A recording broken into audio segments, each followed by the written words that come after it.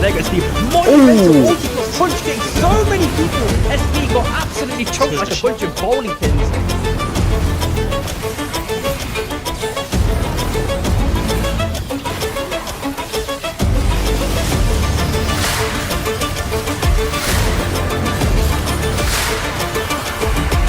Trying to get the cycle around, the dash is keeping it through to get the down dash reset, triple impact just like he was trying to going absolutely mental. But that was a crazy sequence there, wow. We got a red off. We have a lot of money, Yeah. Can you buy? Yeah, buy ground, someone buy ground. Yeah. Play the fight, Good damage, good damage, good damage. Nice. Has sent it full force into CTT 3v4, but look at how much damage they've done in this run. Dragon Season, Dragon Magic, Dragon Slash, and they've got CTT. They run down Yamarool. They find the miracle. Yamarool. They'll find the victory, and they might just find the miracle win today.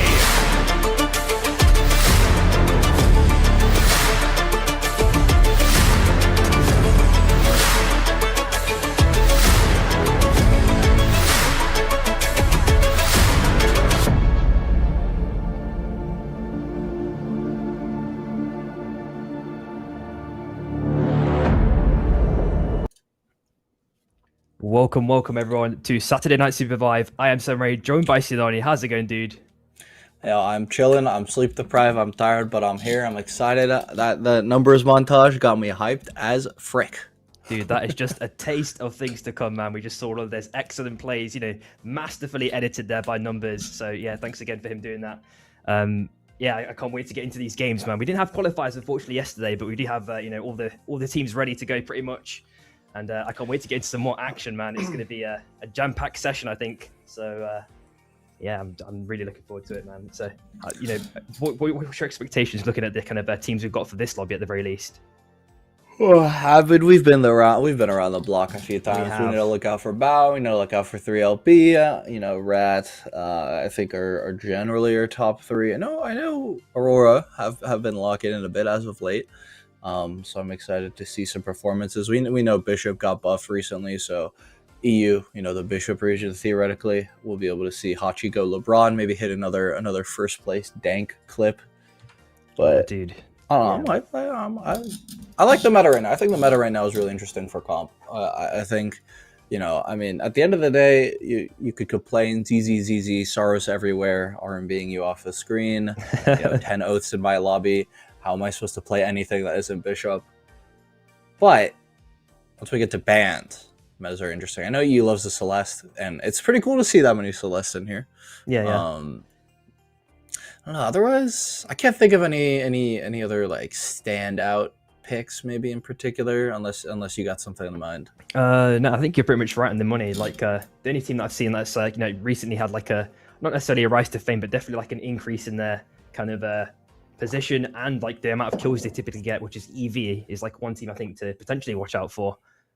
We've got like 2 other teams as well that I'm like kind of relatively newly formed as well, so it's going to be interesting to see how like they perform as well in this instance. So there's a couple of different kind of chaotic modifiers coming in for this SNS at the very least, but all these teams are fighting for $500 for today, and let's not forget, like next week is going to be the big one, the big Turbo Cup, which is for $2,500, which is that's when all the competition gets super duper ramped up. But this is still going to be like very, very competitive nonetheless, and I really can't wait to get into game 1. So man, yes, it feels like it's been forever as well. Like, what is it? It's only been a week, of course, with it being a weekly thing, but maybe I've just been busy with work or something along those lines. But so somehow we're back here again, and make sure everyone's got their snacks ready and drinks, of course, as well. It's a must-have for these games, man.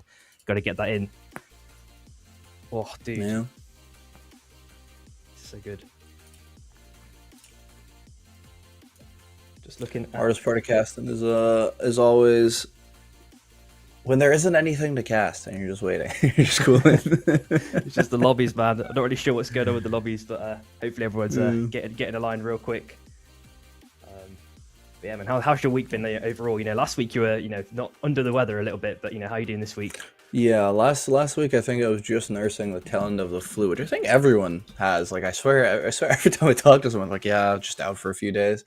But okay, you know what? Ignore my life. Whatever, it is what it is. We're gonna get right into match 1. Alrighty, let's do it then. Starting off with bombing runs, man. Like see who's gonna die to the bomber. How many people do you expect to die to the bomber run at least for game 1? Okay, low-key, I feel like we haven't seen that many bombing run deaths. We are seeing, though. I just counted 9 Saroses in my lobby. What is going on here? That is more than... I think last week we had 8, if I remember correctly, so that's a lot. That's... 100%.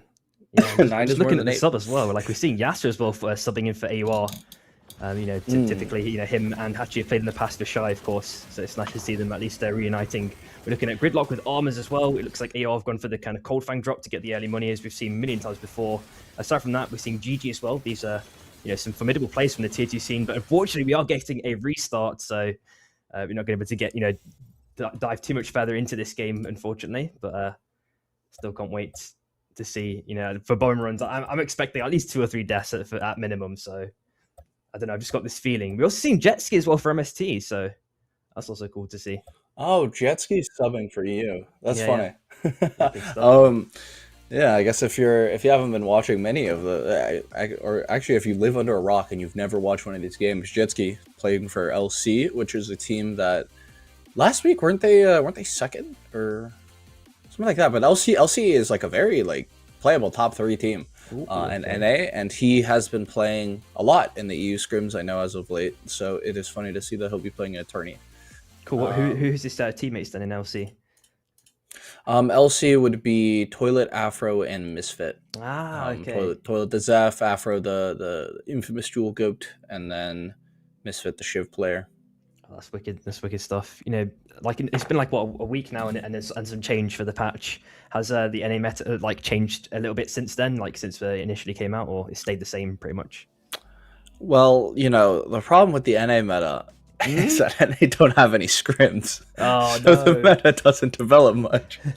we also don't really play arena anymore, so it's a little awkward. But I mean, I think it'll be about the same because at the very least, I think what ended up developing through the tourney. I mean, we saw Yabagul win the tourney, and there's a suspicious TNN shaped character on that team that also I think happened to have the most kills from that set.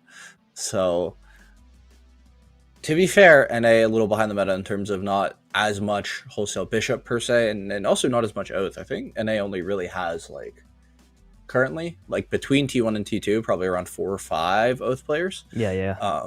We probably have 3 or 4 that are inactive. Could play, I guess, anytime. But yeah, Saurus's, on the other hand, are much easier to come by. I think around 7 is what I'm expecting on these teams. I haven't actually looked at the team list yet, so I'd probably be able to just assume once I saw the rosters. But off the top of my head, I would assume around 7. Not as much as you though. 9 is crazy. 9 is that's very crazy. That might be a product of scrims. I don't know. Yeah, it could just be one of those things where it just kind of it just infects one person and everyone starts picking it up because they just see this kind of obscene strength continuously, being shown in scrims, getting the kill points as well. Especially, we had some mega kill point games in scrims on was it Thursday, if I'm not mistaken. So I expect to see some teams, especially like there's like 2 or 3 teams especially that always go like super high kill points. I feel like it's 3LP. If they have the good game, it's kind of a dice roll in general if they have a good game or not. If not, they're just like out 10th. Or you have like someone like Rat, for example. They typically get high kill points like 30 plus monumental ones. I feel like Rat are especially the most consistent when they do it. They do it often and a lot. Or they go up like maybe 7th or 8th. They can sometimes have those like stinker games like 3LP does, but I think 3LP are take the crown for that one at the very least. But when they're on, they are on and then some. Do you have like coin flip teams like that in NA or? Yeah, LC. LC is probably one of the best examples of. They're probably the best team actually in NA at killing people. Yeah. Like I think in a full-on confrontation between LC and TLD or LC and BAP, LC I think are slightly ahead. Okay. We can maybe associate that with the roster changes on BAP still, with Spades out for RTK, still getting used to I think the champ pool differences. Yeah. And then their 4th would be, I think it's Encore. I don't remember who the 4th for TLD. Oh, TLD didn't even play last week. That's why. I see. I think they're playing this week though. Or they're playing today though. But I think regardless, it's just kind of like the nature of their characters, right? Also, you have a Jewel, a Shiv, a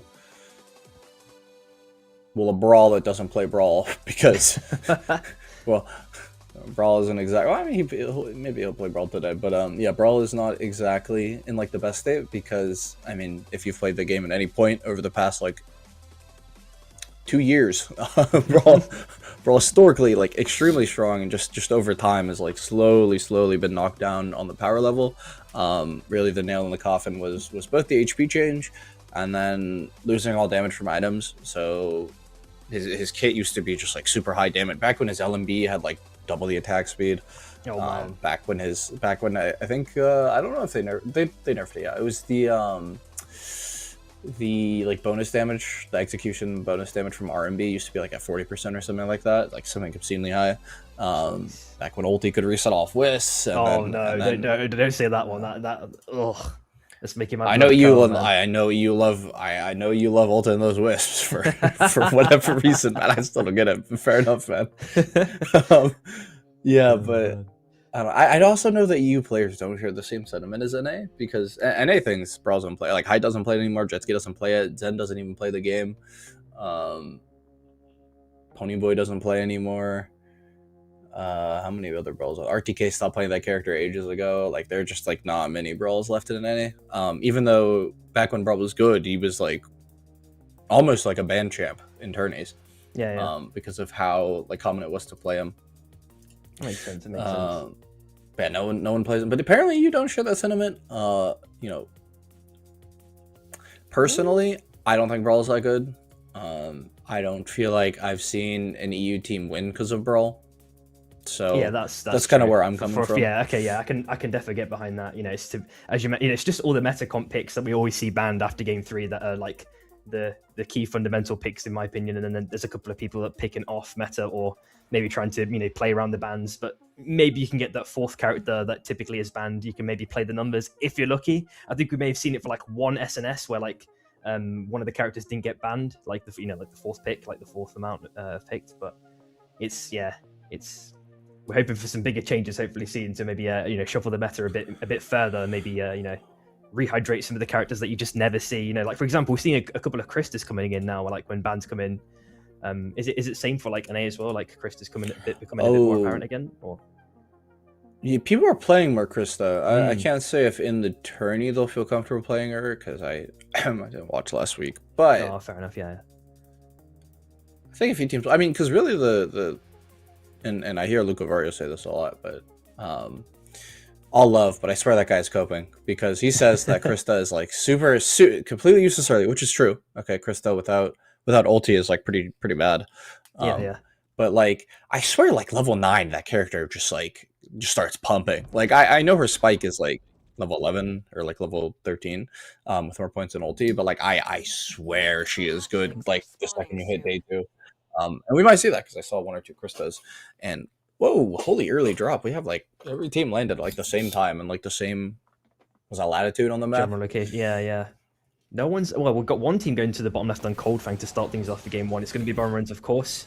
We're seeing 2 teams fighting for the shield boss potentially. Don't know if they're going to wander over. It's Rat in this instance, and I think CIA. So see how they're getting along. This is kind of one of the newly formed teams, but there's got some experienced players here and there. Breeves, one of the really good oaths that's kind of mastered that character in kind of recent era.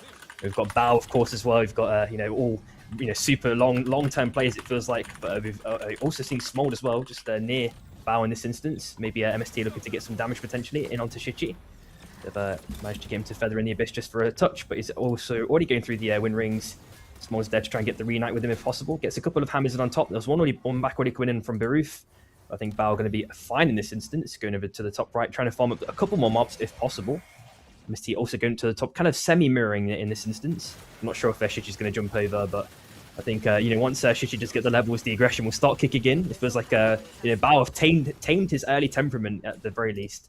We're not seeing, as much crazy chases as we used to see in the past. When he was a ghost player, he would just endlessly chase players like pre-level 6. So it's good to see that at the very least. But the ball runs are coming down. We're seeing the circle as well for the next circle closing as well. Aside from that, we're seeing a Brief being forced away by Smold, but I don't think anything else is going to happen here. It looks like they're farming up the Guardian for free as well. I think too, surprisingly, it's a very, very calm early game, actually. There's not much going on. Yeah, I mean, I think that's kind of standard for comp nowadays, because technically vaults are slightly higher pro with what the perks are, and I guess like in general, it doesn't really feel worth it to fight day 1, because you can never really wipe a team, especially in squads, right? It's so much harder to wipe a squad with another person to run away, really. So I think, and also given the amount of teams on the map, people are more interested in just securing their farm as early as possible. And then now we see teams starting to rotate inside the storm. I guess actually a little early.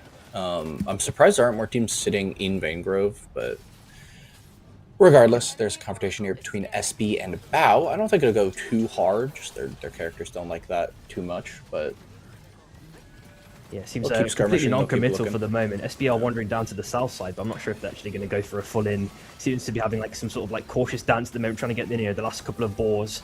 But maybe, well, in fact, Ash goes for the early sending, has a level of 7 advantage. Absolutely demolishes Gecko's HP, got into half already. Same with Deprek. Looks like Gecko will, should be down to the left-hand side, try and escape if possible. Still being peppered by a couple more LMBs by Ash. Will you see maybe another team on the top side? Gecko just gets spiked at the last second, and 3LP, of course, now maybe looking for some free pickings potentially on Bao. They've just managed to recoup themselves, though. It's not too bad. I'm really liking Ash's initial aggression. He had the level 7 and just insta-sent it with the ult, and managed to extract value, which is always a good thing. SB obviously looking for the res, which is going to be easily performed by Shin. No one's around SB, luckily afterwards. I think they're going to get in a couple of buys, and it is going to be night as well. So 3LP can maybe get a couple of ghosts to get that early level 7. So that's also going to be a potential boon there. We're seeing quite a cluster of teams on the bottom left-hand side as well. A couple just chilling on the train tracks just temporarily, but they already getting their backs and respectively to kind of relocate themselves to somewhere safer for day 2, of course, to get that extra XP online. Flicking up to the north side, we do see Gun and Bao in this instance. Both level 7s respectively for the most part. Baruf has already shield bashed Fuzu away, got him to half HP with like a full combo. Guardian is also spawned, but it looks like Bao is going for the full send and Gun go for the kind of early rotate, but Face Tracks potentially might be in a bit of trouble there. In fact, gets a nice little stun there and actually gets a kill, pops a singularity for a bit of a defensive measure. Cal says there for the reinforcements a touch later on. Abyss Breaker's been popped, but not extracting barely any value, and somehow Orlando's just goes Assassin's Creed mode there, kind of stealths around Face Tracks just underneath him and gets an extra bit of damage onto him. But and still, unfortunately, can't get the kill. And I think Gunnar going to be happy with that, getting that extra little kill point. We are seeing some dancing on Magebog at the same time. But nothing else apart from that. Flash of Frost in a tiny bit of trouble there, but has the wind rings and the tunnel to get out. And aside from that, I think that's it. We are now in day 2. Yeah, not a lot of like regions to fight over other than Vingrove, so a lot of teams tended to converge there, which also means that they, when we set up for the day 2 day camp spawn, a lot of the regions are contested. Unfortunately, Kuba be a little too opportunistic trying to grab some farm. Looks like Little Meep was able to secure the sniper minion. Does he have a dash out though? Roof on his tail, tried to send the Abyssal Breaker, couldn't quite find a stun. Maybe connecting for a hopeful spike. And Jetski will be able to combat slide his way on out of there. A lot of teams here on the left side as Depre takes out Fuzu. Wow, nobody on the bottom right. It's just like 7 teams on the left side.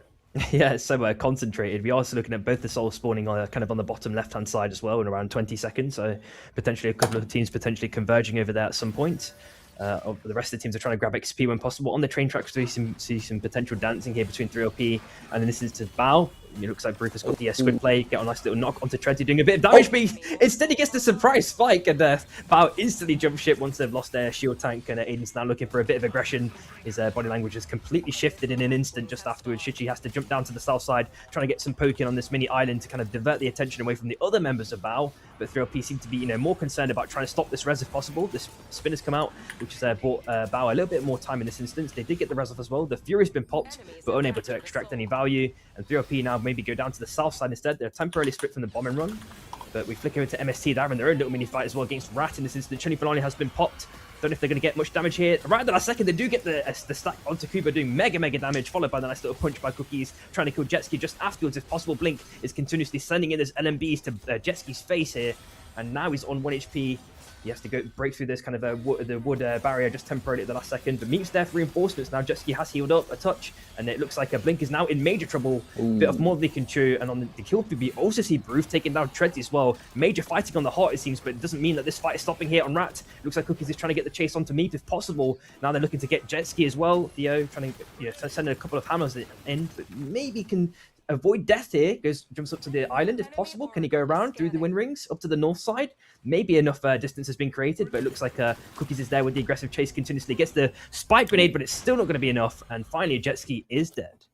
It was kind of close. If he had enough time to pop a pot, he might be able to just play the checkmate after the nade hits, forcing an ulti. But unfortunately, did not play out like that. We'll see the teams now rotating. I had to sneeze. We'll see the teams now rotating around through the top side because they don't want to confront every single team that they're expecting to be on the left of the storm in wraiths. And looks like Ash just able to kite away, and the team more interested in taking the Stars portal for the rotate, the Eclipse portal. Oof. Oh, we're also seeing a major chase here. Shroom is trying to feather as long as possible on the Saurus this time. Already had to pop the wings just afterwards. Caught with 1 HP. And surprisingly, again, as we said it in the pre-game, 3LP are out in, I think, last place, if I'm not mistaken.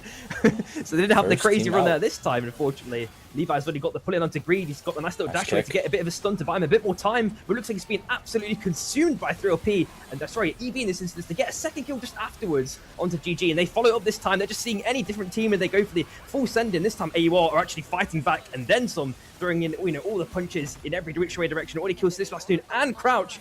2 kills picked up in very quick succession. We're seeing another member here, Levi, trying to escape if possible through the wind rings. The Sky Shock's there, conveniently parked. No one can jump on the back seat either. It looks like it might be a little clean escape at the last second. Hachi even tries to back to close the distance, but it looks like hopefully he can get onto either the train res or the full north res. Instead, he's circling around to GG. The Sky Shock's been blown up. He's jumping down to the south side now. Hopefully he can get out in this instance. Otherwise, it's going to be spelling very much danger here. But it looks like they did manage to jump on the train at the last second and got the clean escape. We are at the Mickey Mouse stage of the game, where every team is just a little homeless. Oh, the little oath grabby slide. Nice. Okay, you know what? I'm also starting to see some of the value of the Celeste. Like, just being able to send in an ulti and make space. Okay. Yeah. If the oath shields it, I mean, I guess he has to parry. Otherwise, it'll eat up too much of the shield. But then forcing oath parry is by itself also pretty good. So I could. Yeah, it's just the space, right? I imagine in the smaller circles or in narrow corridors, similar to how Saros can extract the value, Celeste has that kind of similar flavor, right? just in a different, it's kind of in a radius, of course. So Ash is already, trying to have a little mini fight here against AWOL. They're looking for the catch out, trying to attack him from all angles. He actually pops the stasis or something along those lines mid-air, but still can't escape in this instance. Ash is found dead, and then we do see Rat as well there on the bottom right-hand side. E-Plat's been dropped by AWOL to give them a bit more space on the top side. We're seeing major fighting. SP picked up 2 kills in this instance. GG are now in major trouble. And Rhapsody's probably going to be the next victim in this instance. Timmy can't do anything else unless he gets some sort of man, that's not happening. SB picked up 4 kills in a kind of isolated fight there, taking out GG in 9th or 8th place in this instance. But we do see another fight in this instance happening. 6 past noon, trying to hold his ground as long as possible. The Abyssal Breaker squids down on his teammate to try and get out if possible. Crouch tries to pop the ulti, trying to get at least 1 reset. Has taken down 1 member, but Levi is dead already though, so it is looking a bit troubling. Looks like 6 past noon has propped his own self-res there on the Oath. It's going to be back there in back from Wisp-Form again, so there we go. It looks like, again, EV are going to make it out, but, they've had a couple of tumultuous fights. Now they're, probably a bit poverty in this instance. So, Crouch has to, fend off against Gun. They're just, completely gatekeeping him out. They know that he's there on the ledge. Oh, I don't know how he's going to make it out of this one. He doesn't have the ulti yet up either. It's going to be about maybe like 10 to 15 seconds before it's up again. We are seeing some dancing as well between Bao and Rat in this instance. Dio's trying to make some ground to get the high ground as well. Maybe, force the other team away from the mobs while they can grab the kind of bottom mobs if possible. Bao looking to try apply a bit of pressure to Calcio. In fact, quite a lot, but the Skyshock is there just above him, and his whole team is there as well. He actually goes for the squid play down to the bottom right-hand side. Shichi's trying to apply major pressure against Flashy in this instance. Not got the spike yet onto Gun in this instance. They've managed to, hold ground on that kind of new arena island. And now EV are coming across. Maybe they're looking for some sort of a swanky third party, or they're going for the race res to try and bring back Levi, or even go for a box res. But their time is running out a bit short here, because we do see Bao relatively close to EV, so it just depends on this kind of a specific interaction if they can make it out this one unscathed. But Bao actually not giving off that body language, that aggressive body language that they typically do give off. So maybe they've got like some sort of new distinction in their game plan, something different that they're trying to pull off here. All right, so looking at the team positioning in the Storm, there is room for EV to survive, but they have to find the spot on the left side. Yeah. Or bottom. Because, to be fair, the difference between squads and trios is that you can support more teams because each team will inherently have a little bit more sustain and more bodies to sort of fend people off, as we see a fight here between Bao and Gun. Already 1 down. Fate Strikes, unable to run away. Oh, and the spike comes through. Now it's a 2v4. Yeah, this is looking very troubling for Gun in an instant, and hopefully Splashy Frost could actually maneuver his way out of the couple of walls there. But we're seeing another fight brewing here, it looks like, in the last second. SP look for some potential free pickings onto Bao. Shin's going for the Fusillade send-in, been punched at the last second. The Abyssal Breaker's also popped by Gecko. They're really trying to force a Bao into a sticky situation, which they've done successfully. Gecko's maybe, just going down to the island at the last second. Rez has already been stuck, though, on the north side for Bao, so they're going to be able to reset here without issue.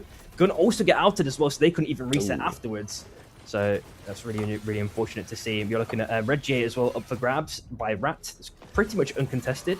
And Bao seem to be having a continued fight, this time against AWOL. 1 spike has already been found by Shin. Second one, so it's a 3v3 in this instance. Well, Bao do manage to make it out. It's a kind of a segregated fight, let's say. AWOL didn't actually lose anyone in this instance. Debrek trying to pop the displacement charge, trying to force Baroof off. Actually chilling down the south side. And actually Baroof does get the kill onto Debrek as well just afterwards. So, looks like a lot of teams have lost a couple of members and now need to reset. So let's see how they do it. This is a zone where the third party is going to be relatively prolific, given that there are still 7 teams left. I guess 6 while we have Bao trying to res. But and they'll get off. I guess the beacon right there was not popped. I don't know why I didn't sip it sooner, but fair enough. Yeah, well, now it could have been the a day box camp's respawning. sure. Yeah. End game. Let's see how it kind of turns out. They're having their little mini dance. Of course, the Staros R&Bs continuously come out, but it looks like an early jump ship in this instance from MST going down to the bottom right hand side. Morios is spawning in around 55 seconds. It looks like potentially Rat and CIA have first dibs over it at the very least. It looks like CIA are going for the early positioning. Looking at their armors, they're not looking too strong. You could maybe argue the same with their levels as well, just overall, but they're not too far behind. In this instance, Bao are also trying to farm up a couple of mobs on the top side. Rat are just, doing a bit of investigation against MST, maybe applying a bit of gentle, slow pressure. And Jetski somehow avoids to get put the punch CC on him in that instance against the wooden barriers. Just managed to make his way down to the south side. CIA are waiting there though, so they've got to be a bit continuously cautious as all teams try to gatekeep them out. But it looks like they've managed to scurry away at the last second. CIA now going back against their Rat in this instance. So I think they kind of saw their kind of power level and said, nope, we are not fighting that one. MST as well, actually going for the rotate down to the right side again, so they decided it like a double rotate, going left and then right again. Hopefully Smold can make it out in this instance. They actually dropped the bonfire as well, so they may be looking for some committed space. Let's see if Rat want to actually permit it in this instance. They are having a continued dance here on this bridge, but I don't think it's going to turn into anything because CIA are now coming from behind. Maybe Mekimek loses his position here, maybe ends up dying. I think he's recognized it just in time to, kind of reunite with his team. And there we go. Imoris has dropped down to the ground. CIA started pummeling it down. It's losing HP rapidly, but we are seeing some massive fighting on the north side as well on these mini islands. Debrek sends it in with the ulti. Abyssal Break has already been popped, but I don't know if Brief has anything left in the chamber unless he gets a random spike onto Shin or something along those lines. But the Fusillade actually takes out Bao super duper early. What is there? What, 1, 2, 3, 4, 5, 6 teams, if I'm not mistaken, as the fight continues. Rat looking to do a bit of pokage onto SB in this instance. But I think they're managing to maintain ground, all things considered. Back as their kind of full roster. There's not really any subs as well, which is really, really nice to see for SB. And I think, again, the fight has calmed down. Maybe for a touch. Let's see what this fight brings. That Celeste wall really just shoved them all out. And now they're completely almost. Oh, no. And they're right next to it. Oh, big Abyssal Breaker. And they're pitched between the teams. Oh, Celeste ulti chilling finale right in the middle of the nuke. Should be able to slide on out of there. As Ice-T has been taken out by Cookies. Shin now pushing forward, trying to pressure Rat while they clean up the 6 past noon. Does Shin have a dagger? Okay, he has a dagger. Oh, AWR looking in a bit of a sticky situation here, though. Yeah, this is looking pretty bad. Oh, and they get the hook onto Yasa. Hopefully Fluffy can get out in this situation, but I don't know if he's going to get, chased to the end of the earth by MST. Jetski in this instance on the Ghost, trying to pummel down Fluffy's shield. He's got a last second healing at the last second, but Meep is there, dashed through the wall, trying to get the LMBs in possible. His shield's been eradicated, and AWR outed just afterwards, man. That was super duper lucky. They got bounced around like a pinball by every team. Surround sound, it felt like every direction they went to. There was another team there. That hook took out Yasa. And then Fluffy just had no chance of surviving just afterwards. As it looks like they may be able to get another pick here onto Smold. SB capitalizing on these kills. Someone's out of position. They just capitalize on it instantly. Managed to dash back in there down and get out of town completely. The dagger's been used as well. SB are looking really, really healthy for game 1 for sure. MST stepping the beacon. They should be able to get it off. All back together. Let's see if they're able to push away CIA. SB are pretty good on their side, actually. There's not too heavy of a threat of getting... Well, if SB get pushed here by Rat, it's a little weird. Levi last here for EV, just trying to stall. Wants to cut all the way to the left side if possible, or might try to snipe that beacon on the bottom, because here's the fighting here between MST and CIA. Oh, we've seen kind of an aggressive in to start things off. Yeah, couldn't break any armor. Can they do any more? If Smold's popped the Abyssal Breaker just afterwards, we are seeing a Bibibix trying to do some damage, but now he's been caught by SB. It's another free pick for SB in this instance, and now they can potentially apply even more pressure to MST, but they actually scurry up to the north side, going through the train tracks, kind of against the train tracks, of course. CIA have managed to kind of hold their ground for the most part. They are 3-man now.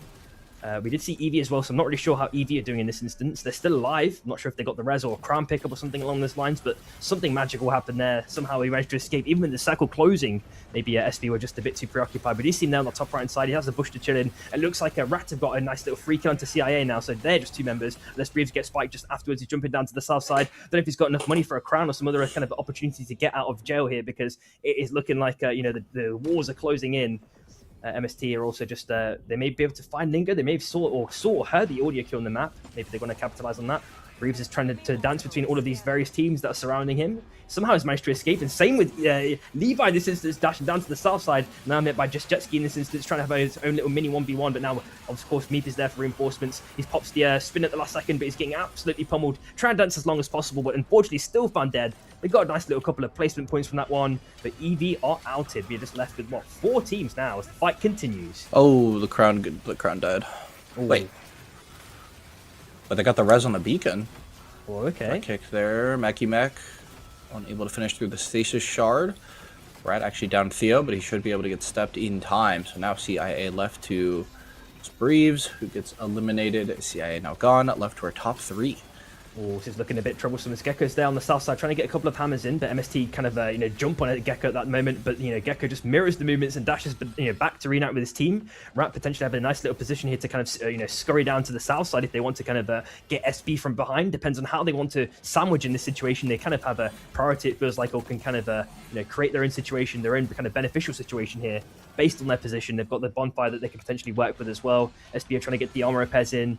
Econ across the board looks relatively equal, apart from Small being a little bit under-leveled compared to the average of 15, it seems like, as Nuke's been dropped by Cookies. They're really trying to force out MST if possible, but they also took a bit of damage from SB at the same time. We're seeing a nice little read, potentially catching out Shinbig, pops the dagger at the last second. You know, his armor got demolished. The same with his health, but did manage to survive. I'm wondering now, I think Theo is giving off that kind of body language that kind of wants to scurry down, but I don't know when they're going to do it. Maybe even Cookies tries to do it as well, Theo with maybe the late reinforcements. But Spraykin, of course, instantly recognizes this kind of pattern and, you know, forces him away at the last second. MST managed to recover as well. Armors are looking still relatively healthy, and I think the dance is going to continue in this kind of a 3-man standoff for sure. SB had like a really good angle to punish. Oh, and we see Blink getting pushed here, chunked out, should be fine. I was gonna say SB actually had a really good opportunity to punish MST, but they took that opportunity to hit Rat for some reason. So MST were in a really bad spot when the first nuke dropped. Rat decided to not push them because SB poked their head out, and now I think MST have like around the same neutral opportunity as SB, unless Rat decide to full send it. Yeah, it's looking much fairer now for MST, I suppose, like, as well, because, like, as you mentioned, with this double nukes, if they applied a bit more pressure, they could have maybe did something, but as you said, of course, the third party would have made things really sticky. We have seen the 2A come out as well, followed by an instant nuke to negate SB's Bon in this instance.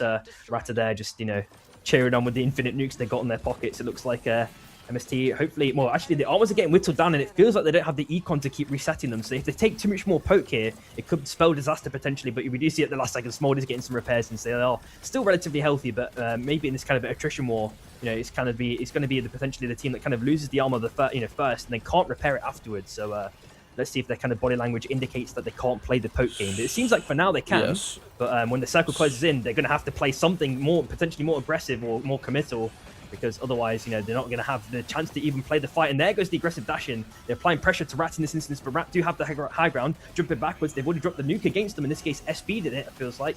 And they have negated their Bond in this instance. We are seeing Bissell Breaker being popped here now on less than half HP. Dashes down to the bottom left-hand side. Chilling on the lit for the second. And there goes Meat with the aggressive follow-up. He's managed to get even more kills at the last second. Sprokane getting bounced around like a pinball. The bomb run's also been dropped down from the ground. And we're seeing SB surprisingly get outed. And now it's just Rat versus MST.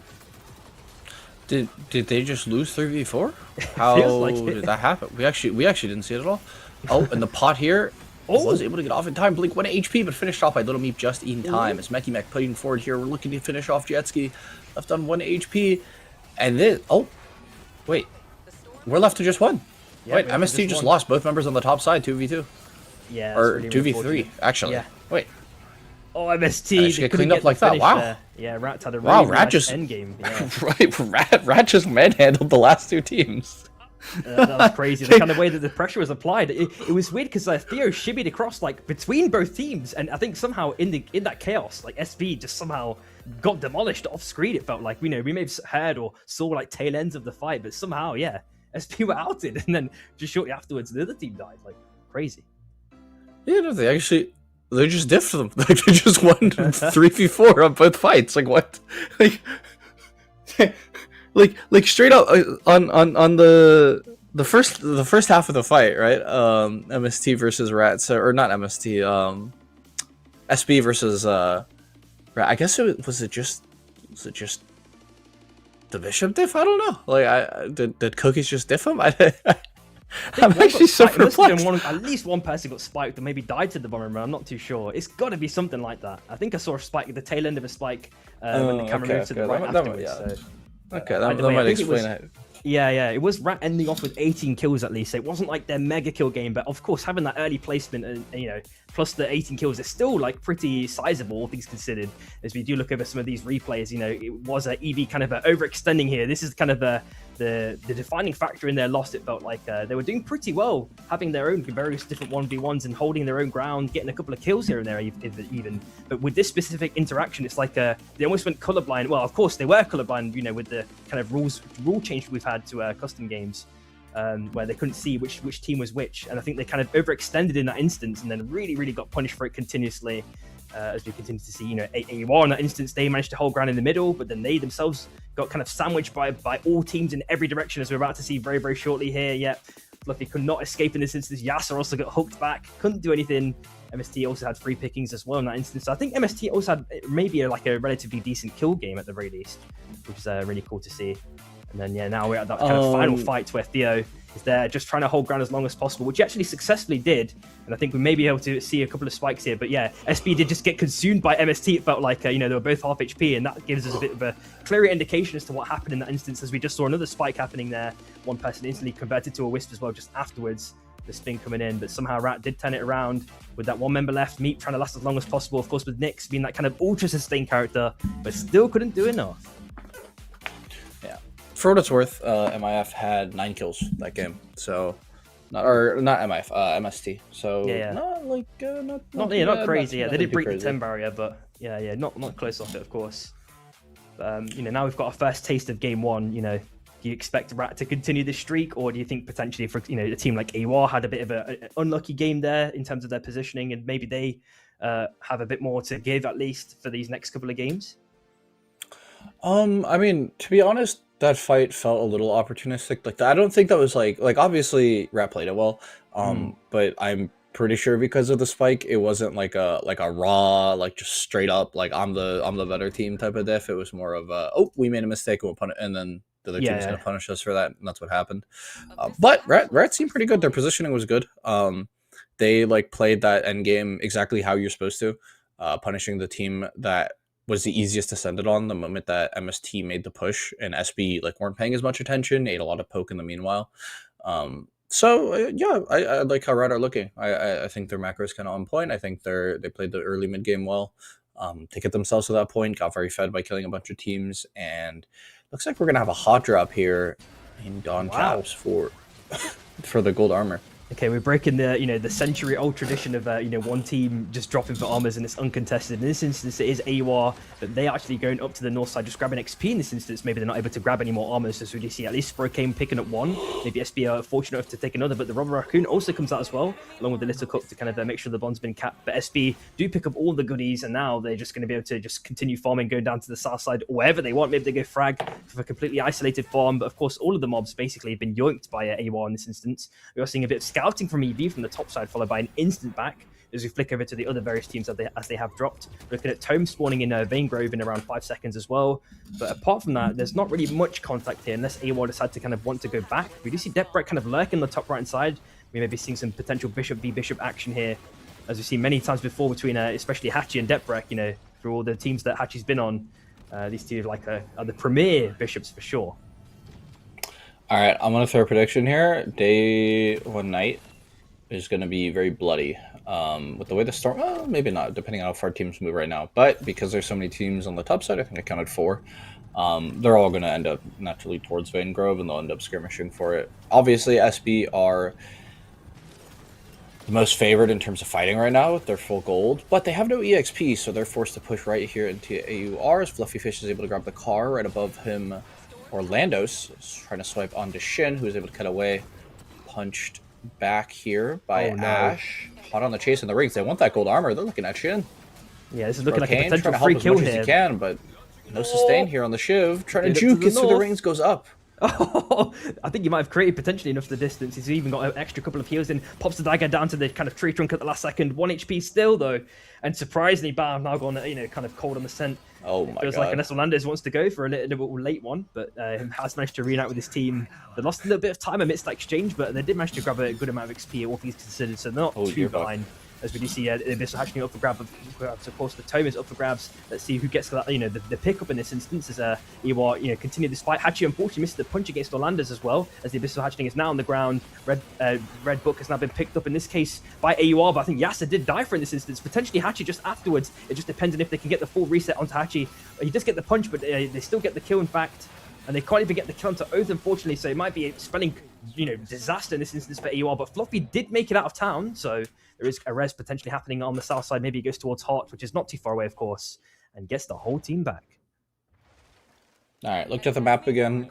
All the teams have left from Vein Grove. I think they recognize that the farm was really, really bad if they stayed in the Dawn area for too long. So now I think with the way the night's going to play out, not too much is going to happen. It's mostly going to be teams trying to capture the spawns as soon as they appear on the next day. And yeah, basically just trying to react to the next storm pull, which really no indicator of where that's going to be. Yeah, we need to see how this one's going to turn out, especially as well. It looks like there might be some nice little armor repairs as well for grabs. Potential fighting on Magebug as well. CIA do have the level 7s for the most part. Well, the two of them don't actually, in fact, but they don't have the high ground. Yeah, they got the amphibian pickup. Luke's tried his luck against Rat, but of course they definitely know that they're there. They probably saw the audio cues anyway. Mechimek's now been found in the bushes, I'm pretty sure. And has been forced away by Breeds. He just managed to dash down to the bottom left-hand side. Blink is there with the kind of wall for extra added defense. And Luke's has been forced away by those ice shards at the last second. Lingo's setting up a couple of chonkers as well. They're really trying to prevent this back from coming in. It looks like it's been baited permanently, and now Blink is now sending in a couple of LMBs. They go for the full send-in, followed by the chilling finale. Nice. Really, guaranteeing at least one kill here. It looks like really nice, what's it called, collapse there by Rats just afterwards as the 80 strafing continues between these kind of long-range characters in this instance, Shrike and Saros. And Mechimek did win that engage, of course, with the help of his teammates, though, so it wasn't isolated. But CIA do at least make it out with 2 members, but they are trying to stick the res as well, of course. Of course, they've used the chonkers, so they don't have that kind of extra layer of defense. Blink sends it with the Cookie sends it with the ulti, in fact. Gets at least 1 kill in this instance. The barriers have been broken as well. As the fight continues, it looks like Breeds is trying to last as long as possible. Hopefully, he can do something in this instance. Lingo did make it out as well, so it looks like CIA will survive nonetheless. But Rat, of course, they're trying to make sure they can guarantee this extra kill point. Can we nerf Oath? Wait, how did you just get to leave? Like, is that not the dumbest thing ever? What? Yeah, just Oath doing Oath things, man. We'll hopefully. I mean, okay. To be fair, credit where credit is due. He did the pod race like almost perfect timing, which is why he built up so much momentum. But like, oh my god, no other character would live there, man. And it used to be even more crazy right before they nerfed the B-Hop. So, yeah. Or Punch starts things off. They get at least one, one person to half HP. But the Abyss Breaker's been, explosively laid out by Aiden in this instance, leaving Hatch with 1 HP. Shroom hit it. Nice. They get the kill, so it's a really nice commit to the pushing the here. West. Shroom, yeah, he's gets the continuing bomb. it. Hopefully, can he do something here? They 80 straight for a pretty extended period of time, but they get a second kill. In fact, just afterwards, 3 OP with that kind of nice rotation. Shroom was just sniping super duper clean there. Yeah, actually timed it for the mantle, which worked out very, very nicely there. Yeah. So I guess actually we will see some fighting in this day too. I honestly thought nobody would fight. I didn't think there was much of a reason to contest any of the farm because there were a few regions open, but we could see that most of the teams here are congregating towards the bottom half of the map because that tends to be where the farm is. Really, on the top side, you're lacking some options from Vanegrove during the day. You're left to Magebog and the region to the left of Magebog, but that's like basically it. Yeah, exactly. So exactly. entire top left quadrant is pretty worthless. Meanwhile, Wraith's pretty high concentration of mobs.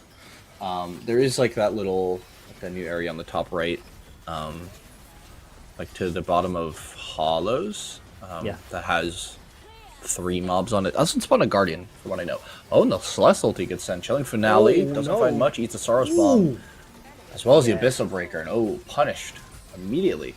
Very, very cleanly done there by Aiden. Is a really, really nice capture, but they do get Spike as well on top of that in this instance. So 3OP are able to get a bunch of different goodies from that one. I think MST also potentially took the soul here, or they had their own respective dance, but it looks like actually Bao got the steal, in fact, from them.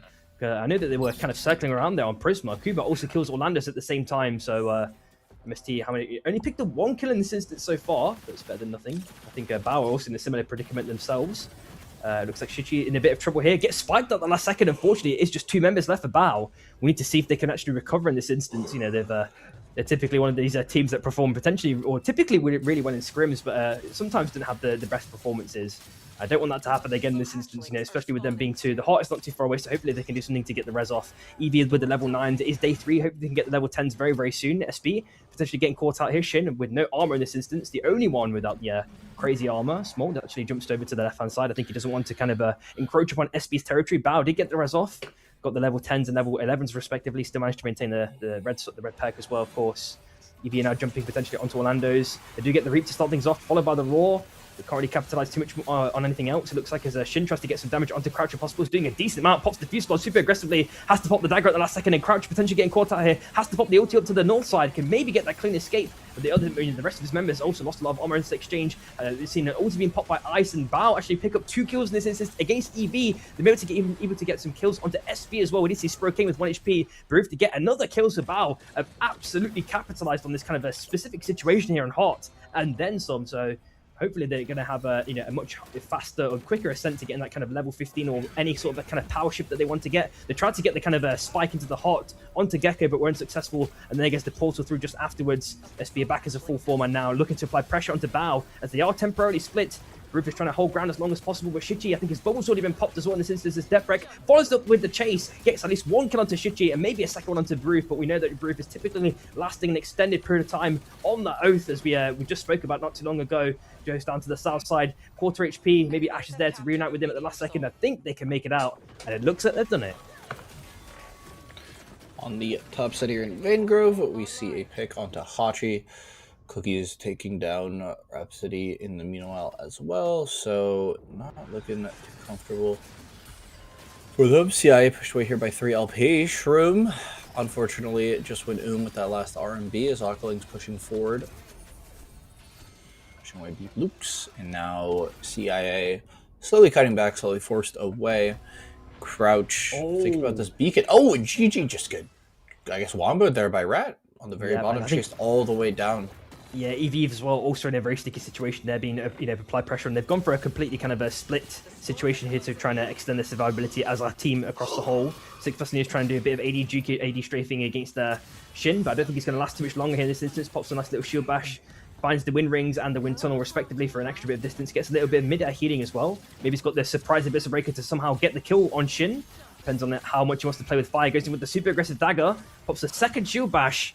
And unless, the sniper is broken, can he get the kill? Does get it. Oh, and EV, Levi also died amidst the chaos. So EV are outed in this instance, 8th place, if I'm not mistaken. We do see Red GA in around 30 seconds that potentially SB can grab for free. But we do see a gun coming over. They're going for kind of this weird split mechanism here, like with Oath going down from the south side. AWAR holding ground again as well on this kind of mini island. You can see them kind of relatively under-leveled against their MST. We do see a mega aggressive sending by Smold, and now he's been met by the Napalm at the last second by Yasta trying to hold ground. So on the Saros, it's Meep as well with the reinforcements trying to do a bit of damage if possible.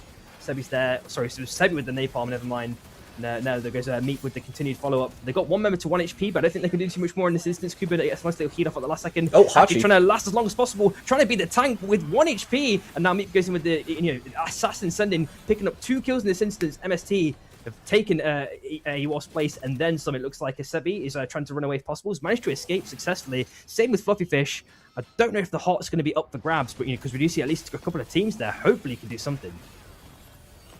Alright, Bao taking a contest here against Gun. Gun seemed to be not too weak here. Fate strikes with a gold Deathbreak now. Cutting away from Bao. We're pushing him further onto the bottom left of the storm or so. Will be a little weird when we hit day in 7 seconds. Oh, and MST actually get a pick off. Yeah, so, they actually lost another member. Well, that's weird. Yeah, I think it's only Sebi, by the way, now, so it's going to be pretty rough. I'm not sure if there's that many reses. There might be one maybe on rates if it's still in the circle. I need to have a look at the map to see that. Shichi also finds a kill onto Flashy Frost as well, so Gun also lost one member. Have to, hopefully get their own res off respectively. Still a lot of teams left alive, though, and especially with the circle closing in, there's going to be less kind of a surface area for these teams to play in. But I'll go for the kind of early out up to the north side. Hopefully they can get out safely as Fate Strikes tries to, guarantee his space, as Voids can typically do.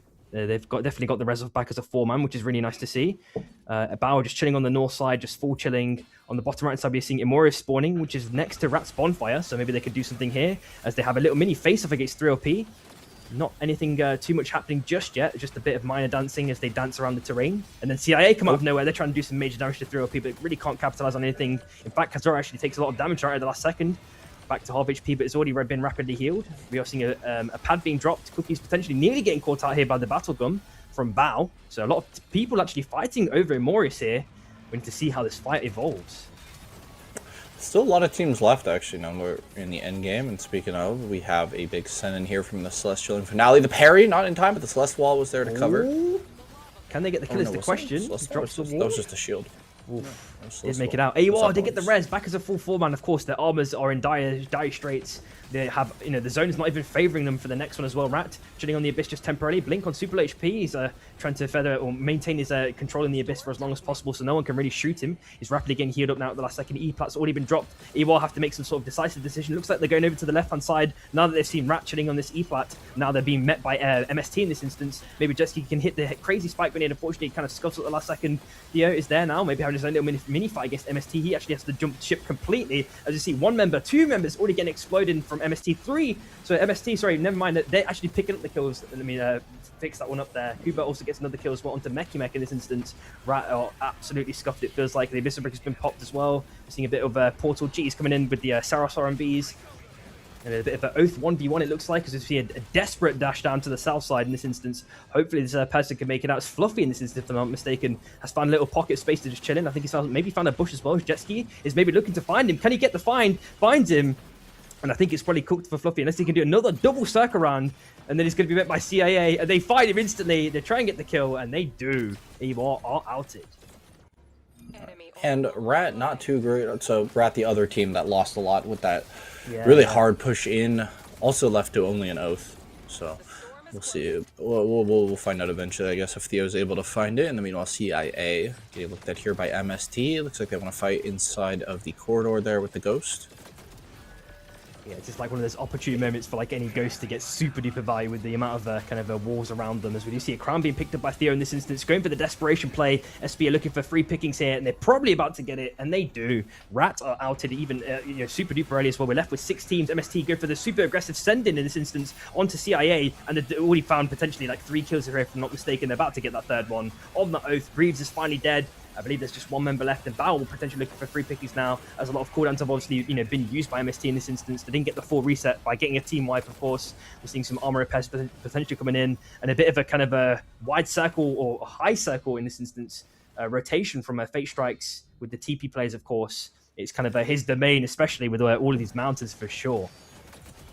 Yeah, actually, NA had a player that was very similar to JD Yggdrasil, but regardless, that is 1 train kill. Or Fuzi in this instance as well, also found dead. So Bublix, they get the spike as 1-to-1. Bublix is now in the domain of SB. The Fustel's been popped. They're trying to go for the kill, insta-gib, and they kill CIA, unfortunately. And now we're just left with 5 teams. It looks like a Bao trying to maintain ground on this kind of mini island. Shin looking for a bit of poke to force away Bao, which they seem to be respecting. We're seeing a double chunker's being dropped by Bao in this instance as well. Circle putting down to the south side. 3OP chilling on the bottom left. MST trying to hold ground in various different areas. Jetski kind of covering ground in that kind of narrow corridor to make sure no one comes through. Going kind of a CCTV camera mode. Flashy Frost trying to get some poke onto Bao as well at the same time. It looks like a gun. I'm not really sure. Don't know if they're gonna play for the corridor. It's gonna be a bit awkward here. The Abyssal Breaker's already been popped. Debt Breaker's trying to get some major damage onto 3OP. They actually get a spike onto SB of all things as well, which is just level the playing field. I don't know if they got enough to buy just an instant res here, or maybe a crown or something along those lines. We need to see how that one kind of continues here. It's Gun, go for the south side push. Hopefully Flashy can make it out. Does safely manage to make it down to the south side. Calcio is maybe a bit of more they can chew here. I think he had to go down to the left to make sure he could survive, and I think he's successfully done it. 3OP didn't want any of that madness there. The nuke's also been dropped against their MST, or I think from MST from Bao. Not really sure which direction it was sent in, but either way, MST are trying to get a bit of pokage onto Bao, but they are holding ground. Broof is trying to shimmy down from the bottom right hand side, trying to get some damage in if possible. Saros RMBs continuously to be sent. In this instance, Broof is losing in this kind of shield exchange. The Singularity has already been popped, along with the wings by Fate Strikes. They do actually get a pick. The Abyssal Breaker has also been dropped as well. Smold is demolished to start things off, but Gun are still holding ground for the moment, but I don't know how long they can hold it for. They have the beacon. MST should get their res off while the fight breaks out on the right side. Another team is rotated in as well. Nobody wants to fight inside the alleyway, inside bullet trains. MST now pushing on the gun. Big Abyssal Breaker, oh my god!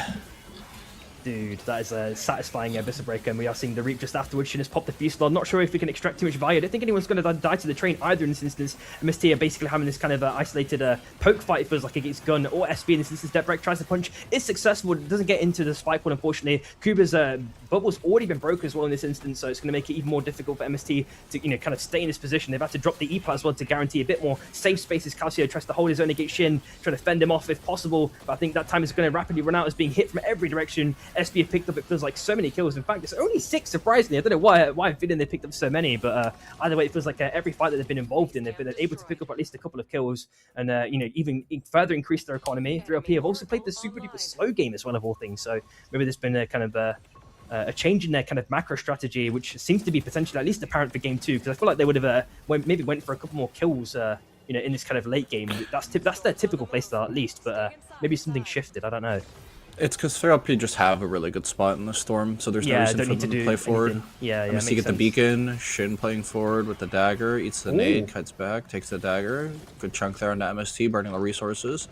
3LP are now going to be the team that can hold off MST when they're going to make the rotate through. Bao have a really great spot, actually. Only Asaros can access that side.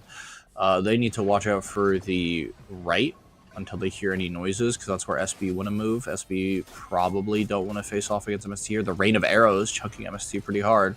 Can they make the Saros portal rotate? Will they send it onto 3LP, or are they going to rotate right behind SB on the right side? Yeah, it's like a left or right. It's like kind of a decision tree, man. If you play like Slayer Spire or something along those lines. It looks like they chose the right side in this instance. They pop the Abyssal Breaker there because the dash follow through as well. Followed by the Roar as well. They're doing mega damage. We're seeing the portal escape at the last second. And SB are homeless. They're getting absolutely chunked in every which way direction. MST also lost the member in this instance as the portal play kind of continues. They actually use it. SB Gecko chilling on the bottom right hand side. Looks like he's finding a little pocket of space to actually get a bit of a recoup there at the last second as Kuba dies. Just afterwards, Suchi trying to get some extra poking if possible. They're chilling on these little respective islands. Jetski now jumps down to the south side, hit by Shroom. They're trying to get the cramp up if possible. 3LP get the cramp up, and now they're looking for the jump onto Gecko if possible. Jumps around to the circle, but I think he's got a little pocket space again to heal up. Wow, SB are lasting forever for these placement points. They might be even able to get the second place if possible. As we do see Shroom died to the train at the last second.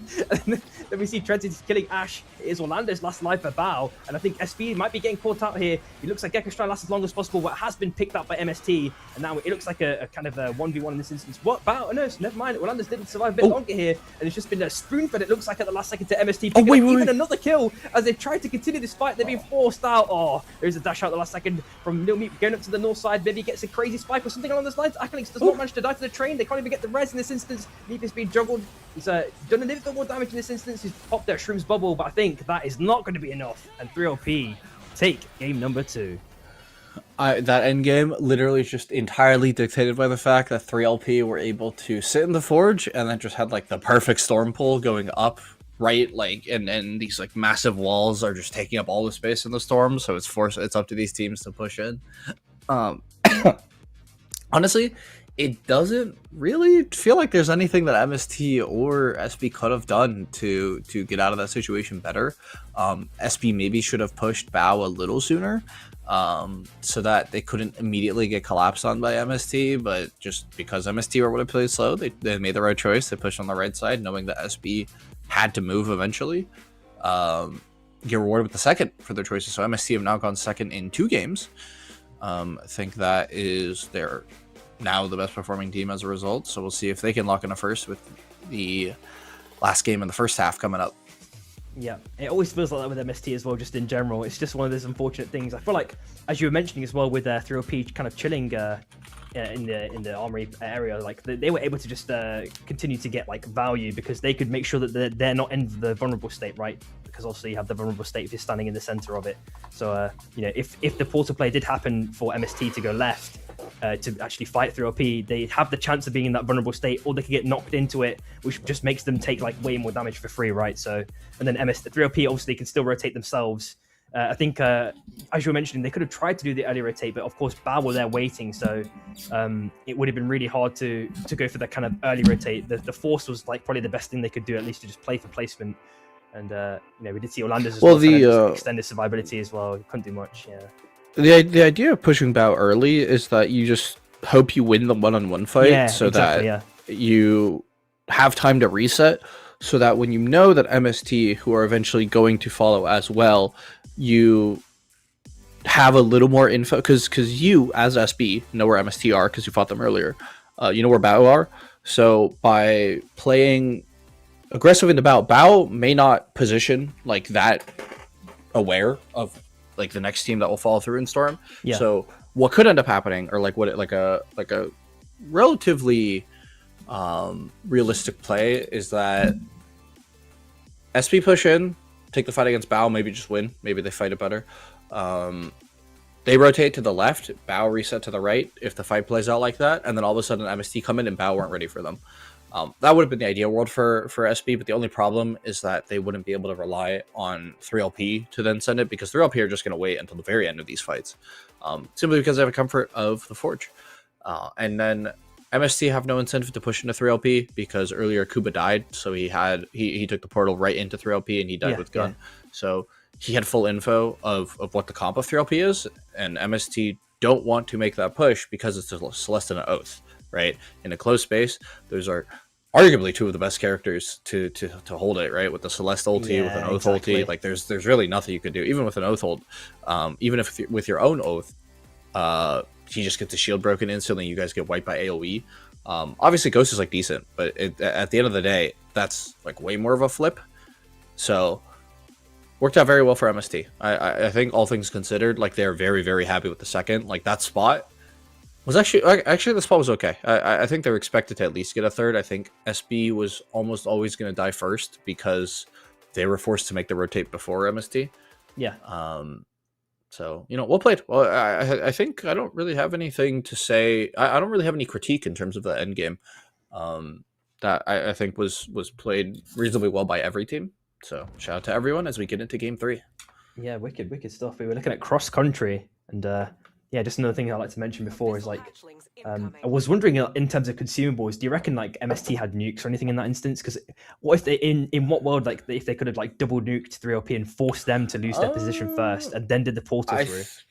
I think they burned too much gold on the double beacons they bought to be able to consider it too much, especially in all the armor repairs I got eaten. Wow, what an early fight to start things off as well. It looks like AUR a little bit split, maybe majorly split. CIA maybe be able to win this with kind of an isolated fight to take a Cold Fang over to so that AUR lose all the gold here. Kazara goes for the early send-in, continuing the damage onto Sebi, tried to hold ground as long as possible. Is about to finally die once a couple more hammers that hit his face. It looks like Reeves has found Sebi. It looks like it's just Hachi and Yasa. Yasa did make it up to the north side, still level 1, nearly about to die to the mods, in fact, but has managed to escape.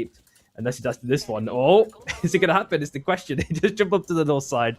So he just managed to live and is able to get maybe a potential reset up on the north side for that full escape. We're looking at some major advantage here between 3LP as well. And in this instance, Gun. I think Threadsy managed to find himself on super low HP, only with level 2. Akalink's level 1 as well still. Base Strike is managing to hold his ground kind of between those pipes and kind of other parts of their territory. Aside from that kind of early fighting, things have calmed down again. It looks like CIA will obviously be able to get the gold and the kind of double vault, which is going to be really, really good in this instance. Armors have been picked up by Rat, uncontested. So that's another one to add to the tally there, Tsunami. See, what can you do? Blue Armor's up for grabs. It looks like there's a bit of dancing going on between SB and EV in this instance. Spro's trying to go down to the south side and trying to get maybe like kind of the surround sound poke, and then Levi goes for the aggressive sending onto Sprokane, maybe making him use a lot of his utility there at the last second. He's got not much mana left as Gecko's now been there for the defensive barrier. Of course, on that Oath, Deckbreak gets a nice little punch, but is unable to get the stun. Maybe Deckbreak's getting juggled around in every which way direction. Bano 1 HP, looks like Shinis Bano at least 1 kill to kind of level the playing field here. It is a 1v1 exchange though, let's not forget. As 6 tries to have his own, will it 1v1 against Shin? Doesn't really have the reinforcements, he's left kind of to fend for himself, unfortunately. And SB do manage to capitalize on that in this instance, and now EV have to jump ship. Maybe a bit of a miscom in terms of how they could have drove the fight a bit better, give over a bit more reinforcements there, but nonetheless, SB do come out on top. Are going to pick up the armor on top of that. Going to have this little more major fight in the Abyss. No one's been spiked just yet, if I'm not mistaken. Aiden has managed to live. He's got the ledge grab as well. Akalinks has got the circle round as well. They're trying to get the poke continuously onto Gun, but I don't know if anyone is going to get spiked. Nice little shield bash, but never mind. Aiden doesn't get spiked at the last second, and Gun continue the hunt onto 3LP. Of course, with Cobra not being too far away, Akalinks can easily get everyone back up and go for the full reset. Hopefully it's not going to be too much of an issue. We're seeing some wide, so late farming from EV, trying to grab any last morsels of XP before the circle starts to close. SB are also picked up, 2 kills, basically all triple blue greed, potentially maybe getting caught out here by Shin. There's a little bit of pokage amongst themselves, but of course SB do have the level advantage kind of from that early fight. The Squid unfortunately doesn't get the connection either, so there's a dagger back afterwards. Now GG get the full back, and that forces SB away at the last second, so GG are able to completely get out scot-free. We're seeing a potential scuffle here on the south side on Entrine. I'm not really sure how that one's going to turn out. CIA, of course, did pick up all those monetary goodies from the chests, and now they're looking to encroach upon MST's territory. Oh, B-Blitz, the only KP in the lobby, couldn't grab that hook. Is me swinging by, drive by, didn't grab anything. No pull, no LMB contact. As I mean, okay, there's no reason to fight here, but I guess we're fighting. And MST, I think, have recognized that and will start to back off. Oh, and Kazaru's on the Bishop this game. Interesting. Yeah, it's a nice little switch up there to see. Of course, he's decent on a couple of different characters. When we do flick up onto the north side bow, we're kind of looking for this weird sandwich position where they're actually, being the 2 pieces of bread, but they're actually being forced away quite heavily. Shichi now found a 1 HP. I'm wondering if Fate tries to get that major TP play for the LMB follow-up. When you see the kind of reinforcements coming in at the last second saviors, the other half of Bao coming in from the left side, actually just temporarily forcing out a gun to be in their own little awkward position as Spacedrex is now found on 1 HP, jumps off, goes for the TP play down to the south side, allowing him to reunite with his team, but he's still on 1 HP, one more auto, does find the kill. Bao actually pick up 2 kills in that instance, and they do get the nice little punch, negating the Flashy Frost res. Calcio now is probably going to be cooked as well. It's going to be a 3rd kill in this instance. And now it is Fuzu who did manage to make it out here, but Bao did pick up an amazing amount of kills from that kind of interaction. And of course, they're going to have the bonus goodies from the day 2 mobs as well on Veingrove. Would you believe if I said Calcio almost got out? Yeah. If he got the tap LMB, he gets a shift reset, and then he gets to play in the Abyss, I think he would be going. But unfortunately, just a little too high health on Shichi. Now, we pen 2 mana coils. We have SB wanting to contest the farm from GG, but it looks like they're a bit too late. Are they going to play? It's not a res, right? Is that a res? Or they just put the car there. I can't see. I don't think it's a res. They just happen to park there, I guess. Must be that, I think, in this instance. We are looking at 1 soul on Veingrove at the very least. SB looking to have a little bit of a mirror dance against GG on mana coils. What do you see? About 3 teams around, kind of in this general proximity. I think Rhapsody has at least seen Shin, so he has to jump ship to reunite with Gecko at the very least.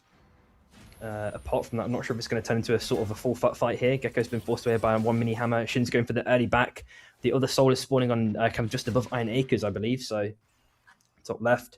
It looks like Eevee went for the super duper late farm again, as it looks like CO went for the train rotate at the last second. We are looking at a 3LP having a fight against Rat as well in this instance, just to the left of Mage Bog.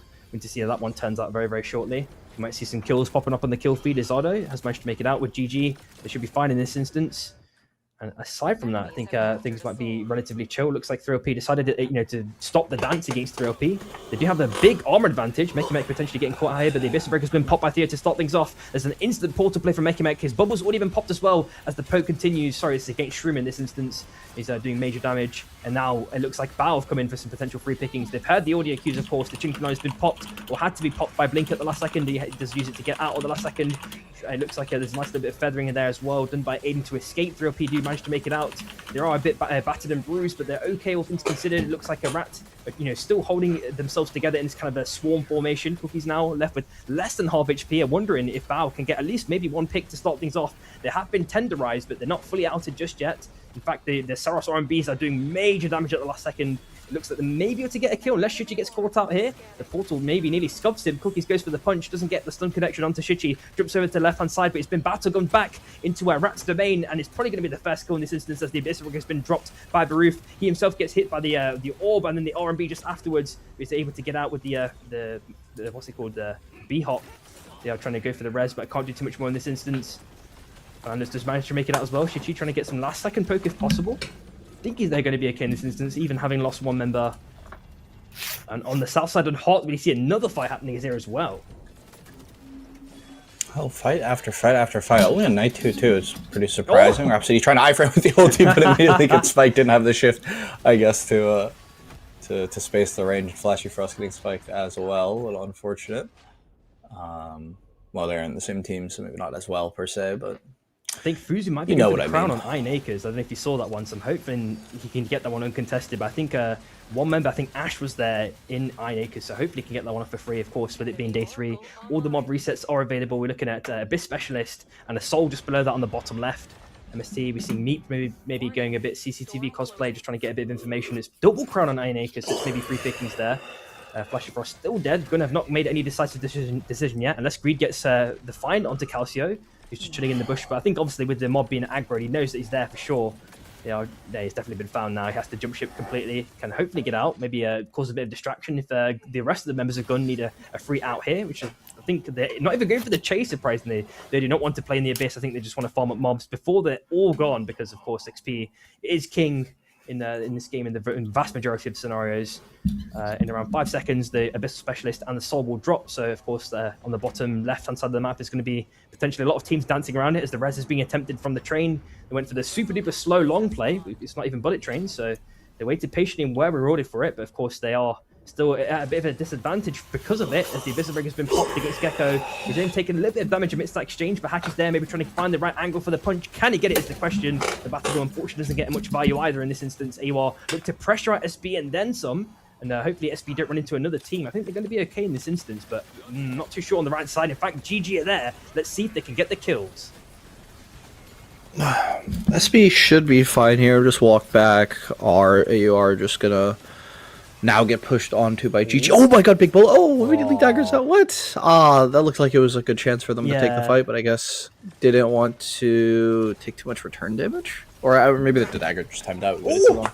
That was a nice little sequence there with the kind of battle gun through the portal, but they can't really capitalize on too much else there. Deadbreak tries to punch. The chilling Polaris instantly dropped there as well at the last second. Rhapsody gets a nice little stun at the last second onto Gecko, followed by the Abyss Breaker. Chain CC'd, unfortunately, by two teams. Surround sound punishment, it looks like, as Deadbreak manages to take the anomaly. Manages to reunite with his team, but SB are desperately running out of space. Of course, Sprokane can provide the portal, but they've just lost another member in an instant as MST just absolutely hunt and pounce onto SB. Shin did manage to make it out there. Maybe he can use the bushes for a little bit of a sneaky escape, but it looks like I think Sprokane is probably going to be cooked here. He is deep fried, in fact. And we're just left with Shin chilling in these bushes. Hopefully he can find escape. Has to pop the Fuselaw. This might even be an early out here, unless Cooper can't get the kill. He himself is being punished by EWAR as they try to get the kill. They can't get it. And he gets the nice little sneaky escape. I think in this instance, they're going to be able to maybe get the full reset. I don't know how hot on the heels the other teams are. But man, that just felt illegal in every country, in every state for Shin to escape there. There is a crowd as well, what you see on the train tracks. I'm wondering if that's going to be his kind of out here. As well as the train, of course, it's conveniently timed for him to get the res. Yeah, for sure. Gun denying the res here. Oh, see if they can stop it in this instance. Fuzu air blasted Levi.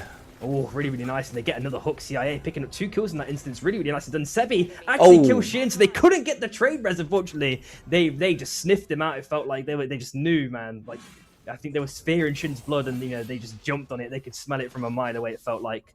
Somehow they found him. I think they just knew they could just the train kill actually picked up there as well. Air Blast providing infinite value. Biblix gets another kill, in fact, as well.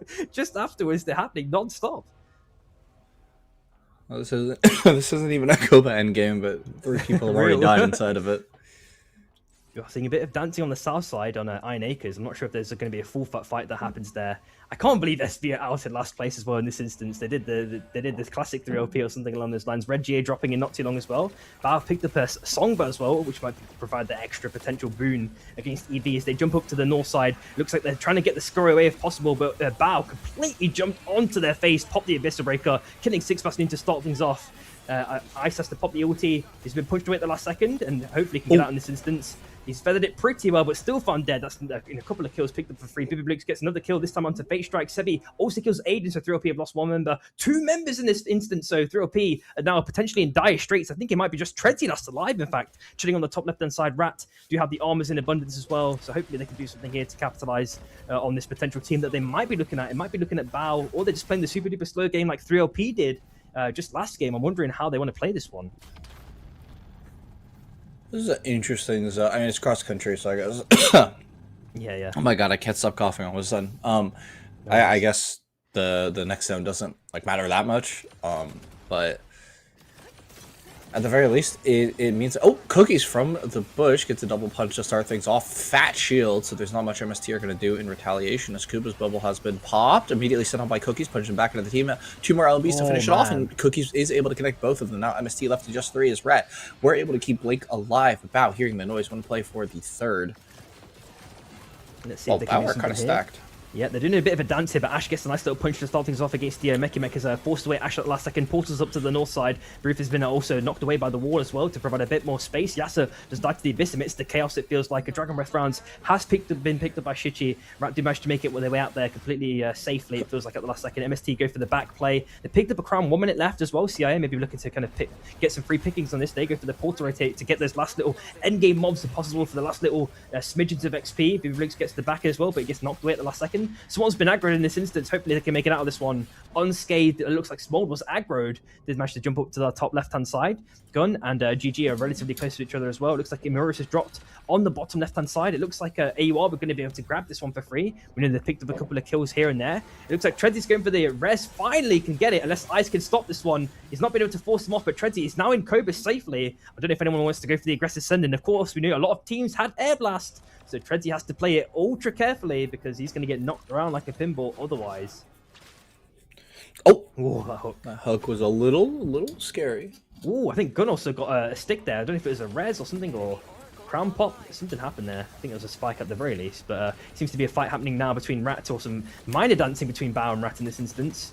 Really like Cookie's play that we just saw not too long ago, with that kind of a sneaky play from underneath to get that nice little pick there to start things off. I believe it was against MST. It could be wrong though, but either way, let's see if they can pull it off again. I think Bao probably a bit more aware of what's going on in this situation, but EV do come up or scurry around the left-hand side. Let's see if they can make it out safely. Their armors aren't looking too healthy in comparison. Same with their levels as well. They do have the level 10s at least, but Cookie stopped things off by getting a nice little punch, followed by the OT, negated by the chilling banana. He's trying to get a couple more autos, and if possible, it's been pushed away at the last second. And EV are now desperately running out of spaces there. Now in AUR's territory, they've just picked up Immortus for free. EV are dashing down to the south side, ideally, but if they do, they might meet Rats potentially. Flashy does kill Rhapsody at the same time, probably elsewhere off screen. Picks up a second kill. Gun actually get one kill themselves onto MST as well, so it looks like to potentially have about 3 or 4 teams fighting here consecutively. Let's see. It looks like Crouch is going vegan temporarily, getting a couple of little heals. Fluffy's trying to do a little bit of damage to Ice if possible. He picked up the crown as well. Shield Bash has come out. Ice is dashing down to the south side. Double Abyssal Breaker pop, but I think 6 just maybe won the war, but he actually lost the health in that exchange though. Rat and now getting potential free pickings. He's been knocked away from the anomaly. Tries to go through if possible, but the bounce was there at the last second, so there's no crown potentially anymore. EV just get absolutely demolished. Very, very clean sandwich there by both AWAR and Rat. And I believe Rat picked up a couple more kills. Zoe is pulling all the way to the bottom right side. 2 crown bearers in this instance. Let's see who gets the crown plate in this instance. Wow. Oh, that oath is not getting out of there. And GG. Gonna have to say GG. There's a breaker strike send. They're playing for the res here onto Ash. They'll get it off. Can Bao get out of here? Can they get a kill on the way out? Looks like they aren't going to play too aggressive onto CIA. Breves fine for now above them. 3 LP, not looking too strong themselves. Jetski there for MST has a crown. 40 seconds left. Rat holding the high ground here in the vault. Just going to push away Bao, who have that armor shredder on the Sorrow. So if they can take the time to recoup, repair that armor, Bao are more than happy. Actually, Armor Shredder is like so potent in cross-country, because if you see the stars with Armor Shredder, you're generally going to... Oh, and actually, speaking of, Shroom was able to take out Orlando's and Chi-Chi. Yep, so let's see how this fight continues. Yep, Breve has already lost a decent amount of HP. Tries to get a bit of a sandwich down to Aiden. So Aiden, 3OP actually lose 1 member in this exchange. CIA looking relatively healthy this game. The whole span of the game, I think they've actually picked up 10 kills as well, if I'm not mistaken. We also see one last member as well, trying to scurry through the zone, taking a monumental amount of damage. Ash, unfortunately, caught by Shroom at the last second with that, insane reaction time. It felt like, or even like a scuffed animation almost. Still managing to get the kill. 3OP, at least 2 members do manage to make it down to the south side. The battle gun was attempted by Fluffy, but couldn't capitalize on it as the rest starts on the heart. It looks like it's going to be completely uncontested, surprisingly. Broof last alive, maybe has to reconsider his options here, trying to dodge the fury of MST, but they're being poked down in this instance by CIA. Let's see how they can make it out this one. The hook's been attempted, couldn't find the connection through OP, slowly scurry over towards potentially MST. Maybe Bao has the kind of a res attempt for free as Acolyte tries to do a little bit of damage. Bao, Broof goes for the Sakura 3LP. I'm not sure if they actually acknowledged this one. They have acknowledged it. They saw him. Yeah, let's see if they're going to be able to stop him here. Has anyone got air blast? No, but the shield bash could go away. He was playing with fire there. That was like the charging bull response given to Broof there. Goes for the circle round. He also has red GAs, even going for the anywhere but here play. Let's see where he lands up. Oh, I want to know. Let's see. He went to the right. So he went down. Okay. Just now. Let's see Got if he can make hooked. it out in this instance. Yeah, found by CIA. He's been pushed down to the south side. Gun do die in this exchange. Found with half HP. He's got nothing left in the chamber in this instance. Nice little shield bash. Kind of prevents Booblix from doing too much more in this instance. Chilling Banana's already been popped by Blink as well. Raptor losing a bit of space here as AUR continue the aggression. Cookies is trying to hold the left side in this kind of Bishop v Bishop mashup. Cookies kind of relatively, recently changed over onto the Bishop, but still performing pretty well in this instance. Buffy pops the Abyssal Breaker as well, really forcing away Rats. They have managed to find some safe space on the island, but amidst the exchange, Baruf is dead and Bao are out, so we just left with 5 teams. Oh, B-Blux is 1 HP, avoided the Arcane Railgun at the very last second, and Lingo has now passed on the Armor Shredder to 3LP. Dragon Path rounds in their hands, very strong. Nice, the punch, pushing Breves away. The kick by Meki Mek won't connect. Can Breves fly his way on out of there? He's going to run right into 3LP. Oh, 3LP rotated, I guess, for the Storm Pull. See if he can do something here. I'm wondering how much money he's got, but MST, MST. absolutely squeezed out in this instance, like a yogurt pouch or something along those lines. Kuba already dead to the zone, plus the extra kind of a knock-in and the extra damage coming in from AUR. Let's see how long they can hold their ground here. They're running out of it rapidly because the Rainer of Arrows also descends. Hachi, unfortunately, misses the punches. A bit of nice jukage here coming in at the last second, but I don't think any member's going to last too much longer. Surprisingly, they may be able to get a last little sneaky escape. I'm surprised they didn't use the Mytha escape there. Kuba trying to last as long as possible, but found dead shortly afterwards. They get the knock into the waterfall for the second kill, and Small is likely to be the next victim unless Meep can, extend their survivability somehow. Small caught in a very, very sticky situation, found dead. Maybe Breves can get the res here in this instance. The dunk is attempted, but they can't get the kill, unfortunately. Meep dashes down to the bottom right-hand side. Maybe there's a nice little arm reset. Nope, it's at 0, so can't do anything else there. Chilling in the bush. I think this is probably the safest haven that he could find at the moment. Let's see if he can escape. Oh, the fighting is coming his way. Yeah, Breves has not drawn too much aggro. 3LP all low. Are they going to get pushed on here? Neep has been forced away, but nobody chased him. He might be able to get the beacon there on the left side. Oh, but 3LP on the back ropes. Can they get the kill is the question. Trenzy's chilling as long as possible. Oh, finally found dead. I think they got the reset. They did. They're back as a full form, and the crown did pop. Biblix is trying to last as long as possible. It gets insta-gib. Kazora's popped the ulti over to the left-hand side, trying to look for escape. Cookies also did something very, very similar, trying to find Biblix, trying to get the kill for his own reset. Pop the Abyss of Breaker, but it's got nothing left in the chamber. Rat do get their crown pop as well from Cookies' assistance, of course. And hopefully they can get on this situation. CIA do get full outed in this instance. Oh. And we just got small technical difficulty there, but we're straight back into it. No, there's no worries there. Looks like MST is trying to get a bit of damage if possible, but they can't really capitalize on it in this instance. The nuke's been dropped by Sebi. They're trying to guarantee some space if possible. Rat do have the mini island plus the train tracks. MST do get outed. They kill 3LP. Sorry, so MST is still in the game, of course. It's MST, AWAR, and Rat. Last 3 teams left in the game. Wow, MST's clutch res immediately giving momentum to wipe a team, grab resources on the way through, and MST are actually back in it to win it. So, between AUR, MST, and Rat, I don't think, I mean, obviously, I'm, once again, Saros with Dragon Breath rounds because there's a Saros on every freaking team. So, of course, somebody will be able to grab a hold of it. They are definitely the most annoying team to fight against, simply because every time Saros presses R and B and hits you with it, that is minus 500 gold. Or actually, wait, minus 1,500 gold, or I don't know exactly how much damage. It's expensive. Let's just say that you're not wrong with it. Yeah. With that general statement. Either way, Rat have obviously actually lost a lot of armor amidst this exchange. We have seen Cookie's been basically none. Hopefully he gets a nice little cheeky armor reset or something along those lines. Even a shop, anything to help him in this situation. I'd love to know his econ because them staying in a kind of prolonged fight is pretty dangerous here. The other member also only has white armor. They've been knocked in the zone temporarily. In this instance by Sebi, if I'm not mistaken. We are seeing a bit of extended, prolonged fighting here by Kuba, knocked in the zone temporarily. Rat are running out of space again rapidly. Maybe they can dance around this one pretty perfectly. There goes the dash of Abyss Breaker. Very aggressive suddenly. The chilling fly has also been used by Blink, followed by another Abyss Breaker. Looks like one's died to the napalm as well. Sebi getting a nice little clean kill onto Blink to start things off. Hachi also finds Cookies just afterwards as Kuba / MST go for the full send-in. They're trying to get some potential free pickings, but AWAR holding ground pretty nicely for the moment. MST coming down from basically every angle. It looks like they've picked up 2 kills in this instance, going super duper hard. Kuba comes in just from out of the zone, trying to get some more kills if possible. Yasa left with 1 HP, dashes back, but still undead. Hachi has to maybe, just scurry here, hide for the, I don't know if there's a bush or something you can hide here. I don't know if they've gone cold in the scent potentially amidst the chaos. They've actually got the circle through, the escape out of the last second from a portal, I believe, or something along those lines. As Hachi gets a nice little second reset onto Cookies, getting the kill, and the crown's been picked up by Blink. Let's see if we can get the pop. MST pushing. So Rat were able to res on the beacon that we just passed by while MST were still fighting. MST haven't really had the time to reset their armor, so they'll be able to... Oh, eats a bomb, so Jetski has to take the time to reset. Blink now taking the portal, walking right into MST. Immediately blown up by the bomb from Kuba as AUR will send in for the third party. The Oath now a bit low, able to juke away from the blast off, and Hachi gets a punch on Jetski. Now looking with the help of Fluffy, gets a punchy double stun, but their Oath is there. Spose can hold down the shield as...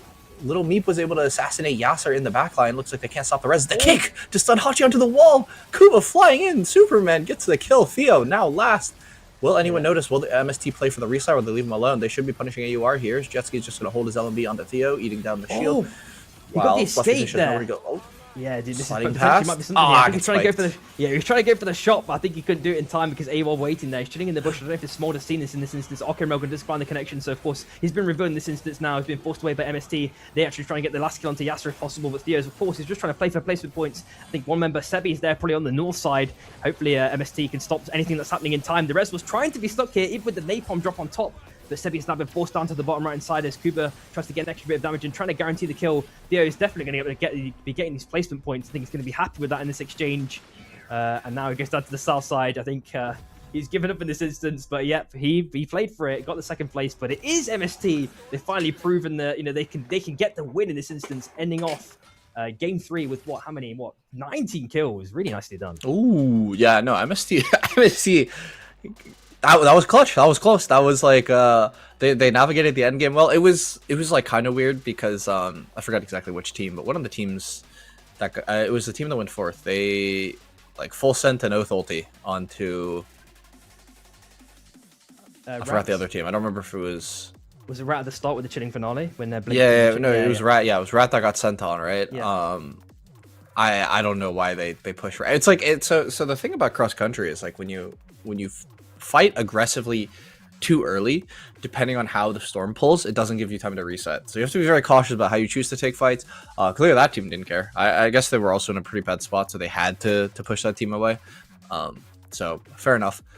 Regardless, we'll play the MST. I'm sure Rat are fine taking the second after getting sent on by that massive engage. Theo even denying the kill point at the end. So, calm little min-max there for the points. We'll see when we get back how these scores will break down. Yeah, man, we're going to get the scores after game 3, but we will have a small break here, guys. So don't go anywhere. We'll catch you in a bit.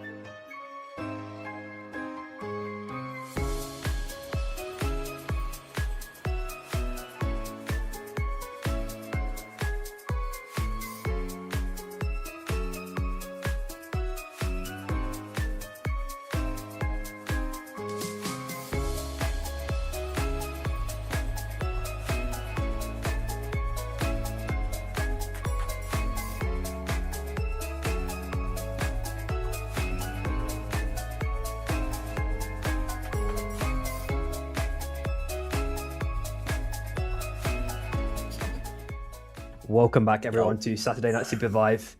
Yeah, we just had an amazing 3 games there, Tsunami. You know, what's your kind of general impressions then? Now we've seen 3 of them. I mean, it's very much end games that are dictated by what oath, I guess, starts off the fight well. Now, with the bans, and this might come as a surprise, I might be leaking a little early, but I mean, you know, maybe this oath character is a little popular. Maybe it'll be banned. But I think we saw like a very control heavy playstyle in the first half, so coming into the second half, I expect to see something very different. It was very nice, very controlled fighting, very interesting to watch, but I want to see things shake up, you know? Yep, we're going to get that kind of expansion to the taste palette. You know, you had your sweet, now it's time to have the sour. Whichever way around you want to see it, you know, it's going to happen. So, you know, let's roll the, you know, what's going to happen next in terms of like pick rates, bans. You know, who's at the top of the scoreboard. Let's try and get some information there and see what's going on. So with the scoreboard starting things off first, we're seeing GG with 9 points, Evie with 20, Gun 30, CIA 42, okay, not too bad. AWR surprisingly at 47, MST at the top with 95, 79 points for Rat, Bao with 52 in this instance, 3LP with 51. So there's a decent amount of contention, at least between 3 and 4, but there's quite a bit of a distance between, you know, third and second at the very least. Yeah, I mean, I think part of that was when we think about like the consistency and achieving the end game, Bao had some problems like quite securing as many placements as Rat were able to. I think Rat were able to place well in 2 of the games. We saw them direly in one of them, but in the 2 that they were able to play, had a very dominating performance. Bao were not quite able to match that, but at the top of the leaderboard is MST, placed in 2-2-1. We'll see in the second half if that is simply due to picks, simply due to luck, or it was the byproduct of skill. I think based on what I noticed about their macro, I mean, this is like a pretty deserved first place thus far. I mean, also 95 points in the first half is like pretty crazy. After 3 games, an average of 35, like that's a first and 15 kills on average with every game. So yeah, very consistent. You know, as you mentioned with the placements and kills, but you know, of course, we can't give any credit away from Rat as well. They've had a decent amount of kill point games as well as we typically expect to see from them, which is why it kind of we kind of instantly see that reflected in the scoreboard, of course. But we do have bans coming up very shortly, so we're going to see who's being banned, as you mentioned. You kind of teased a little bit there with the oath and things of that nature. But there we go. It's the standard 4. What's it called? The culprits in this is a scenario. We got Oath, Saros, Bishop, and Celeste in this instance banned, and surprisingly, it was Nyx and Ghost as well with 9 picks, so they weren't actually far off being the 4th pick in this instance. Yeah, I mean, it is, but also like kind of expected that it's Celeste just because okay, to be fair, I'm actually surprised that you didn't hold off from saving Celeste for the second half. Like, I'm surprised that. Because 12 and 9, these are multiples of 3. That just means that since we played 3 game sets, the difference was one player picking Celeste as opposed to something else. So if any one of the Celeste players decided to play Ghost instead, we would see a Ghost ban, and maybe this meta would be completely different. But maybe it's also intentional. Maybe teams wanted to sack the Oath and the Celeste in the first half so they could play completely different aggro comps in the second half. I'm not too sure personally. But yeah, I'm inclined to believe they didn't play around the draft too heavily. No, I don't feel like anyone kind of game the picks in this instance. The main thing to think about, I guess, is like MST in this instance. I don't really know how they're going to adapt with these specific bans. That's it's a decent size amount of their roster, out of the game for now. So I'm just trying to think about who else they could actually play in this instance. I mean, I think they got at least 2 of the characters they can rotate around to different ones, which aren't banned. I think Ghost, of course, will instantly be picked up by Kuba in this instance, of course. But the rest, not too sure. I think they can probably pull something out of this league. Yeah, the standard EU KP is going to be coming out for sure. It'll be KP. Maybe we'll see some healers, maybe a Zeph. What else is there? I guess Myth, maybe? I don't know how many people play Myth. Oh, yeah, Myth could come out too. Yeah, that's not a bad shout at all. So we see it now and again. It comes in like a wave, and then no one plays it again for like a couple of scrims, and then it just comes back again. I don't know why it's like that, but yeah, it's interesting to see. We'll think about. What else is there? What other hunt? I mean, maybe Krista. Maybe more Krista. Yeah. Probably not Nyx. Fuzu for sure. I think Fuzu, Akalinks for sure will play Krista if they want to, of course, or they already been playing it. For example, we're going to have Gecko and Jewel as we've always seen before in the past. I think we saw Hachi actually experimenting in the last scrims that I saw on this Thursday, playing with like KP and Bishop, of course, and what else was he playing? Celeste as well. Celeste being banned, so it's most likely. I don't know if they're going to go for KP for AWOL. That's going to be a weird one. If they actually go with the thing that they actually just tried in scrims, it's kind of minimal exposure, but it's going to be interesting either way to kind of see, especially with AWOL, how they flip around. Like Fluffy will probably go to the Illuna. I think we saw that in last week's. We definitely saw that in scrims as well. So that's a new pick kind of coming out there. It's going to be established after a couple of weeks, of course. Everyone knows what everyone's playing after the bans. Try to think about any other teams if they're going to struggle or not. 3LP, as we've seen it many times before. Shroom on the Zeph, as you called out. Yeah, it's really interesting to think about which direction, especially like the middle of the pack. I think the top and bottom, I feel like the bottom is just relatively untouched. I feel like maybe like GG, Eevee. I guess Ice-T. What's Ice-T going to play? I'm sure Celeste got banned last week as well, and I can't remember what he swapped over to, so I need to refresh my memory on that one. Yeah, I don't remember either. It's funny too because I think the picks are like the exact same overall. So yeah, legit. I'm just thinking as well. What do you think? Do you think there needs to be kind of any shift in strategy for like any of these top 3 teams, especially in MST's instance? Of course, with the bans obviously affecting everyone's comps as well. People are going to just inherently play differently anyway. But do you think you'll see any kind of differences in like aggression or defensiveness or?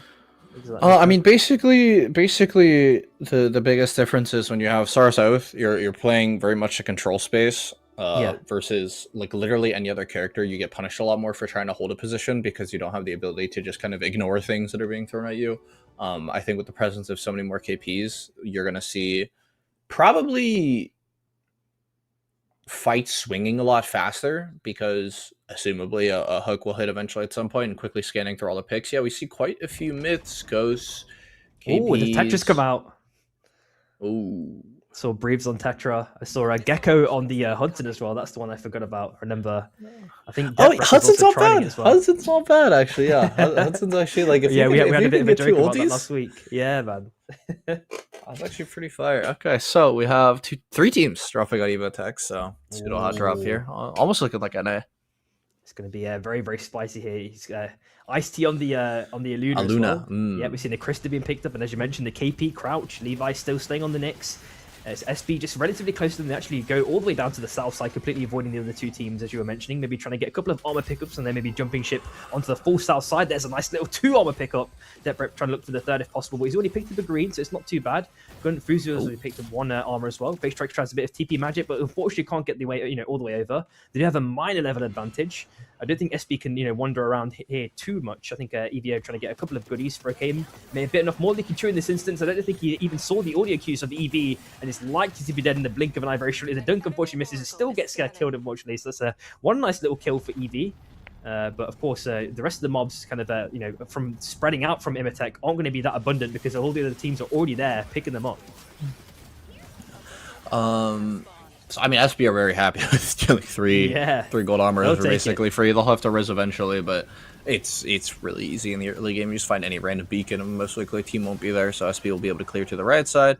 And, there actually is a team to the right of them, so they'll have to wait a little bit for AUR to finish clearing out this region, or they could play for a train. It looks like Shin is angling for that, so Hurricane will be back up. Their tempo in terms of gold is a little far behind because they don't have too much in the way of buying bosses to farm, but all is good, all is well. They have their 3 golds. They'll be fine for day 2. Overall tempos, I think, pretty acceptable. Yeah. What I really love as well with having Codex just being dropped from a boss is like you're not always guaranteed that, well, you don't have to go to Academy for the early level 7, right? You can go for completely PvE mode, and if no one's around you, GG, have that level 7, and it just depends on if they want to kind of use that aggression with the level 7 to do something there. So I'm really interested to see if they actually want to go for that sort of play. There are teams kind of all around them, to be honest, so they could actually pick something if they wanted to kind of make that play. But we do see Bao sneaking around AUR. I think Hachi is already kind of smelled the scent of battle, and they're going to be jumping away completely. We do see them circling around hot. It is unstable portals as well for match 4, so let's see if any team does any sort of a crazy wide rotation. Gekko's maybe looking to get some pickups here at the last second, or going for the train res, super delayed res. So Sprokane is definitely going to be a touch under-leveled potentially for their next fight. I guess KP levels don't matter that much if you just hit your hook forehead. Dunk, right? That's like the main magic until 7, of course, with the slug wave, but. I mean, it means you can't run very well, but I mean, KP's shift has been nerfed anyways, so. Yeah, it used to be crazy, man. Like, not too long ago. It is what it is.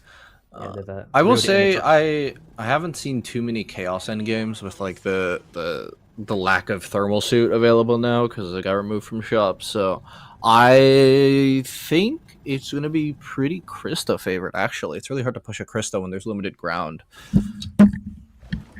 And kind of KP, but I don't know, I feel like Krista Myth are actually going to be so potent in that region. Yeah, for sure. Even Bieber as well, if it managed to get picked, of course, with the immunity. But we do see SB having a mini dance against AUR, I believe, in this instance. I think Hachi got hooked, but then it looks like a secondary hook came just afterwards. The chain reaction seems to not be stopping here. Sprokane is found dead in an instant, and now it looks like Gecko might be in trouble here. They're about to lose their armors and then some. Gecko found dead shortly afterwards as Broof tries to go for the dunk. Unfortunately, can't find it. Shichi trying to get the chase onto the other 2 last members of SB, but can't do much more in this instance. It looks like they've gained enough distance for a full escape. And of course, there are still an abundance of reses, so it's not going to be easy for them to reset again. But as you mentioned before, their economy might not be too strong. And of course, with them losing the armors on top, that might be actually quite wounding in this instance. I'm hoping that they can actually get a full recovery. But who's here trying to get the back is not cancelled. It was like 1 split second away.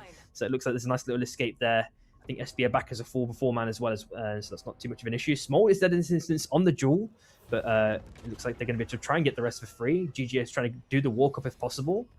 I don't know if they popped the book with not all 4 members there, because not all of them they're level 7 somehow. I don't know if they did some sort of split farming and ended up with different XP values, but nonetheless, it's not too punishing because we are on day 2 anyway, so everyone's going to get their level 7 pretty much guaranteed. And aside from that kind of early set of scuffles, no one's died just yet. We're looking at nuke boxing around 50 seconds plus the boosters just above it, and it is looking like it potentially might be like a lava end game on Chaos Steps. So as you're mentioning with the suit, that would provide an extra boon if anyone got that perk from the vault. But otherwise, a lot of teams might be in potential trouble there. As we see this rotate here by SB, I mean, okay. The farm on this side of the map, though, is going to be really, really scuffed, because you only really have like 2 regions to farm in Fortress, and then in like kind of like the middle of Steps, and then you'll have Wellspring. Yeah. So if you're behind in this end game, you're like very behind. You're like, you were homeless, you were poverty. You're just going to have to fight for kills, which technically in a KP lobby, I think is more common than not. But also, without Oath, it's harder to res. So I think like net overall, you get more picks, but you don't get as much EXP because there's less kills. Yeah, you could. Now that I say that loud, I'm not sure. I'm thinking like the kill scores I would normally see on average from first and second half. I don't know. Anyways, good R&B pick there by, was that Treadsy to start it off? 3 pickings onto Greed to start things off. It looks like GG have not picked up any kills in this instance, but they've managed to get a bit of XP here and there. The res has already been stuck, likely to be successful, uncontested. We are seeing a lot of contention though. Like 5 teams already clustered super duper densely. I think the nuke box has already been picked up by SB there in this instance, so they're able to scurry away and maybe do some goodies with that. The hook already comes in, they get the dunk connection just afterwards, followed by the laser beam. They've got the Kamehameha doing mega damage to Bibiblux in this instance. EV trying to get some cheese picks if possible, as the second Kamehameha is used by Lingo in this instance. It looks like they might be able to get at least 1 pick onto Briefs to start things off. Really nice capitalization by EV from that kind of like clean third party. They tried to do a little bit more to SB, but SB have been really punished by these meta picks. Now they're on like really unconventional ones, but we know that these two are like kind of semi-regulars on these respective picks. So hopefully they can do some pull off something crazy here. We're seeing Shin as well on the Crystal of all things, even without Shiv being banned. As the fight continues here between Bao in this instance, they try and get the Battlegum dunk. They get the spike from an LMB. Shichi finding the kill onto Timmy to start things off. Second kill onto Lizardo. And the GG are now in dire straits as we see another kill on the kill feed. Flashy Frost also picked up a kill as well. Ooh, a lot of fighting. I mean, this is kind of expected with Molten Zone. It's like there is like considerably less land without thermal suit, so easier to fight as. Oh, and Revo is playing now for AUR. That's interesting. So Shin 1 HP doesn't get hit by the laser. As Gecko plays forward, trying to make some phase. Revo will not be able to connect the hook. As Sibu plays forward, doesn't get the net in the Sparking either. No. Oh, and the ulti connects. Is he gonna get the kill? Oh, the hover wings in the wall. Ah, he tried to. It's like watching Indiana Jones running away from the boulder, but this time he actually got squished by, it feels like, at the last second. We do see a bit of green and green balance on the top left-hand side, but aside from that, GG still left with 2 members as well. They've not managed to even get any resets. I think there's too much chaos happening. Of course, with day 3 mob resets, I think they've tried to grab up any last little bits of XP, negating it from other teams if possible. The Guardian has spawned for AWAR. They're able to get some extra additional pickings. This Acklinks goes with the aggressive send on to Sebi, absolutely demolishing that health bar.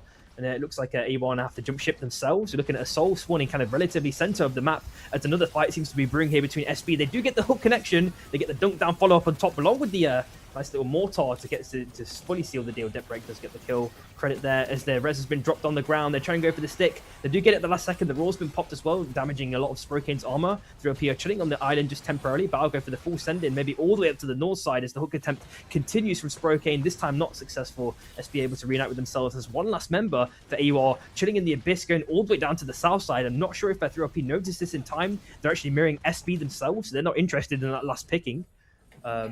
So hopefully they can maybe stick the rest of the weight long enough. I'm not sure if 3LP are going to go all the way away from this res beacon. We do see Aiden just chilling there. Instead, we do see a circle down to the south side, so it was Fluffy Fish looking to get AWAR back. So we have... There's a team doing a boss right now, but I can't see what boss it is on the north side, purple. Potentially Eevee, I think. Yeah, Eevee. Yeah, Eevee. I don't know what they're taking, so I don't know how good it is for tempo. 3LP... they're in an okay spot. You'll notice like Gun are all stuck level 9 because they couldn't get any farm, because it's just a characteristic of this end zone. Aka Link's picking up the red chest. Oh, immediately jumping on the Fate Strikes. He was trying to deny it with the portal. The grabby slam will not connect. Gets a counter hook. RMB into the wall. Shroom with a big double ulti. E-bubble has now been popped. Aka Link's playing forward. Gets a salvo, and Fuzu is now dead. Fuzu is now dead, but Fate Strikes will TP them out. Get the res. Oh, but EV are here, actually, so that Wisp has been eaten up. The Singularity will connect, will shift out, but he is gone. There's nowhere to play. Calcio has crown now. Yeah, let's see what we can do with it. It's 1 minute 20 left. We did see GG out in amidst the chaos, so that's really, really unfortunate to see. As we see another fight erupting here. SB looking to get free pickings onto CIA. Already killed Vivid Lukes. It looks like Sproken trying to get the dunk onto Kazaro, but he managed to escape at the last second. Breves is already in Wisp form as well. MST is the other team that is trying to fly through if possible. They're still found dead shortly afterwards. MST completely consume him in an instant. Looks like there's a nice little sneaky bond steal. And a little bit of a last second res as well. A full reset by Gun. They can hopefully make it out. The TP may have temporarily scuffed Calcio. He even gets the hook onto Sebi. They're able to get a free kill here to start things off. The air blast was used by Fluffy to try and guarantee a bit of space to maybe save Sebi here, but the dunk already came through, and now they're trying to do a bit more here. It is, I think, Hachi. Oh, no, it's Rebel on the KP, as you mentioned before. You were right. He's trying to get a bit of damage onto Gun. Flash Frosh is there trying to get a bit of LMBs onto Rebel. We circled around at the last second. Hachi's there, sorry, on the Christo of all things. So something new we're seeing here. Real's The mantle unsuccessful. Can't get the mantle, so it's found dead, and the dunk is now returned nicely there by Revel there at the last second, but it's killed by Fluffy Fish. I'm wondering who's going to die in the Abyss here just afterwards. The root that gets the connection in this instance. Flash Frost chilling in the Abyss for an extended period of time. Finally spiked that last second. It is Fuzu last alive, going all the way to left hand side. Probably still has the bubble for an extra bit of survivability. Hachi does not have it in this instance. Trying to now dance between 3LP. They're going to be hunting this isolated kill here. The bubble's now been popped. Gets spiked. Never mind. The second win didn't even need to be popped. And Gunnar outed. 8th place in this instance, as the fight seems to be continuing now between SB and Bao. Orlandis has jumped up to the north side, Shin on half HP, but is about to get healed up. SB have the Dragon Breath rounds near them in 20 seconds. That's going to be free pickings. Ash as well, potentially getting absolutely jumped on by Rat. Oh my god, he got super duper gibbed there. Shin tried to pop a little bit of damage there as well. It looks like a lot of people are taking these jump ups at the last second, trying to get some free pickings onto Rat. But they can't do too much else in this instance. It looks like they're going to jump away. We're seeing I think Beruf, I'm guessing, on the left side on his own. Same with CIA. Lingo goes for the rest stick, can hopefully get it, but he's now being chased down by Small, and I'm sure if he can cancel it in time. Goes for the aggressive dash and forces Lingo at the last second. The Napalm's already been dropped as well. There goes the ulti pop, but it's not going to be enough. Oh, the shift! It might be, unless he gets the... Oh, can't get like a spike on anyone to get a reset. It would have been crazy if he did, but CIA are outed nonetheless, as the fight seemed to continue. He canceled the Gecko shift with his shift. I think it was by accident, so he pulled the Dragon Breath round, counter hook. Really nicely all done. the way back. Wait, the bungee? Oh, that would have been nice. Trenzy has been picked off here. Yeah, man. Wait, EV are pretty strong. They want this fighting in therapy who are down 1? I guess not.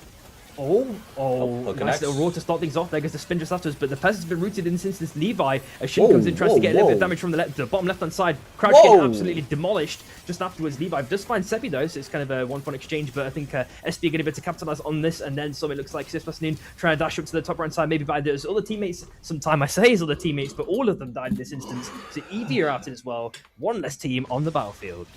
Well, cast a curse. I guess they were not strong enough. Wait, Levi literally ran in the middle. 4 people hit an R&B into spin to stun 2. As Revo got a bungee stun into the slam for follow, but Gecko's just a little too tanky to take the hover wings on his way out of there. Fluffy Fish hanging on the wings looking, but it looks like they're not going to do much from it. Hachi taking this opportunity to step the beacon and bring back Sebi. Yep, and there are endgame mobs available now, so hopefully there's a bunch of different goodies for, you know, all these kind of teams that are stragglers to maybe get a bit more XP, maybe get a bit more gold, maybe just enough to buy a crown or res, or whatever it might be in this instance. But Rebel looks to be getting caught out here. 3LP just, you know, knocking him around like a basketball, it feels like. Dashes down to the south side, but of course, you know, just being perfectly mirrored by 3LP. They've also got the vacuum, gets the hook, but it's not going to do anything in this instance. Rebel is toast.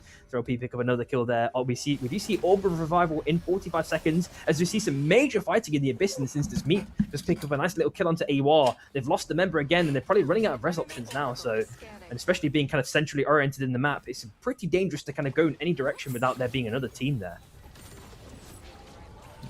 I mean, we are starting to see the sort of effects of Chaos Steps, where it's really hard to be too close to another team. That's kind of how Eevee got wiped as. Oh, the Reses get off Fluffy Fish with a nice little air blast, but Revo will die immediately on spawn. Fluffy Fish, can he play for the Wisp up there? Looks like no. Oh my god. Oh, they lost 2 members in an instant. It looks like MST are there to try and get some free pickers on SB, because they used a lot of cooldowns, of course, to get those kills. And then Rat come in from the left-hand side as well to also try and do a bit of damage to SB, maybe try and get them damage. It looks like a spike, followed by a hook onto Depth Break, insta-gib. We've seen the wings being popped again in this instance by Gecko trying to jump up to the north side. Looks like it might be a nice little safe escape at the last second, getting some healing there in the Abyss. It looks like a knockaway. Hachi's been forced down to the bottom right side. Trezzy's looking for the kill if possible. Dashes through the wall, but unfortunately scuffs it at the last second, buying Hachi a little bit more time inadvertently. Dashes up to the north side. The other two members of 3LP are there waiting. They get the hook connection. Looks like AUR are going to be outed in this instance. And now we're just left with 5 teams. Yeah, a lot of teams die. Chaos is really hard to survive in. It can't support too many teams because, well, first of all, it's really easy to die, and second of all, there isn't that much space. Like, all the lava is like, you really have to respect it now without thermal suit.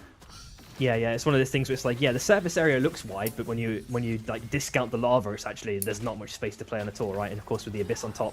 But you see Bao trying to get the hook. Oh, just nearly getting blinked there. We also seen them trying to get the Morris if possible to get the Orb of Revival. Bao were actually significantly under level. Look at that level difference, like 3 levels or 4 levels in on average. They might be able to get all of them level 15 if Rat do get this Amorius, unless Bao get the random steal. I think Orlando's is maybe considering it with the double dash through the wall or something along those lines. I don't know sure if we can get it, or maybe Shichi with the steal with the Arcane Rogan, of course. That can also be a kind of factor potentially. They could even drop a nuke. There goes Orlando's with Descended. Can't reach there in time. Doesn't have enough distance to kind of close it out completely. Rats are all level 15s. SB are kind of playing around the portal, the purple one. Maybe they can go for a dash down to the bottom right hand side beneath the 3LP if they wanted to go for it. Would be a bit of a risky thing to do, of course. 3LP could obviously do the same thing to them. That never mind, that one's already expired now. There are going to be new unstable portals for summoning in not too long, 5 seconds. Bao are looking to maybe gatekeep this one, and also gatekeep SB in this instance. Spraycane has got a decent amount of stacks on his Reaver as well. Let's see how Rats want to do this rotation against Bao as well. Going for a pad play. Let's see what happens here. Does it work out? I mean, Bao should be able to just walk on out of there, surely. Yeah, surprisingly, they just give it up for free, which is probably the right play in this instance. Spraykin, of course, chilling on the bottom right-hand side. But you see Bao with the circle round, though, trying to do some major potential damage. It might be enough. They get one spike, and they actually kill Meki Mek as well in this instance. Cookie trying to jump up to the top side. He's running out of options very, very rapidly with all the team surrounding him. Goes for the portal play. That was probably the right call. Had to jump out in an instant because 3LP were just there waiting with open arms. It looks like the laser beams come out. Damage has been sent in every which way direction. Jumps down to the south side. The Battle gets the connection, though, unfortunately. And unfortunately, he is found dead, but surprisingly, maybe to get. Oh, I was about to say, is he going to get the escape somehow? But no, it's because he had the Orb of Revival. That was the last chance he had if he somehow managed to mantle. But there was no way to mantle in that instance. We see a Treddy picking up another kill, this time onto Orlando's. SB gatekeeping forever. It feels like 3LP also doing something similar with their own respective portal. And I think that might have caused a lot of teams to be in dire straits now. Ash has to pick the crown. 1 minute 20. He's trying to go for the portal play down to the south side. Hopefully he can do it and get away. Can he? Can he do it safely is the question. I don't know where he's ended up in this instance. Hopefully it's somewhere safe. He's now being chased. Oh, he's getting chased. Yeah, by MST. 1 minute 10. Can he make it out, though? He has managed to get away doing Jin things, but now he's been met by 3LP. He's getting absolutely chugged on, and Bao are unfortunately outed. 3 teams left now. Smold getting absolutely demolished, and MST now have to instantly look for res opportunities, unless SB can get there in time and completely stop them in their kind of quest to do that. Instantly running over to the res. Jetski does have the air blast as well, so they can maybe kind of guarantee the space unless Sprayking gets the crazy hook. Goes for the nice little dash, kind of nearly getting the max range, but MST do come back as 4 members. Alright, so 3LP kind of stacked here with the he has mecha boosters and Dragon Breath rounds on myth. That is a very scary myth. The hook connects, gets counter hooked, so they won't get the slam. Big salvo there for Violent so chunks into half. SB happy to hold their ground. Meanwhile, Jetski has happened to put an E-plat on top of land. Unlucky. Minus 1.5k. Alright, so 3LP trying to get the armor res in, or armor repair, shall I say. SB shouldn't taking a decent amount of damage, but it's going to be able to heal that up without issue, I think. Sprayking kind of chilling, just temporarily split from SB, but now is maybe looking for the fish hook onto 3LP if possible, along with the mortar damage, the mortar poke from Depth Break, of course. 3LP do have the high ground, which makes it easier. Plus the vacuum, they can maybe try and get the pull onto Sprayking, but of course Spraykane's going to try and be opportunistic whenever possible. The nuke's also been dropped by Depth Break as well, maybe to negate a bond. I can't really see it underneath there, unfortunately. But the ulti's already been popped by Shin. Another nuke's been dropped as well for the second time. Shin goes for the wide circle arm. He's been hooked in. The ulti's been popped by Depth Break to try and increase Shin's survivability here. He's now found on 1 HP. Find it dead at the last second. We are seeing 3LP go for the super crazy mega damage onto SB. Oh, Jetski. Are they going to do something here? Tredsy. Not Mega magically clean there. Wait, they're all dead. They just have to step the wisps. Yep. SP are all dead if they step the wisps. They get the resets. That's all they're going to do. Yep, they picked up one. Spraykin's down the cocktail. They're trying to extend their survivability. Finally get the kill. SB are out, and we just left with 2 Tredsy actually just went so crazy with that ulti. They all stood on top of each other for the cocktail. Yeah. I think it was like a Fury. He must have popped a Veritas Fury and just went absolutely, because SB was out there, right? They had nothing left in the chamber. We are seeing the fans being dropped as well. Refractor, yeah, so much armor. damage, Jesus. Yeah, he's like stacked to the nines, right? He's got everything you could want. My God, MST trying to get a second win here if possible. Let's see if they can do it. They have the high ground in this instance. Armors are relatively the same. The the nuke's been dropped along with the bonfire on the north side. They've gone for a super wide rotation. I'm not sure if their 3OP want to actually steal it from them in this instance.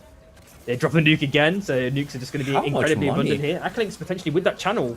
And then, never mind, he's actually holding ground, man. He's actually chunking Jetski in this instance. 3OP. Aiden now actually temporarily out of position to get the, what's it called, the spike grenade plus the napalm, absolutely demolishing Aiden's health bar. Can he get out in this instance, though? The ulti's been popped, dashed down to the south side. Small decides against the full aggro sending Kuba, trying to do mega damage to Akalink's got him to super HP as well. They're trying to do this kind of a 1-for-1 rotation in and out. Small finally goes in for the aggressive sending, but Shroom's there. Wait, Spro too far. Instantly doing too much. It looks like Akalink's is fine. Small need to spawn Aiden. It's a 1-for-1 exchange so far. They might be able to get at least one more picking here as the fight continues on the lava, taking mega damage. stuck. Spin comes in. They're able to get the kill on or Trenzy stuck. Afterwards. A 2v2 now, if I'm not mistaken. Jetski on 1 HP. Now it's a 3v1. I don't think they could do too much more in this instance because they got the heals and the resets. They picked up the crown just for extra insurance. Unless Meep keeps spinning and gets like crazy continuous lifesteal off. Back as a full former from the Wisp reset. Wait, he can't have anything left in the chamber.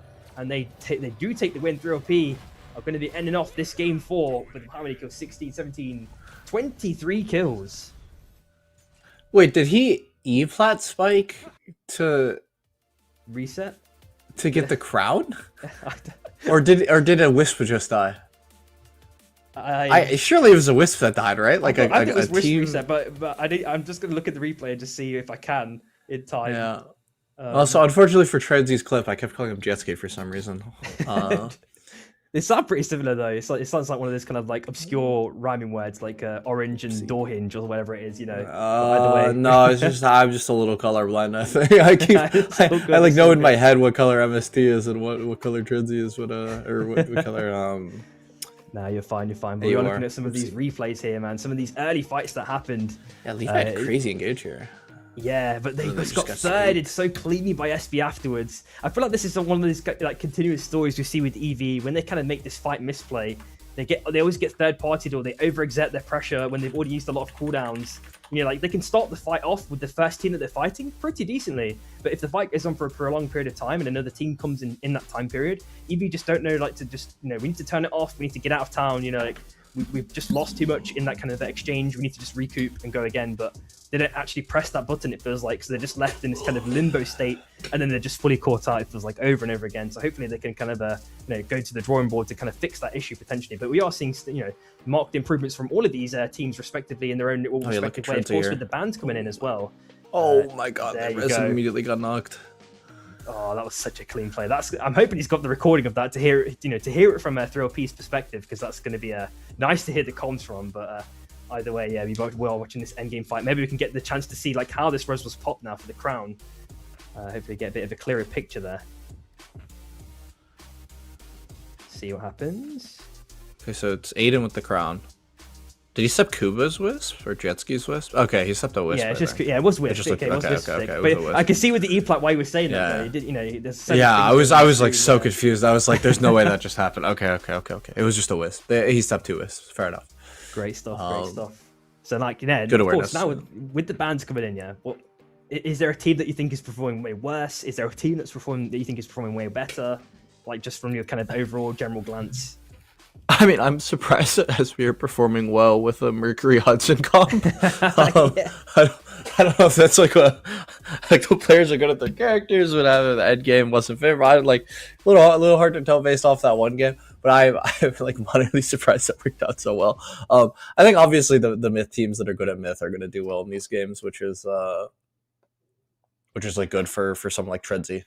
Yeah, exactly. It's like one of the OG myth players, in my opinion, from like EU's played it for like the longest period of time, and then you can maybe go back to, I think, as far as like maybe Snow or like Yasa, but like from way back in the days, Yasa was like a very, very prominent what's it called, player in EU that played myth a lot. And there's probably like some other legends that I can't remember off the top of my head, but either way, we are in game 5. So we need to see how this one kind of unravels. We're looking at Final Destination all the way on the right hand side on Gridlock. So It's going to be a very, very long rotation there for a lot of teams if they want to drop Coldfang, in which case 3 teams did do it. Of course, the Skysharks can obviously negate the majority of that rotation, of course. Codex is up for grabs on the top right-hand side of the map. There's armors on Dawn Cap, so let's see if anyone kind of drops near that location. There's some early fights already seem to be unraveling here. 3LP have forced off EV. They've taken the Skyshark for that kind of wide rotation around. You're looking at a Soul as well in 35 seconds on Prisma Falls. Let's see if anyone wants to go for that one. Maybe a calm early game. It looked like it could have been potentially intense, but never mind. We are getting a reset, unfortunately, guys. Oof. Oh, looks like it was a DC for MST. I got you. No worries, no worries. But I've never seen a Final Destination be that far of the right of the zone. Like, normally it's a bit more like centrally oriented, you know? I mean, almost reminiscent of I think it was like the beginning patches of 1.0 where all the end zones were like super far in the abyss. Oh, God, oh my god, I just remember them. Literally just like full abyss end games. That was so goofy, man. Dude, that was like the E-plat economy. They could have made that into like a stall shift, to be honest. That would have been kind of funny to be fair, but turn the bug into a feature, one of those type of ones. But yeah, we did see some really early aggressive drops there for that potential game. So I'm wondering if people want to continue that aggression. And one thing I want to mention as well is, we were talking about SP with these kind of unconventional picks, but Depbrek is like probably one of the best Mercuries that even though Mercury's never played, but whenever Mercury is played, it's like there's like 1 or 2 players, and I feel like Depbrek's definitely the first name that comes to mind that has pretty good proficiency on the character. But in terms of Hudson's though, yeah, that's like I think Gecko's it's just been like a recent pickup for Gecko / Depbrek. They've both been playing it now and again in scrims, so. Yeah, in terms of in Hudson's, yeah, like who do you think is the best Hudson, at least in like NA, like all time?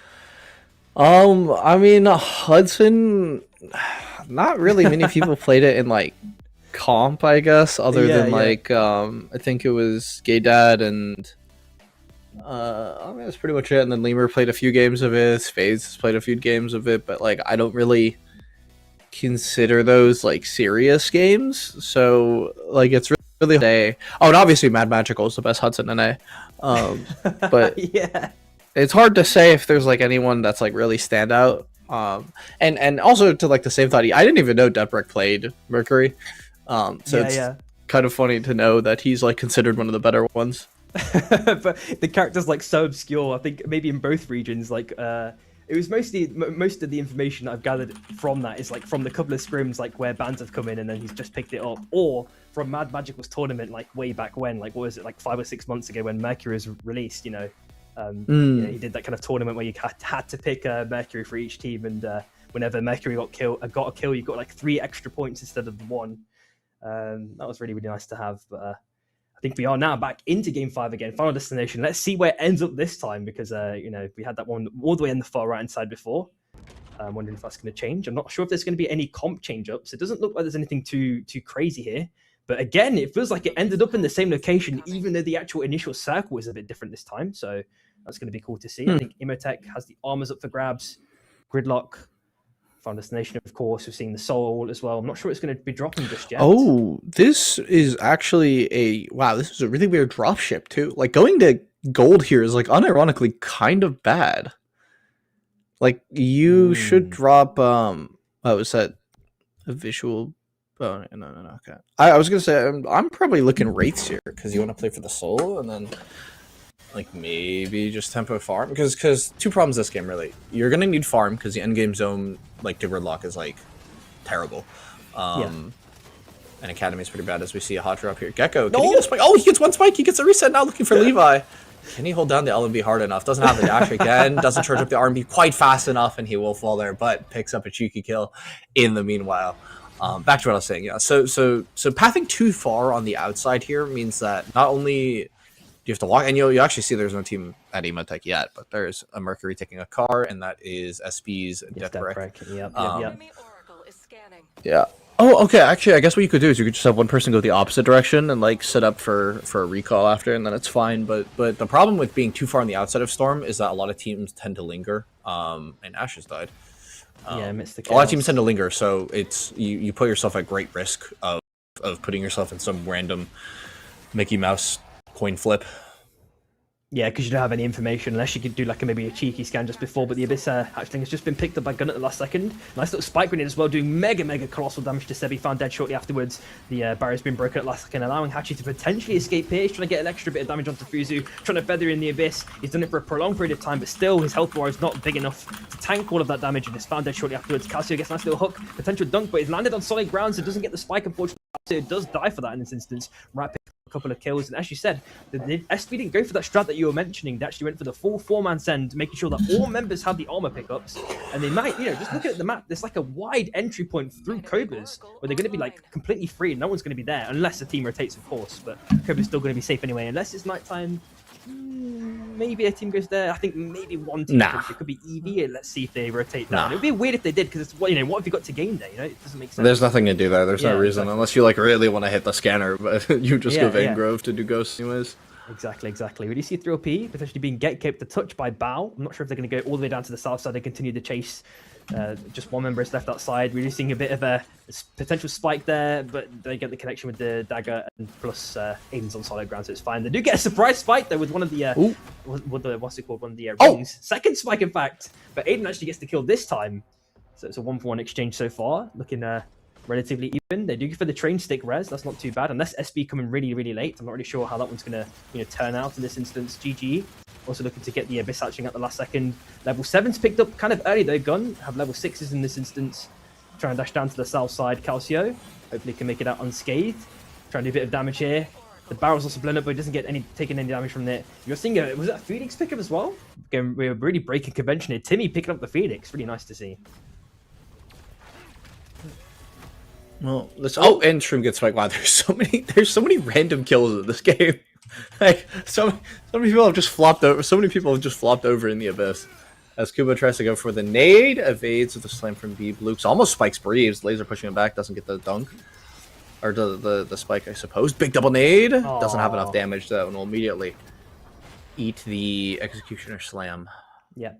3OP have still not managed to get the res onto Shroom just yet. We're seeing a crazy zone rotation all the way around on the outskirts. While the other two members also do something similar here. Looks like the potential maybe catch out onto Treadsy, dashing down to the south side. Damage is coming his way very prominently. Looks like at the last second. Can he feather or maybe get a turn, 180 spike randomly out of nowhere, both in combustion state. Finally found dead though, so Fluffy does pick up a nice little kill there. 3OP did manage to get the res off at the last second, but they lost the member straight afterwards. They got to look for another res. That's another fight seems to be happening. Mekimeg found dead in an instant. Cookies tried to dash back at the last second on the Nyx now instead of the Bishop, of course. Trying to do an extra bit of damage, trying to last as long as possible. Can't get the reset. Unfortunately, Orlando does be is the victor in that Nyx Phoenix kind of mini matchup. Theo trying to circle, going all the way to the right side, trying to do a bit of extra damage if possible to someone or something. But it's going to be a very dangerous dance to try to evade Bao as they look for the continued hunt. Hopefully you can completely escape here, but they normally provide an extra bit of space potentially. Aside from that, a lot of teams aren't fighting or aren't even close to each other. I think potentially if Bao have gone cold on the Centaur, decided to stop the chase. It might be a window for him to get a res off. There's not too far away out as well. Hopefully he can do that. Oh, but they did come for the late chase at the last second. So I think Theo is seeing there's the audio cues on his mini-map. Maybe you can get the escaping if possible. Skyshock for the rotation. Very convenient position. We're seeing a soul dropping in around 30 seconds as the day 2 mob resets have been available for quite a while now, so I assume most people have farmed them up. I think Bao kind of need to do the same thing, but they've been kind of prolonged with the chase here, so they've got to be a bit careful about their XP and these kind of specific fights as well. The Guardian is taken at the last second. MST also now in dire straits. Remember to get the kill onto Kuba if possible. Okimelgo doing major damage as well to follow things up. Kuba does return the favor at the last second. Hopefully he can escape. He's got the wind tunnels. They are going their separate ways to kind of ensure that MST overall can survive. Hopefully Meep can get a couple of heals in and maybe even chill in the bush, but I think Bao are going to be continuing the chase in this instance. Okimelgo does not find the connection. The squid player, they're going for the full chase into Meep. He's been stunned into a wall as well. This is likely to be a kill, but they does get a nice little dash through the wall. Zodo also finds a kill into 3OP again. So 3OP having really rough early games, man. It's happening over and over again, it feels like. I think it might be related to comp. Is Jetski, is he out of range? Nope. Oh. Spike naded, no dashes. Even gets bungeed. Wow, so many teams are they're oriented. There's so many teams on the top side. Holy crap. Just exactly. But still at the same time, and we do see Fuzi looking for the counter. Yasa gets a nice little spike to start or continue things, shall I say. Fluffy was trying to jump onto the Sky Shot, but couldn't do anything in that instance. Getting hooked. Gets a nice little air blast to survive a bit longer. He gets alive, picks up the Sky Shot, can't escape. The jump off, he got blocked by the car. No way. They get out at last place in this instance, man. Like, all of these really, really well-performing teams are, like, struggling here and there. With 3FP, I think I've actually stabilized, all things considered. Trezi's still level 6, though. It's looking a bit dire, but I think they have just enough space and time to kind of get a couple more mobs for the next day mob resets. Timmy finding a counter to Baruf, Shichi finding one to Lizardo, Ice finding Timmy as well, so GG. Now just 2 members. Rhapsody might be the next victim here, but a nice little air blast guarantees GG. A little bit more space here. Greed is not too far behind Rhapsody, of course. Shichi trying to get farm up the squid as well. Jump down to the south side. And I think that's going to be it for now, unless GG want to kind of return the chase onto Orlando's, because Bao have actually lost Baruf amidst the exchange. Kuba chilling in the bush, looking for the early back. I think he was maybe looking to get the soul steal if possible, but there's too many teams around this objective here. So I think it's going to be a very, very dangerous proposition. A very, very nice steal there with the Arcane Railgun done by GG there. And SB also kind of in potentially dire straits themselves. Maybe not, in fact. They're able to turn it around majorly onto CIA, doing major damage to Bibi Lux with that kind of laser beam at the last second. They've already got the armors as well, you know, that we did see in the early game. CIA trying to hold ground as long as possible, but they're losing it rapidly. And then some. They already found 1 kill, and now I think CIA are going to be in big trouble because I think they've used everything in this chamber. They couldn't even get the kill onto Gecko, unless this last dash Hope is trying to get it. They can't get it, unfortunately. 6 afternoon also finds Rhapsody at the same time, so GG might be down to just 1 member. In fact, I think it is just Timmy there on the north side. We do see Breeze with the pad play. Shit is looking for the chase. I'm wondering if he's going to be able to get it in time, unless Breeze does a random 180 spin around for a dunk. Oh, he got spiked himself, unfortunately. CIA is still 3 members. They managed to survive the, amidst the chaos. I think SB are looking for the chase here.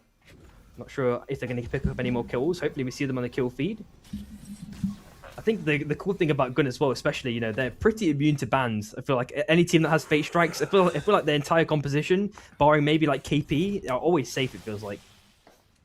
That's one of the benefits of like having, like, that's like one of the small, or I guess like one of the ways that the format favors like a one tricks is unconventional, like off meta one tricks at least, like Micah Muncher Protofo from NA, right? Bebo and Aluna are basically never going to be banned, so they can play the same comp every game regardless of bans. Don't play to meta, just adapt. Exactly. Oh, Kuba has already been dunked down. Major damage is coming his way at the last second. Still found dead, unfortunately, through OP. Picked up another kill there, able to chill on the south side infinitely without issue. I'm not sure if any of the chases are going to be continuing here. MST have to jump ship completely, still being 2 members. Not managed to pick up any more mobs as well. It's going to be night in not too long, in around 20 seconds. There is a res still on the edge of the circle that they can go for. We do see 2 teams here fighting over this other soul as well. It's already half HP. They already popped the raw. They're trying to get the defensive hook back if possible. Might be enough for a safe escape. Ice goes in for the aggressive in. The spike grenade's already been popped as well, followed by the Krista ulti. They've already found 1 kill. EV actually potentially winning here against the battleable people. This is kind of really, really nice to see from them. Levi's looking for the continued chase if possible, along with the other 2 members. Not far behind for the reinforcements. They get the hook plus the dunk. Even the root's not going to be enough, and they are going to be able to get the soul for free. Bao are now again in dire straits to pick up the crown. We do see Ash, I think, on the right side. SB managed to maintain armors, but they have lost Shin in this exchange. MST are back as a full 4-man. But I say that they just lost 1 member pretty much instantly. Through a PR, lost a little bit of HP amidst the exchange, but are rapidly being healed up by Shroon. I think MST again have to look for another res, but I'm not really sure where they can go now because they've used that left one. There is one in the center of the map potentially they could go for, and with the red drop as well. We also see Depbreak finding 1 kill onto Cookies, Dio finding Shin just afterwards. Mech doing a little bit of LMB damage. Dio, the boys getting dunked by Sprokane with that aggressive in. Managing to hold ground for the moment, but Gecko's going to just keep sending it those LMBs infinitely. There's no tax there. There's no ammo counter or no reload animation, of course. He's jumping up to the north side, maybe looking to stick this res now to bring back the 4th member. Let's see if they can do it. Alright, Theo gets a step off. Gecko trying to play for the wire to deny, I guess they'll run away, but slightly out of range. That fan. Major fighting it looks like potentially. Yeah, CIA. Oh my god. It's a 2-for-1 exchange so far, unless the Zoda gets the spike onto Luke. Can he get escape? Pops the air blast as well, jumps up to the top left-hand side. The Zoda's looking for the aggressive chase, even with the win rings to guarantee an extra bit of a gap close there. But Luke's kind of skirts around to the top side if possible. They got the division in to carry and guarantee he can't get a crazy spike out of nowhere from a bush. Looks like he's potentially going to get... Oh, gets the reset back onto Lizardo. Manages to escape as well. He went for the aggressive dagger play backwards. I think if you dashed into it, that might have been a guarantee on killing on some of Luke's, but they can't really do too much in this instance. Dashes away to the top right-hand side. We are seeing Blink dropping in around 30 seconds, if I'm not mistaken. He's chilling in the abyss. He's been hit by the Arcane Railgun now. It's looking very, very dire here. Trying to get the dunk onto Spray, but unfortunately found dead. He just get the kill.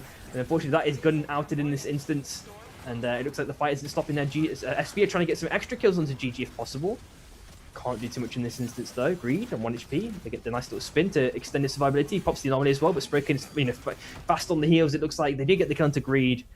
And I think the game may potentially calm down. No, I say that. It looks like another fight seems to be coming out here. The hook comes in with the max range, but Aiden manages to get away at the last second. Nice little escape. Acklinks is found dead in this scenario. The avalanche has also dropped. Roof is found dead has missed the kill, so they're fully, turned into a box as well. He does get the reap onto Aiden, do mega damage, followed by the stun follow-up from Mech. Don't get the kill though. They do get a nice little roar as well onto Aiden just afterwards. Foul in this instance, but they have dropped the knee plat to kind of guarantee their survivability. Acklinks is still dead. Don't know if they've got enough for they got to go for the crown option instead. Let's see if they can get this one off.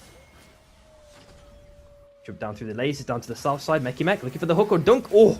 Trenzy does get hit by it, but does manage to somehow escape the hook. there. Just got the rails to the right hand side for a little bit of a last second escape to continue his, creating distance between himself and the opponent team. The second win is dropped against Shroom. He tries to get a couple of LMBs. They do get the kill onto Cookies in this instance. Wait, Trenzy? Yeah, he got the res assist for the cooldowns. It's only like 35 seconds now. Orlando's just trying to desperately get the kill if possible. May have bitten off more than he can chew potentially. Rat do get the kill in this instance, bringing back all 4 members. But then another crown is popped. Rat get their 3OP get their own crown pop. Shroom is dead instantly afterwards. Aiden dead shortly afterwards. I think Acklinks can maybe stick this wisp unless Rat can stop this in time. Rat instantly jumped this one, kill him instantly afterwards. Oof. It's looking a bit difficult though. Acklinks not really sure he can go. He can maybe back onto Trenzy. He's got a little space to kind of just chill in for the moment. Maybe he can even chill where he's at, and Trenzy can back on him. SB look for a potential fight onto MST in this instance. The ulti's been popped, followed by the wings, leaving one member with 1 HP. Jetski in this instance manages to chill in the clouds for a little bit of a safe escape. Neepos has done something kind of similar with the rails. Going onto the island, Spraykane's there. Can they get the dunk? Does get it successfully, really cleanly performed. And Meep is probably going to be the next victim. If he's got any distance in there that he can't close, he's going to be hit by 1 LMB, and he's probably going to be dead shortly afterwards. Found dead. SB have picked up so many kills now. What are they at? Like, 13, I think, if I'm not mistaken. And it looks like CIA also picked up a decent amount of kills. GG also. Little Timmy last alive now, unfortunately. Looking at revival in around 50 seconds. CIA looking for the next kill, potentially, as Timmy pops the ulti down to the south side. Boomlukes unfortunately misses the dagger. He's got the extra bit of leverage to play on going down to the south side. Can maybe escape his? Oh, I was about to say that it gets max range hooked, followed by a roar. Already been pre-tenderized by that roar, and then absolutely consumed by Rat. GG are out in 8th place. I'm surprised there are still so many teams in this endgame circle. I feel like this is the type of circle that doesn't sustain that many people. As CO gets put in a corner, immediately smacked down as Brooklyn now, following up. Step in this wisp so they get a free pick onto Rat. As CIA now playing in, opening the reactor all over Gecko, trying to hover wing forward to get the stun from an egregious angle. And on the way through as EV now want to play cleanup. Breeves 1 HP, wasn't able to finish anyone off as Shin is left low. Rat now recouped all 4 together. Have EV playing now towards SB as Crouch does get the hook. But the slam, but gets counter hooked. Oh, this is looking like danger. They've even lost the blink as well. The ulti's been popped to kind of guarantee they can get the kill.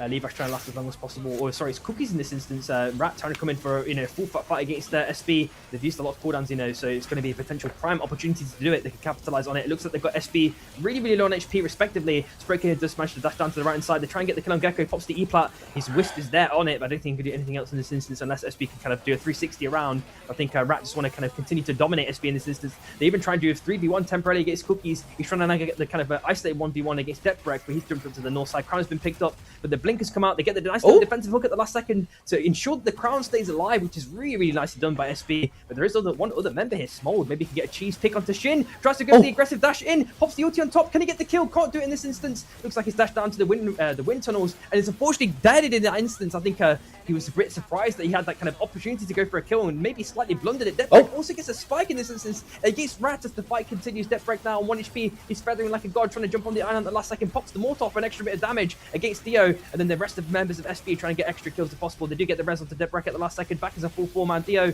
trying to dance in the abyss as long as possible. The avalanche has also been dropped from the right hand side. It looks like he's able to escape at the last second. Mech is able to reunite with Theo, and hopefully they can get a reset. I think there might be a res on the bottom left hand side as another fight continues.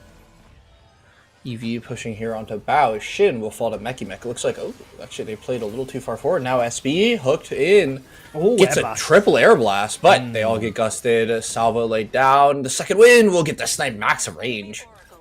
And SB have a beacon, so actually SB are fine. Oh, look at this aggressive sending by Levi. They're really trying to cancel this one if possible. They could get even a stun on top of that, but they do come back as a full 4-man. Immortus is also pummeling some teams if they're close to it as well, it seems like at the last second. There's a nice little dunk by Sprokane, buying him a little bit of time. The nuke source has been dropped. EV are rapidly running out of HP. They actually lost one member, potentially able to turn it around unless Levi can go absolute god mode. He was seconds away from doing it if he got the kill onto Gecko for at least one reset. SB are looking to feast now if they can get at least one more kill. There's only like 1 or 2 members left. I think one member jumped down to the south side. No, never. Oh my god. Sprokane's a goat, bro. Yeah, Sprokane's a goat. He got hooked and he got a double slam. Oh my god, SB were just there. They kept their composure and then they just were able to capitalize on it over and over again. EV were so close to getting that reset there. It would have been crazy if they got it. All right, Meki Mek, there's a timer on him now, and Shroom has spotted him out, doesn't get the blink off in time, tries to dash away, Aiden will get the hook, does he have the counter cook? He does have the counter hook, doesn't slam in return, eats a second win, now a bit low, eats the bungee, bungeed actually to cancel the spike, but it's gone. The blink stone has been donated, as Bao on their little fish have been spotted by SB. Gecko gonna hold off the pass with the charge RB as Deathbrick lays down some mortar shots. Shin driving by will have the E-plat, and Bao are being slowly forced away, opening the reactor. However, winging his way right on by. The salvage hook will whiff, but Beeroof 1 HP won't be able to find anything to Bungie. Bao now have a crown here on Ash. A lot of Abyss to try to play in, but maybe a little hard to dunk some of these characters. Orlando's chunk to half HP, eating that pot. Ash does. Oh! Deathbrick reacts in time. Doesn't quite. Yeah, I think Ash wasn't ready for it. Yeah, he was like, "Oh, I actually moved. I gotta do something now." And he using the rest stick at the last second, but he's been cancelled. No, he had like 0.1 milliseconds left. Oh no, he actually managed to escape. Never mind, it was he used the clone and managed to heal up in Abyss. So never mind, he's actually okay in this instance. Maybe he tries to go for the dagger play against Shin, but he actually failed it in this instance, getting absolutely demolished by that Krista ulti. The ulti's been popped and he gets spiked. Never mind. So it's just shitty. That's the life of Bao now, and he's been oh, never mind, he got dunked himself. That is he unfortunately just left with 2 teams. He got salvoed back as well. Gecko pops the second one this time. It's been hooked back at the last second. What we see with these kind of physics interactions, they're crazy stuff. But SB, oh my god, they get absolutely demolished. It's a little bit of a kind of a 1-1, 2-1 exchange, let's say. SB now are pretty wounded though. Maybe they're able to get the res onto Shin. They do get it off at the last second, maybe from the Orb of Revival. Gecko does vibrate in this exchange, but now he's trying to pop his own Orb of Revival. Can he mantle? He can mantle. Can he get the stickers to question the self? He gets rest. Really nicely done. They don't even need the crown anymore. They even tried to drop the nuke. SBR back as a full 4-man. They've used a lot of resources. A lot of health. Got spiked. Get spiked. There's no chance they can do anything now to do anything. Blink slam? The blink hook can't get enough in this instance. Gets the hook back. Can't get too much more. Spricker is on 1 HP trying to dance around the pillar if possible. No reset. The dunk spike for the res. They're turning it around somehow. 3OP. Shroom now 1 HP. Has to get some heals up at the last second. Can try to do a bit more here. He's popped the Veritas Fury. He's going for the 3v1 macho mode. He's in the Abyss. Already found dunk now. SPF somehow managed to turn this one around. Even though 3OP managed to get the res for such a long time. They get the res stick. They got the second win. How much more they get the res. This fight is so get the hook. Prolonged. They get the hook. They can't do too much. Oh, but Shin is 1v9. Shroom on 1 HP. Can't do too much more. There's one last member that tries to go for the rest stick. Even in the zone, it's too much damage. Aiden can't tank too much more. Pops the slug wave to try and do the 360. Unless he gets the spike, he's not going to do any much more here. Just get hooked and dumped by Sprokane. And that is SB taking game number 5. Dude, that was an insane end fight. Wow. Wait, Shin actually just kept getting resets on resets on resets. That guy could not stop dashing around. Wow. Oh, that crazy, right? I mean, it's a touch of life diff, I guess. Orb of life diff, I guess. Dude, the way that Gecko managed to just continuously feather, it's like, dude, there's no way. It's like, you know, when you're like, you know, I don't know, you roll your phone down a hill and just keeps on rolling and you're like, please, I don't want the phone to be cracked. And it's just like, you know, you just keep seeing it tumble and you're like, oh, it's scuffed, it's scuffed. There's no way it's going to survive in this situation. It felt like SB had that kind of similar situation, but somehow actually managed to turn around and the phone was left unscathed. Gecko did get his own self-revive there. They had the res on the south side. They were just instantly on it. It felt like they were able to just, you know, play around with that kind of that dragon 3OP just chilling on the north side. They've managed to make them use basically all of their utility, even through the kind of Orb of Revival. That's probably the best like Orb of Revival like value you could probably extract, to be honest. That was crazy. No, I mean, this is exactly the end game you want, where the more you extend, the more hopefully a Mercury and a Hudson are able to extract a little bit more value compared to. I mean, to be fair, Zeph almost was able to clutch if the second win was able to hit. Both allies, I think Jerome was only able to clip one person there. I mean, nothing else to say. Also, I mean, late game Krista, man, like that lobby admin character, man. Who gave that character resets? Who keeps giving him resets?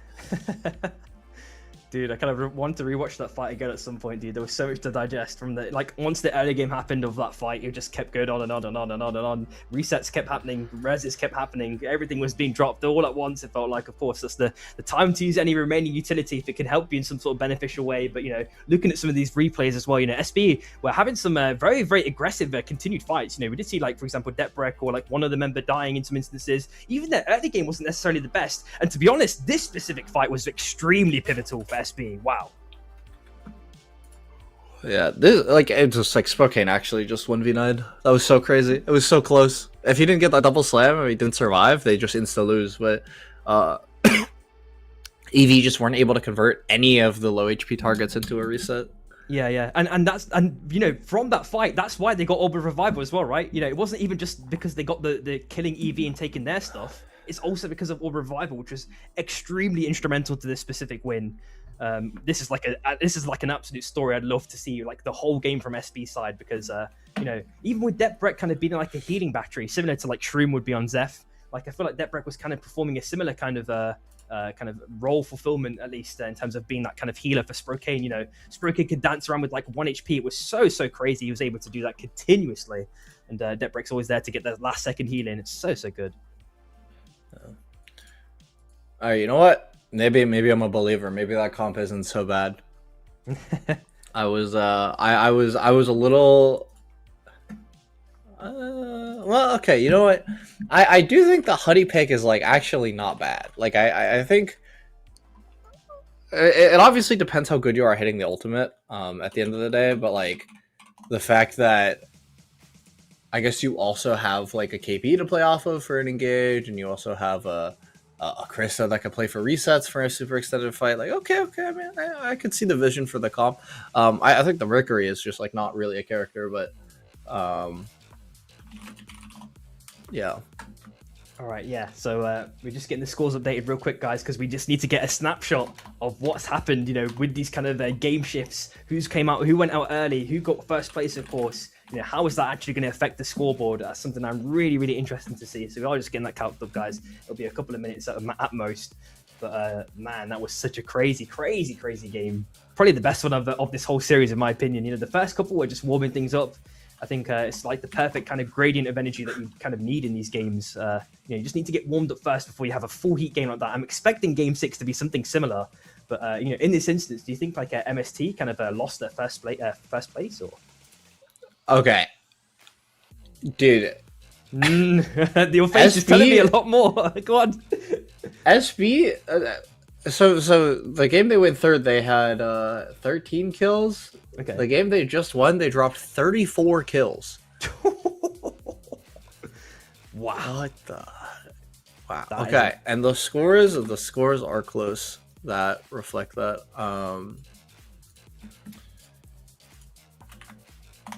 I'm trying to make sure that the players have. Yeah, well, this is like last week where it's scuffed because I'm running scores and yeah, no worries. Yeah, we appreciate you, but, kind of you know, exchanging hats as this is going on. That's why there's a little bit of a tiny delay there, but nonetheless, we do have the scores in officially now on that scoreboard. There we can see that it is MST still holding first place, but only by 5 points. SB have now climbed or maintained second place with only that 5 point difference, of course. 6 points difference after that with Rat with 120 points and 1 point difference.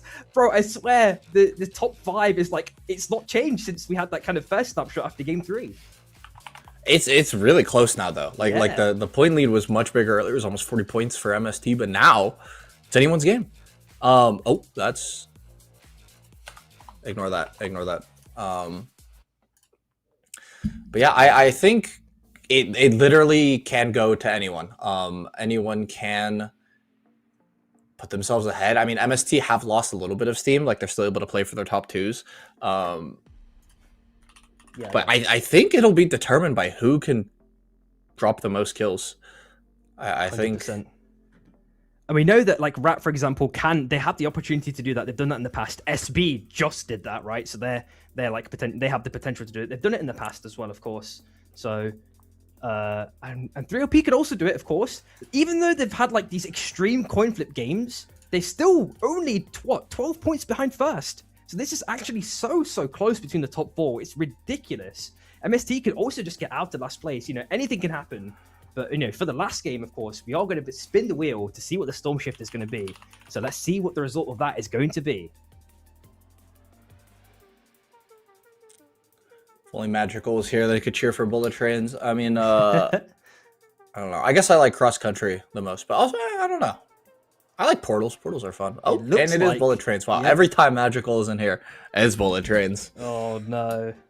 That's super unfortunate. Well, it's super fortunate for him. I guess he can maybe, you know, hopefully he's still watching and he can, you know, enjoy this one. But Game 6 is going to be bullet trains. And as you mentioned, you know, it's the teams that need to get those mega kill point games. Are they going to go for the risk? Are they going to go for the safe play? And there's kind of two philosophies that you can adopt here. Maybe you're playing for placement points. That's the safer angle, and go for like maybe like a 10 kill game. We've seen that happen a couple of times before. You know, that's in total, that's 30 points. That's still pretty sizable because, you know, especially with this top 4 bracket only having a 12-point difference, you know, do you reckon, especially between these top 4 teams, that there's going to be anyone changing up their strategies? I think, I mean, if you're...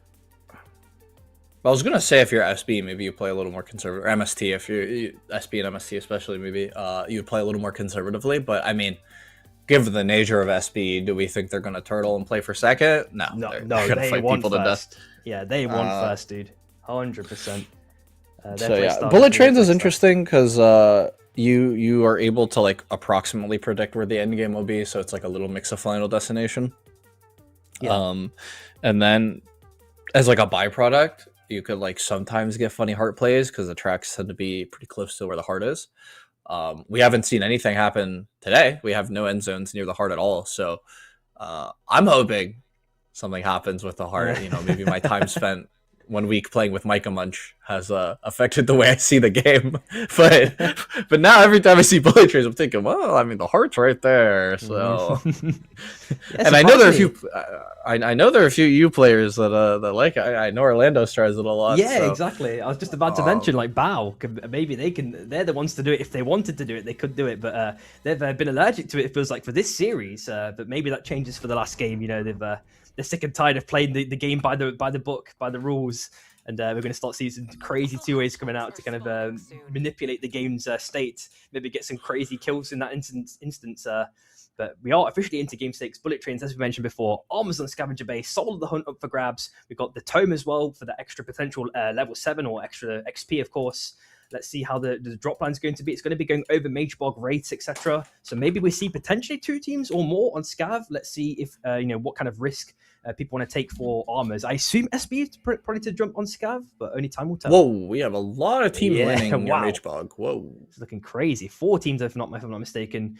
It looks like at least 1 team is jumping over to the arena to try and grab a couple of mobs if possible. So, or it's 2 teams, in fact, actually went for the kind of split farms. Gecko at least farming up the left side mob camp. Don't think he can get the level 2. Gets it at the last second from a little bit of a leech there. GG go up to the top right side towards Mage Bog in this instance. And the bottom left hand side, we do see AWAR just forming up completely. I mean, just above them is EV, but I'm not sure if they're going to have any interaction. Potentially over the Guardian, they might do. In fact, the route just come out, so they've got one less route. One less bit of CC, the Rainer Bros. Wait, Hachi on Jewel? The space. Yeah, oh, doesn't have dash. Oh, he's being absolutely CC chain found. Gib just afterwards. Fluffy's there for the instant rest pickup. Ambulance. Yas might be dead as well in this instance as well. Tries to go for the fight. They got the orb reset. Surprisingly, no one on the team is actually looking for the stick. That would have been crouched with full HP. He actually gets rooted and actually gets a bit more damage taken to him at the last second. Hachi is still back alive though, so I'm wondering if they're going to go for something more here. Levi goes for the aggressive send-in. But again, his team is not there to support him. Please be there. They can maybe get the kill onto Hachi at the last second, but they actually lose a team member for it. Oh, Fluffy! Yeah, I thought they would have. Wait, he has no dash. Oh no, this could be dangerous here. And Levi's completely fully dead in this instance.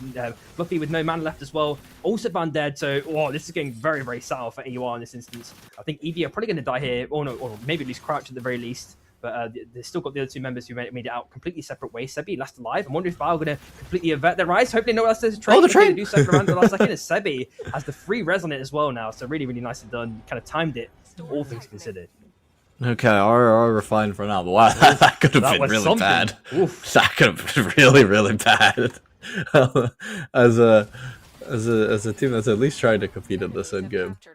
I mean, they were only at 60 points, right? So they're not in contention to win unless they had some like ridiculously I don't think that we'd ever seen a kill point game that would be that high, like what, 70 points or something ridiculous. The highest we've seen I think is like 40 or something along those lines. So yeah, it would be an absolute miracle. But either way, MST are there on the bottom left hand side of Manacles, getting some farm in along with 3OP just kind of below them on the bottom left hand side. They're looking to try and get the codex if possible. That's of course that kind of potential level 7 boom if they want to kind of do it properly. Let's see if they do that in this case. MST jump down or go down to the bottom left hand side, maybe able to meet Akalinks. They've got their boss down to about 2/3 of its HP. They've knocked off the way temporarily, trying to kind of reorient their position. Aiden tries to hook but doesn't get it against Jetski. It looks like Abyss is now on half HP. Reneverez has also been dropped potentially prematurely because the cooldown's quite long now. I don't think they're going to be able to get the second one in time as the dash comes down very aggressively by MST, looking for the aggressive force out against their 3OP. They've definitely forced him away in this instance, but Aiden's still there to potentially get the hook or the steal. Meep just find the kill onto Akalinks, and now MST do have 3 pickings over the book. Easily done. Nicely done. I just noticed that Jetski switched off of Myth and is now in Krista, which would be interesting. Now MST have a Krista on their team. I feel like that champion is basically, can you hit your ulti? If you can hit your full ulti on somebody, that DPS is like low-key kind of crazy. 3OP will get the beacon res in the meanwhile. And I saw one person in Scab, so I guess one team has the armor, and that is Gun. Interesting to see. Looking at SB as well. Man, level 6s, not picked up any kills so far. We know that they're very, very high in contention to potentially win the whole series, but CIA come over trying to get some potential free pickings. Gatekeeping away from the ghosts. Looks like they've done it pretty well, and they actually get the hook on top, so that's an extra nice little boon there for CIA, all getting level 7s, and SB now potentially have to like completely jump ship. Of course, Cobra is not too far away, so reses are still opportune for them at this moment, unless Sprokane also dies. We do see in this instance GG looking for the kind of chase onto Sprokane. As I mentioned, it is Cobra nighttime as well. He's missed the train too, so this could potentially be another kill against SB. But we've seen him stabilize before from that kind of potentially early, rough mid game. Of course, Sprokane is likely to be dead here unless someone dies to a train or he gets a random little dunk or reset or something. Yep, is found dead. 2 members left. They're being chased by CAA continuously in this instance as we flick over to the heart. Just looking at Bao and EB as well. They're still, Crouch is still dead, but it's managed to pick up some XP. Orlando's is absolutely peppering him with damage. Actually goes for the return send onto Orlando's, gets a nice little spin to continue his survivability here, but now he's been fully pounced on by all members of Bao. Finally found dead. Flicking over to the bottom right hand side, we do see Rat and Gun as well. Doing a little bit of poke wars here and there. Fuzu trying to go for the send-in against Rat, but can't really do too much damage. They are holding their own, but Gun has managed to maintain armors. Yeah, let's see if they do something with this armor advantage. Mackie Mac inside of the dome. Just wanted to find an angle, but Gun are way more interested in doing the camps on day spawn. So also off screen, Shin ended up dying to EV as well, or not EV. It was. They did get the res. We do see them on the top right hand side, but Debreck's not with the team just yet. They may be able to get a kill onto. Oh no, sorry, CIA. They're trying to look for the kill onto SB. Sorry, in this instance, but SB did manage to res nonetheless. We do see them on Mage Bog. We do see 2 teams relatively close to each other on Mana Coils, a Soul spawning, and I think a nuke box on the right and bottom of the map as well. So potentially teams are going to be gravitating towards those goodies. MST as well. We're having a quick glance at them and seeing how they're doing. They're just acquiring XP. The standard mob farm for day 2, of course. Standard stuff, nothing out of the ordinary here. 3OP not picked up any kills so far yet though, but are pretty stacked. Armor's not looking too good though, apart from one. I think this end game is on the right side, bottom right of Heart or so. So you might see another Forge end game. That's my guess. We'll see. Yeah, I have this kind of gut feeling too, but only time will tell when we get those next circles. Then the nuke box is dropping in 10 seconds on the south side. Bao. Looking for, I'm not sure if they're waiting for the soul or something along those lines. We're seeing a lot of teams converging towards Chaos Steps as well, surprisingly. Calcio already finds Theo to start things off. And Aiden tries to go in for a bit of squid magic, but can't find the connection, unfortunately. 3OP continue their dance against MST. They're holding their own for the moment, but they've lost a little bit of health amidst the exchange. Meep now on super low on HP. Jetski trying to buy off enough time for his team to get enough heals off. But Meep only really got 1 heal off, and now he's already found Gibbs straight afterwards. So that's 2 kills picked up by 3OP in quick succession. We know that they needed like at least 12 to be tied with MST. Of course, MST have probably already picked up some kills. There's already a further set of positions to climb as GG have their little mini kind of isolated fight against CIA. It looks like a one-person greed in this instance, already getting blown up by CIA. They're holding the road, and then some. It feels like it's Timmy tried to hold his own as well, tried to dash forward, pops the ulti as well, kind of making the KP missing his dunk. Jumps up to the north side, can potentially get out unless Ninga can stop this one in time. There's a Sky Shark not too far away as Lizardo tries to hold his own now. As Breeds goes in for the dunk, but unfortunately misses it. Napalm's already been dropped as well, along with the rain of arrows. but I don't think they're going to be able to do too much more here. It does like the fight is very, very uncoordinated from GG side. They go for the circle round at the last second. CIA probably trying to mirror this to try and confirm the kill onto Lingo if possible, but we are flicking over now to AWAR. In this instance, trying to apply a bit of pressure onto GG. We know that they just got the res off, jumped up to the north side, going their own separate ways. It is going to be day 3 very, very soon as well, so I assume AWAR want to probably farm up Vein Grove potentially. CIA trying to get those last pickings as well. Oh, but they actually get a surprise fight. Lizardo starts things off there. It's kind of in the new era of this fight. The root disconnect against Greed is going to be knocked off the Sky Shark. That's going to be another victim there. GG. They do kill him, but I think one person did survive here. Lizardo is jumping down to the south side. Well, Timmy and Lizardo and Rhapsody also made it out, so they're also going to try and get some XP in for the next day. Alright, so, actually I guess Storm is pulling a little more middle left than I expected.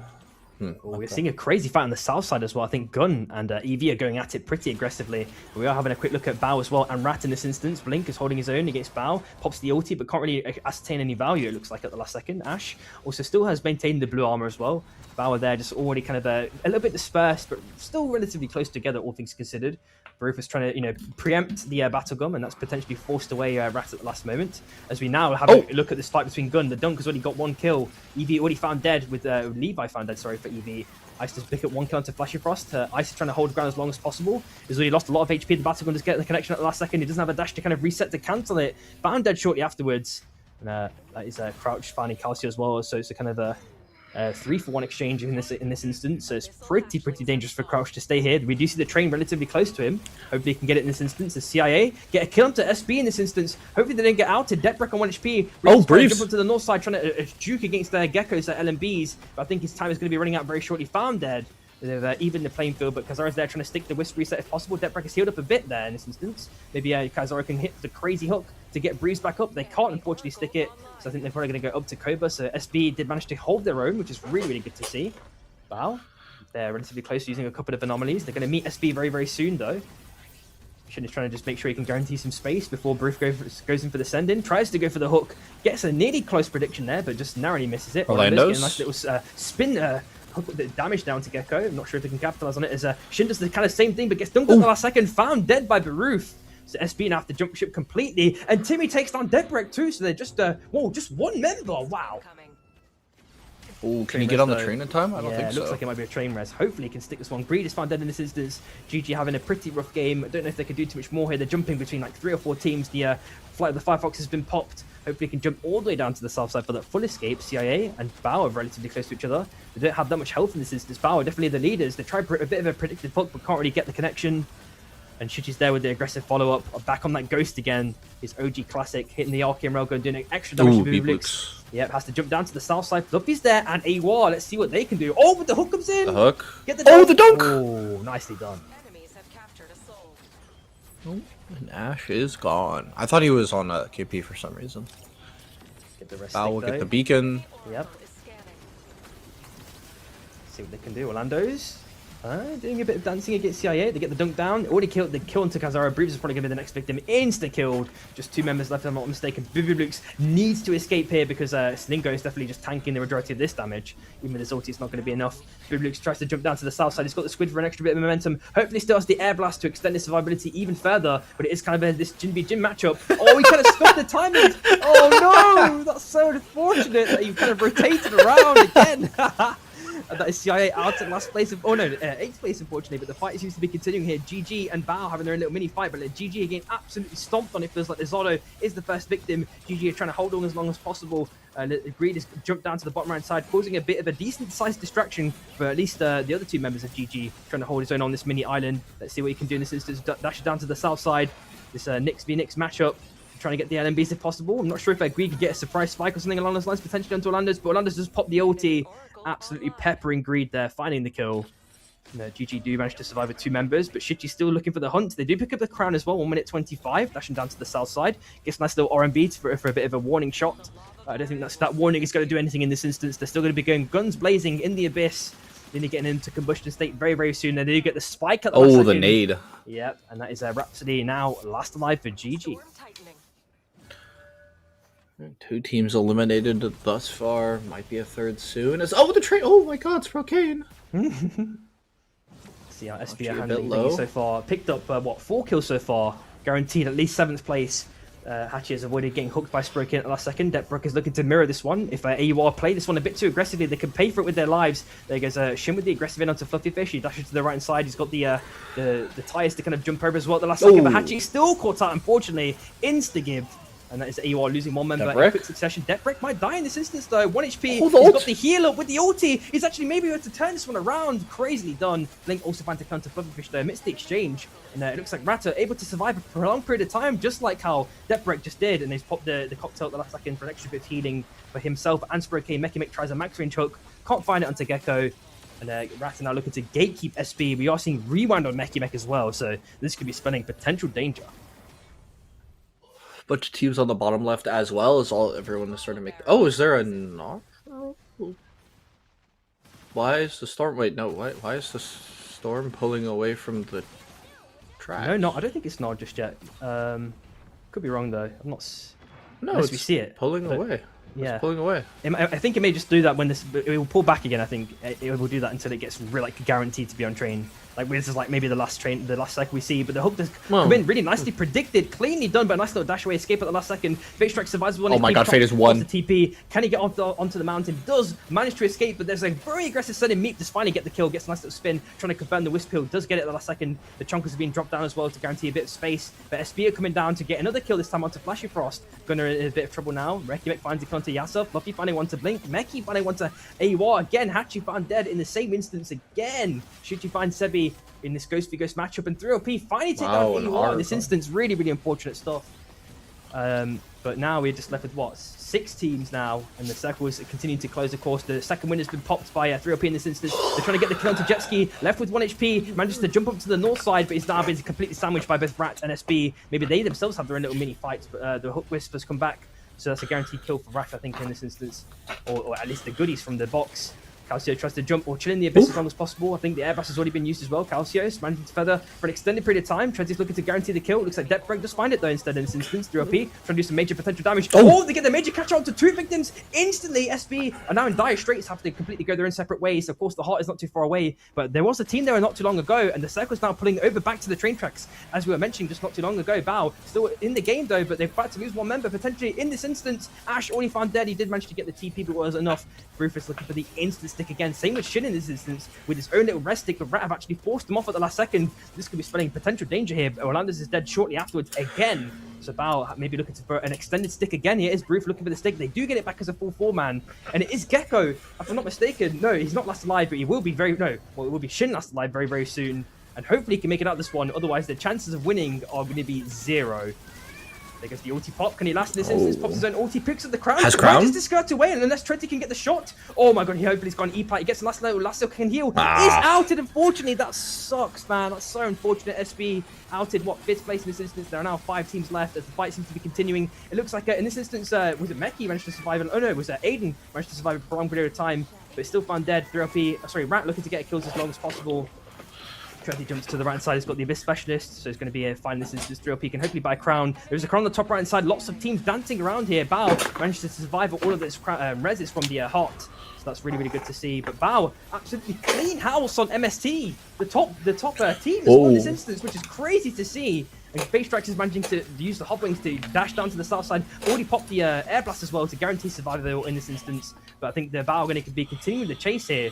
I really want to know how many kills MST picked up, because that's crazy work. Them being outed, 5th in this instance. This is like really surprising. Wow.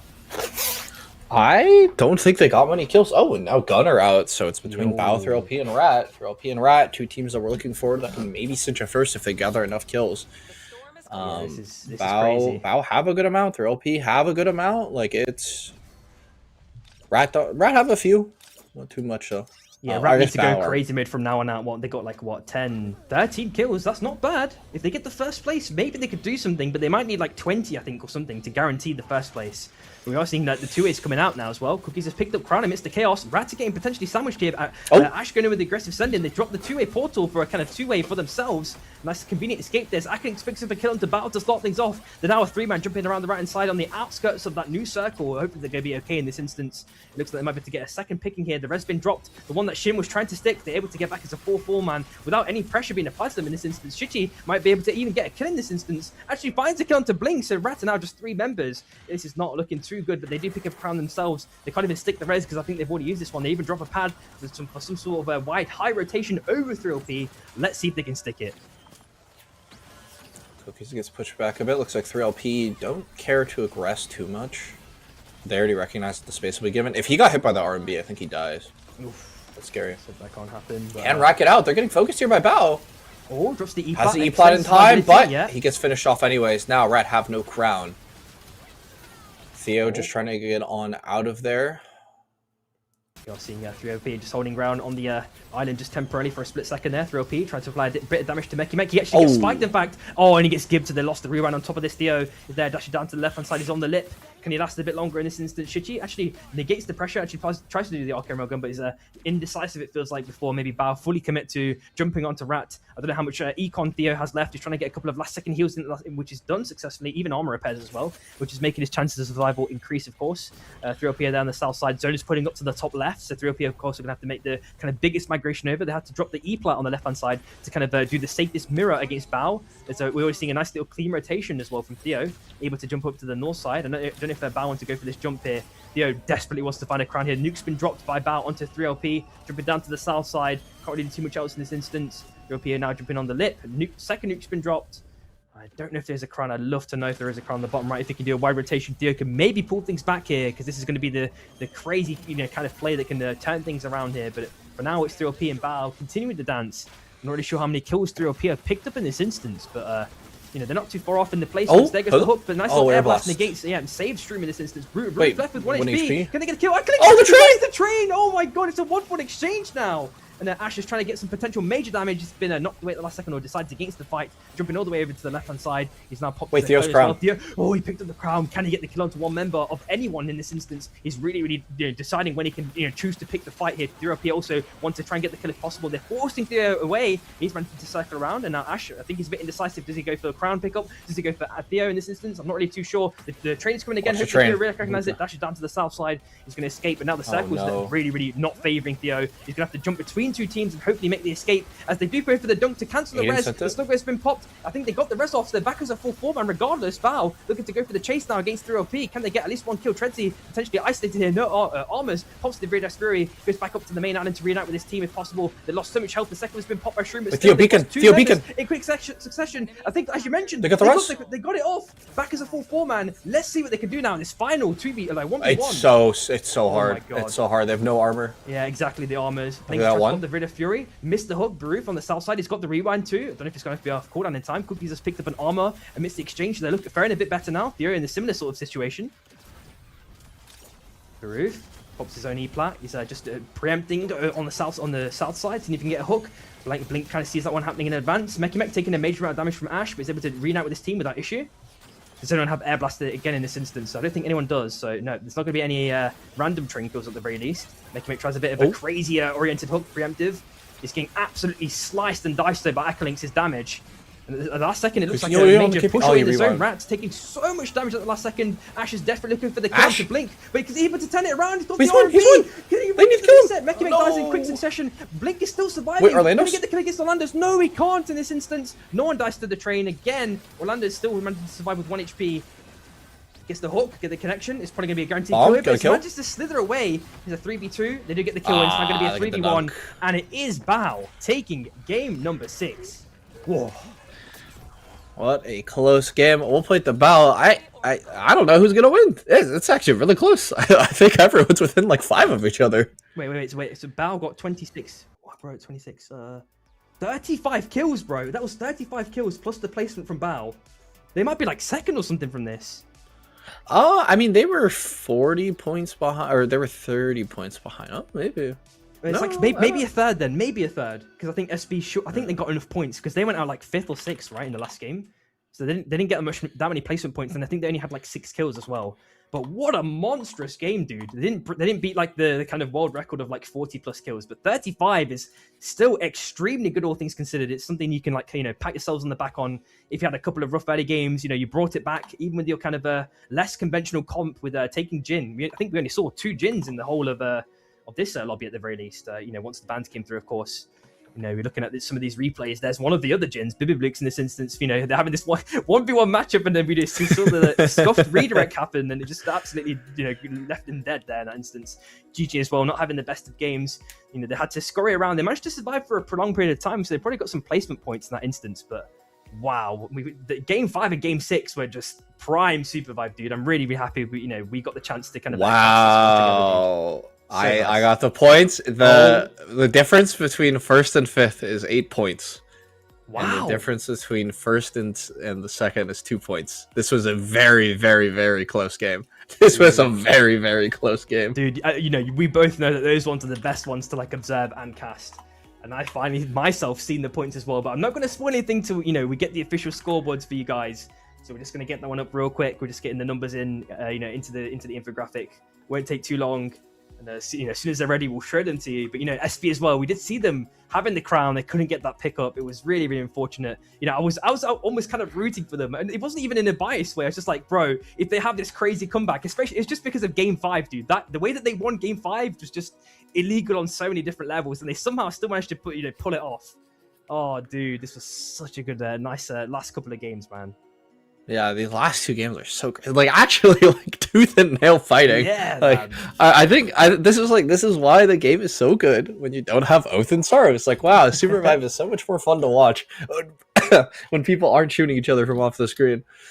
Oh, dude. And like the other thing as well, you know, we know it's Christmas, of course, you know, gifts have to be purchased. And I think that's why a lot of these teams went tooth and nail, having that extra bit of money, you know, just it helps with things, you know, you can, you know, buy this Christmas gifts without issue. True. So, you know how it goes, But yeah, man, Bao, they were pretty, the way that they played this endgame was actually really, really clean as well. There's so much to discuss with that, you know, how they actually danced around the fight in the kind of a 3-man standoff. But we do have the scoreboard coming up. There we go. Let's see what the top 3 are. Oh my god, it's a 2-point difference. My god. Rat, all the winners of today's SNS with 149 points. 3LP just 2 points behind them, 147. MST ended up 3rd place with 143 points. SB 1 point behind them, and Bao 1 point behind them. Dude, what is this top 5? This is ridiculous, man.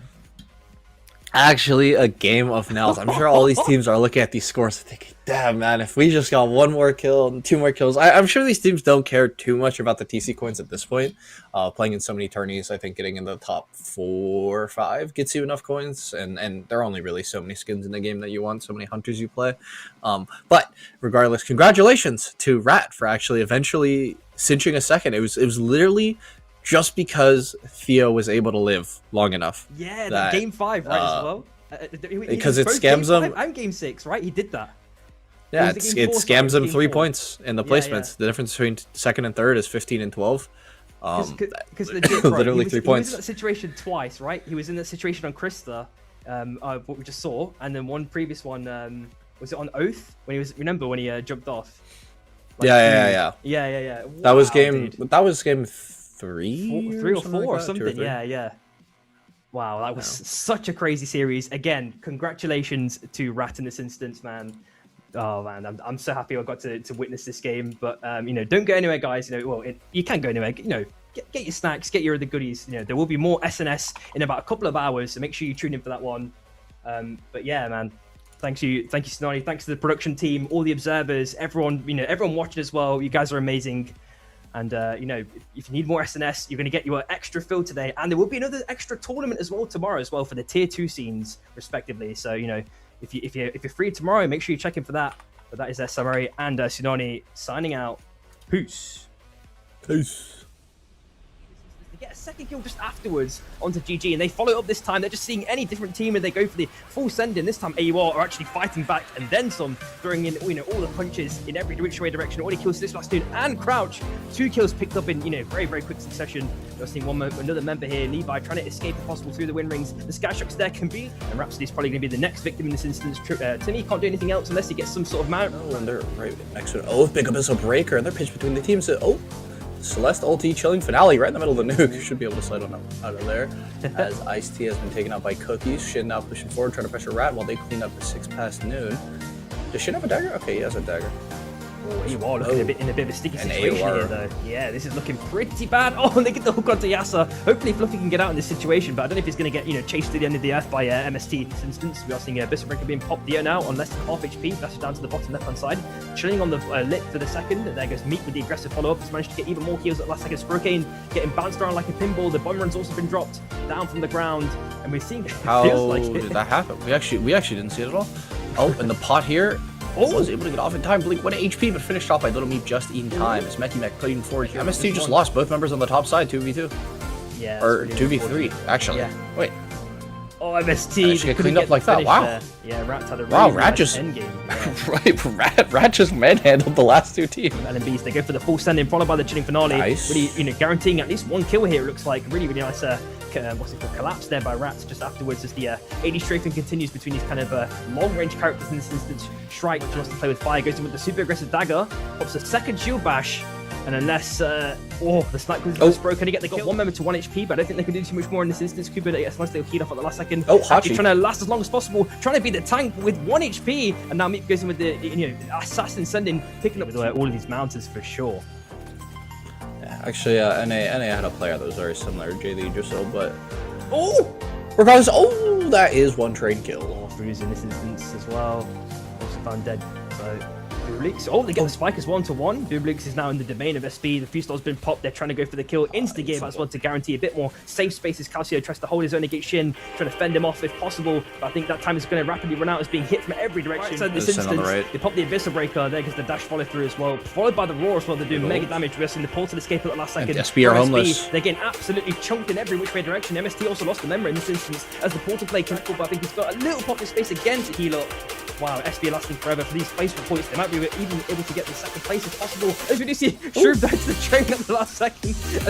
Then we see Trent is killing Ash. It is Orlando's last life for Bao. And I think SB might be getting caught out here. He looks like a 1v1 in this instance. What? Bao? Oh, no, never mind. Orlando didn't survive a bit longer here. And it's just been a spoon, but it looks like at the last second to MST. Even another kill as they try to continue this fight. They're being forced out. Oh, there's a dash out the last second from Lil Meat again in this instance. Meat is being juggled. He's done a little bit more damage in this instance. He's popped that Shroom's bubble, but I think that is not going to be enough. And 3LP gets a nice little punch, but is unable to get the stun. Maybe Death Break's getting juggled around in which way direction. Bano 1 HP, looks like Shin is Bano at least 1 kill to kind of level the playing field here. It is a 1v1 exchange though, let's not forget. As a 6-15 tries to have his own bullet 1v1 against Shin. Doesn't really have the reinforcement on that side, actually just temporarily forcing out a gun to be in their own little awkward position as Space Strikes is now found on 1 HP. Jumpsaw goes for the TP play down to the south side, allowing him to reunite with his team, but he's still on 1 HP. One more auto, just find the kill, but actually pick up 2 kills for instance. And they do get the nice little punch, negating the Flash Across res. Calcio now is probably going to be cooked as well. It's going to be a 3rd kill in this instance. And now it is Fuzu who did manage to make it out here, but Bao to pick up their face, pop the Abyssal Breaker, killing 6 Bastions to start things off. Ice has to pop the ulti. He's been punched away at the last second, and hopefully can get out in this instance. He's feathered it pretty well. Has been popped, immediately sent on by Cookies, punching back into the team. Now, 2 more LBs to finish it off, and Cookies is able to connect both of them. Now MST left with just 3 is Rat. We're knocked away from the anomaly, tries to go through if possible, but the bounce was there at the last second, so there's no crown potential anymore. EV just get absolutely demolished. Very clean sandwich there second, but I don't think any member's going to last too much longer. Surprisingly, they may be able to get a last little sneaky escape. I'm surprised they didn't use the Mytha escape there.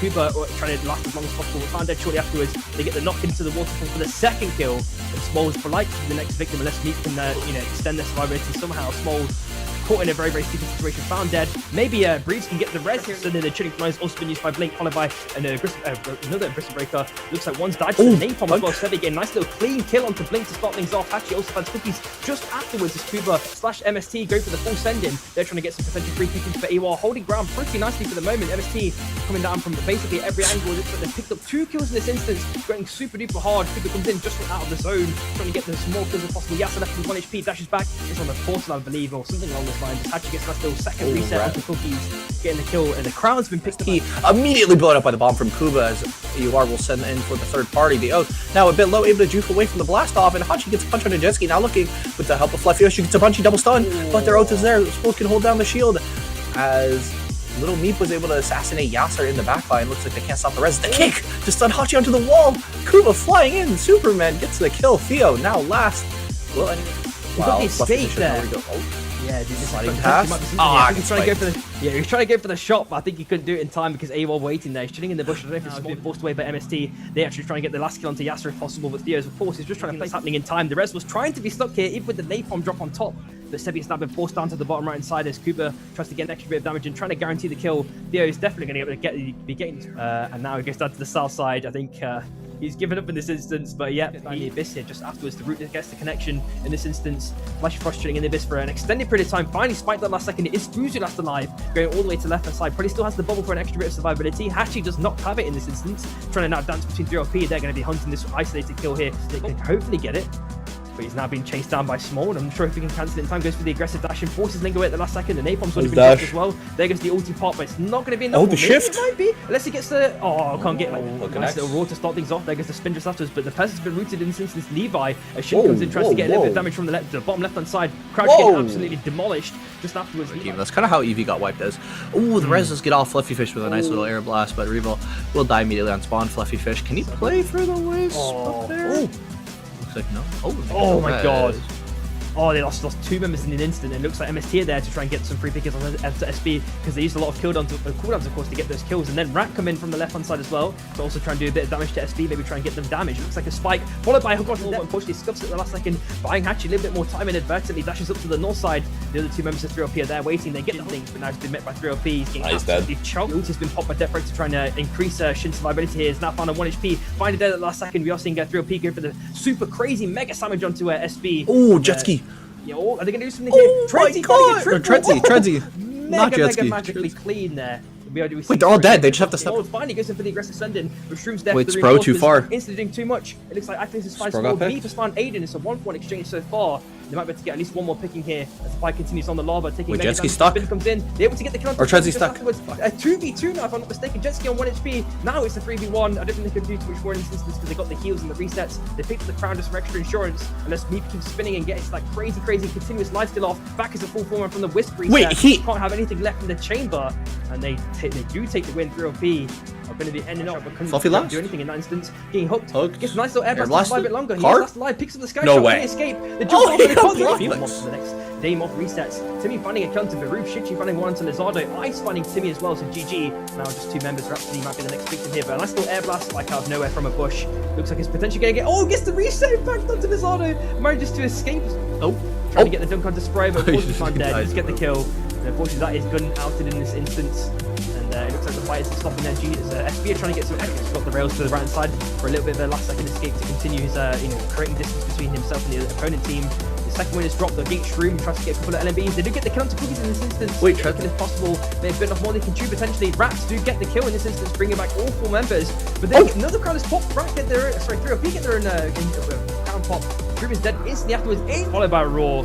Would have been pre-tenderized by that roar and then absolutely consumed. Egregious angle. Way through as Eevee now want to play clean up. Breeves 1 HP, wasn't able to finish anyone off. His Shin is left low. It's counter hooked. Oh, this is looking like danger. They've even lost the blink as well. The ulti's been popped to kind of guarantee they can get the kill. Levi trying to last as long as possible. Or sorry, so Cookies in this instance.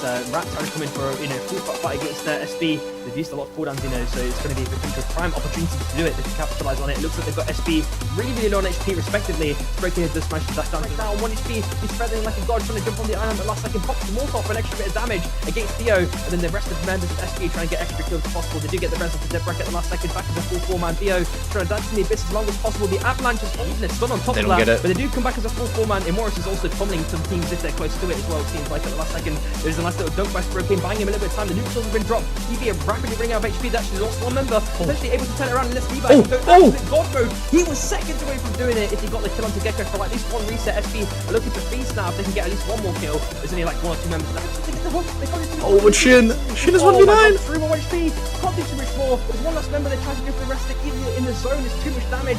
Aiden can't tank too much more. Pops the slug with trying to do the 360. Unless he gets the spike, he's not going to do any much more here. Just get hooked and dumped by Sprokane. And that is SB taking game number 5, dude. That was an insane instance.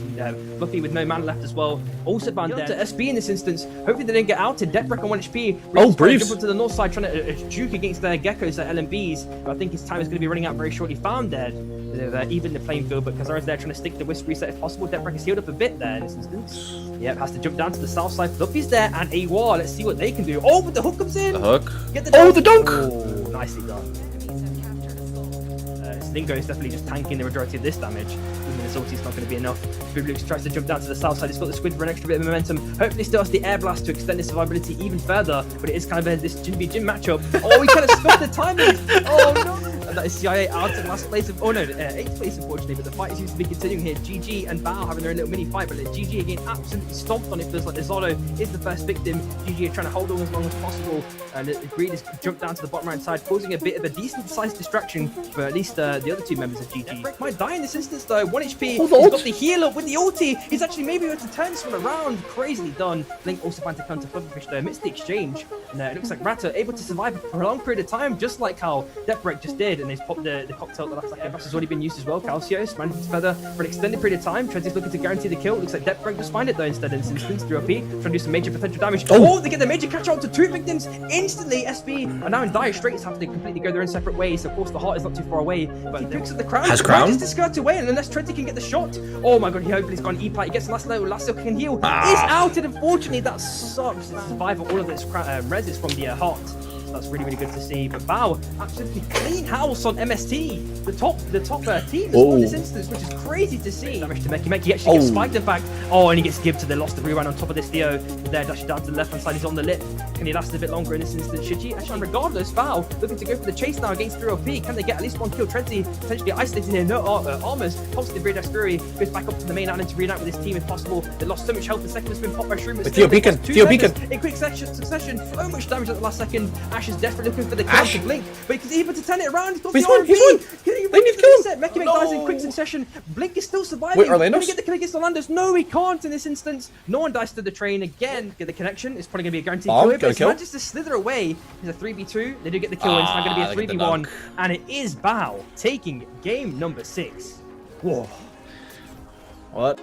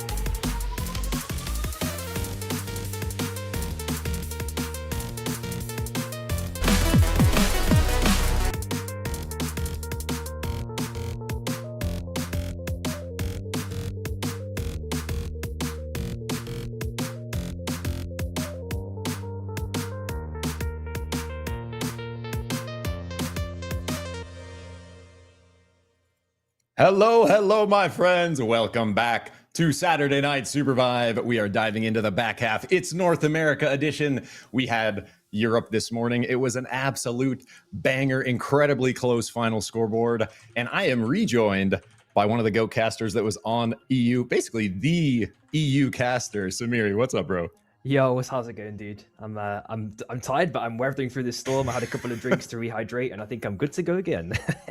And only like a little over 12 hours, you're casting another 8 games. So easy mode, right? Yep. Well, hopefully I've got the endurance to last through this one, but I've signed up for it, so I'm ready to go. Hell yeah, let's go. And we are also going to be graced by some more European legends. We have an analyst desk today. Some top European players going to be breaking down some of the action in between games. So we are also joined by Sprokane and Hachi on the Sprokane analyst desk. What's up, boys? How's it going, Zik? Samiri. Yo. It's the most handsome, best parts of the Shy. There we go. We got the better half joining us for North America. So most of you guys are familiar, but real quick, just going into the format, it is a $500 cash prize per region players are playing for, $300 for first, $200 for second. Theorycraft coins also paid out for third through fifth. Going to be a 6-game set. Rotating storm shifts are kind of normal rule set, and this is going to be basically the last normal Saturday Night SUPERVIVE squads tournament before next weekend going to be our last Turbo Cup of this tournament series. It's been 9 weeks long. We're in week 8, and December 20th, next Saturday, is basically the last thing we have on the schedule for this year. So really appreciate everyone joining us for the event this weekend. Be sure you are able to show up next weekend. It's going to be an absolute banger, surely. But before we dive into any more, we are going to take a look real quick at our clip competition from last weekend. So along with the actual winners prize pools, we also have a weekly clip competition where the best clip from our tournament series per week gets $150 cash prize. Second place is $100. Third place is $50. So even if your team doesn't win, even if you're towards the bottom of the leaderboard, you can still pop off and get some nice winnings if you have a crazy play. And make sure, if you're a player, you submit that in the TO or in the clips channel of the tournament Discord and tag Kaya so she knows it is an official submission. But real quick, before we get into stuff, we're going to take a look at the winners from last week. Ooh.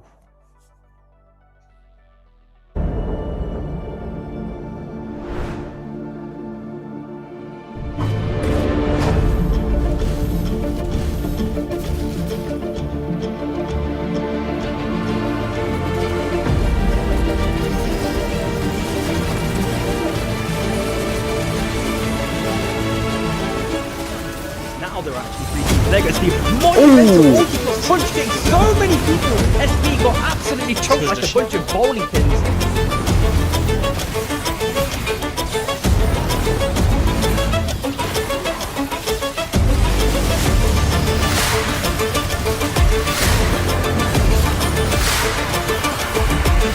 Trying to get the sack around, the dash is keeping it through to get the dash reset. Triple impact just after his Chinese going absolutely mental. But that was a crazy sequence there. Wow. We got a red off. We have a lot of money. Yeah. Can you buy? Yeah, buy ground. Someone buy ground. Yeah. Play the fight. Good damage. Nice. Has sent it full force into CTT 3v4, but look at how much damage they've done in this run. Trying to see the Dragon Bandit, Dragon Slash, as they've got CTT. J-Front down, Yamagool! They find the miracle! Yamagool! They'll find the victory, and they might just find the miracle win today!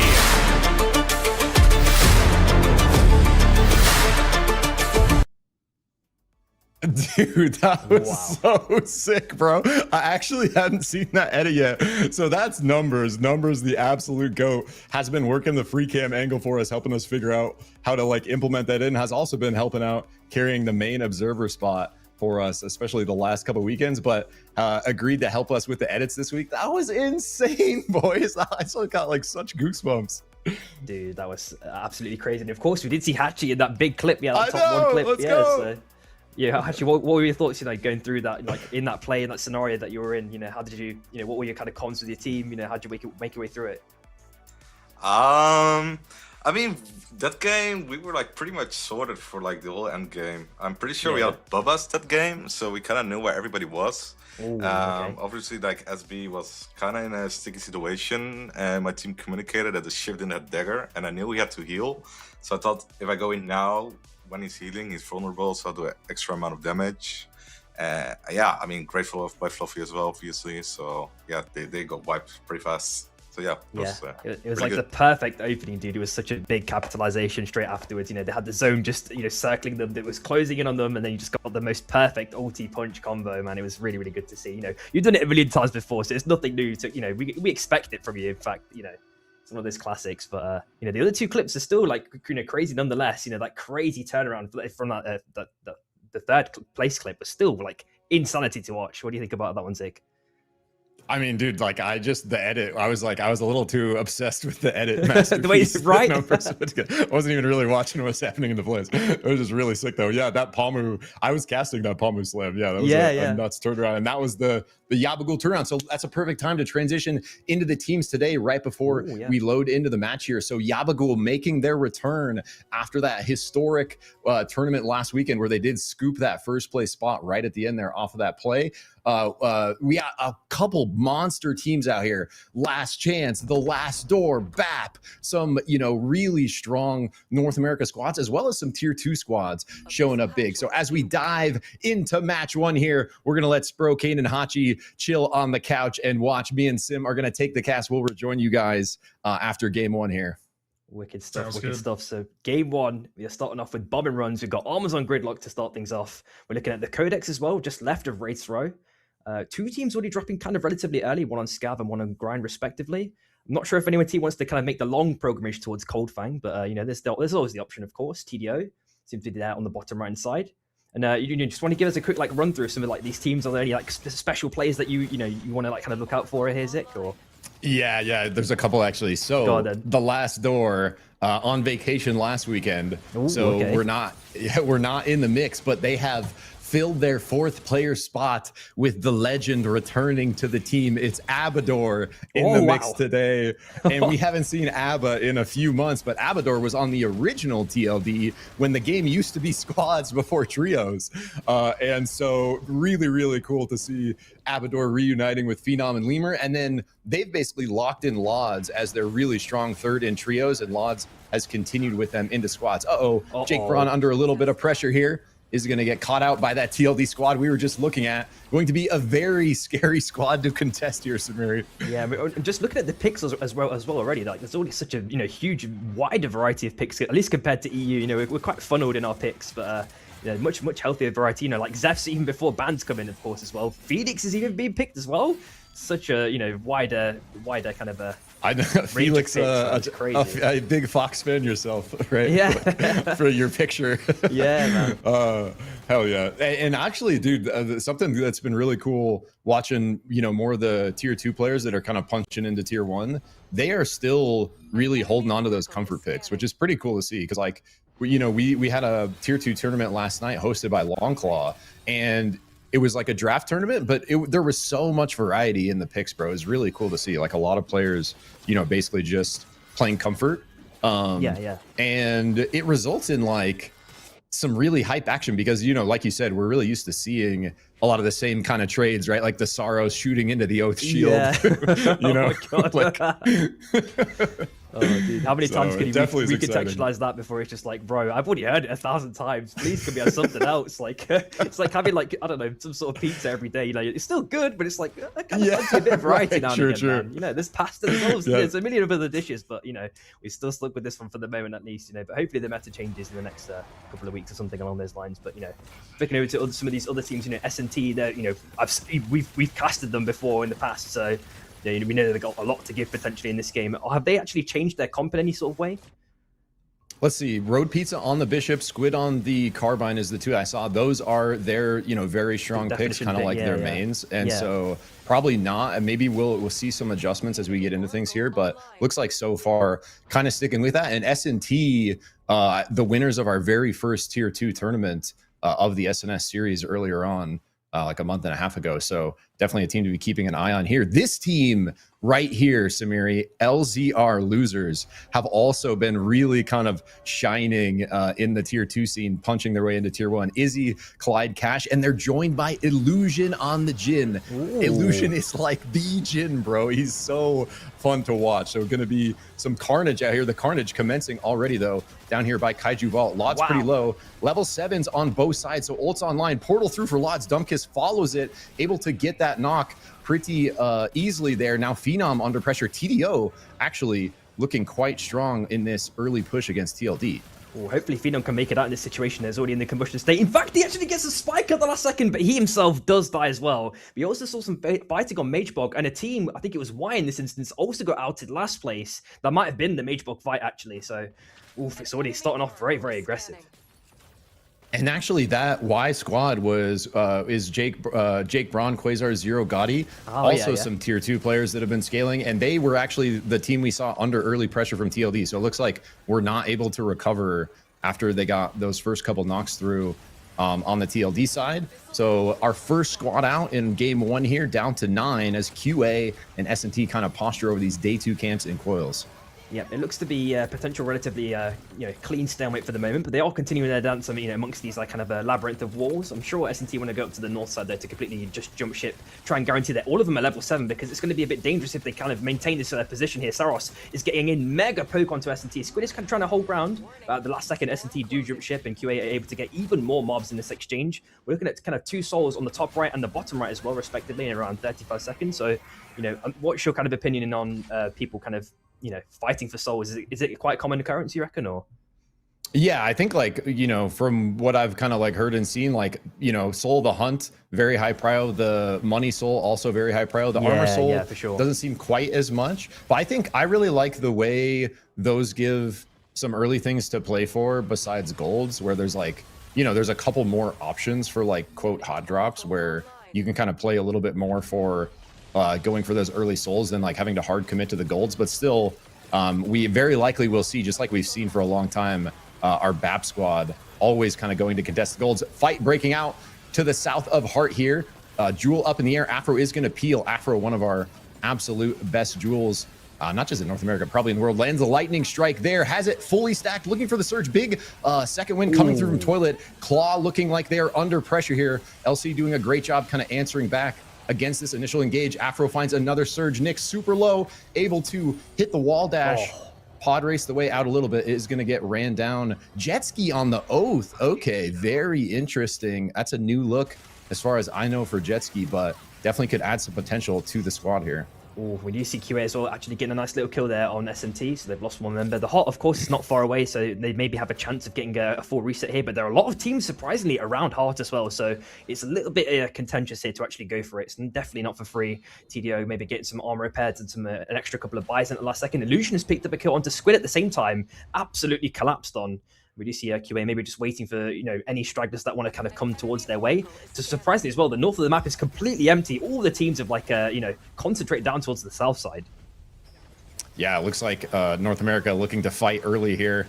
A lot of W key action as TDO want to look for a third-party angle. LC, while they're busy, they find one member isolated. Nice dash out from Toilet. Second win blocked by the Bright Shield there, but buys them enough time to make an exit. They are going to just fully peel out of there knowing that LZR was lurking. Oh my god, more action on the left as well. Health bars chunked already for QA. That one member is going to go down from this LC third party on the right. Yabagul, our winners from last weekend, inciting the chaos there and giving LC a nice pick from a third party. Yabagul not able to get much themselves off of that.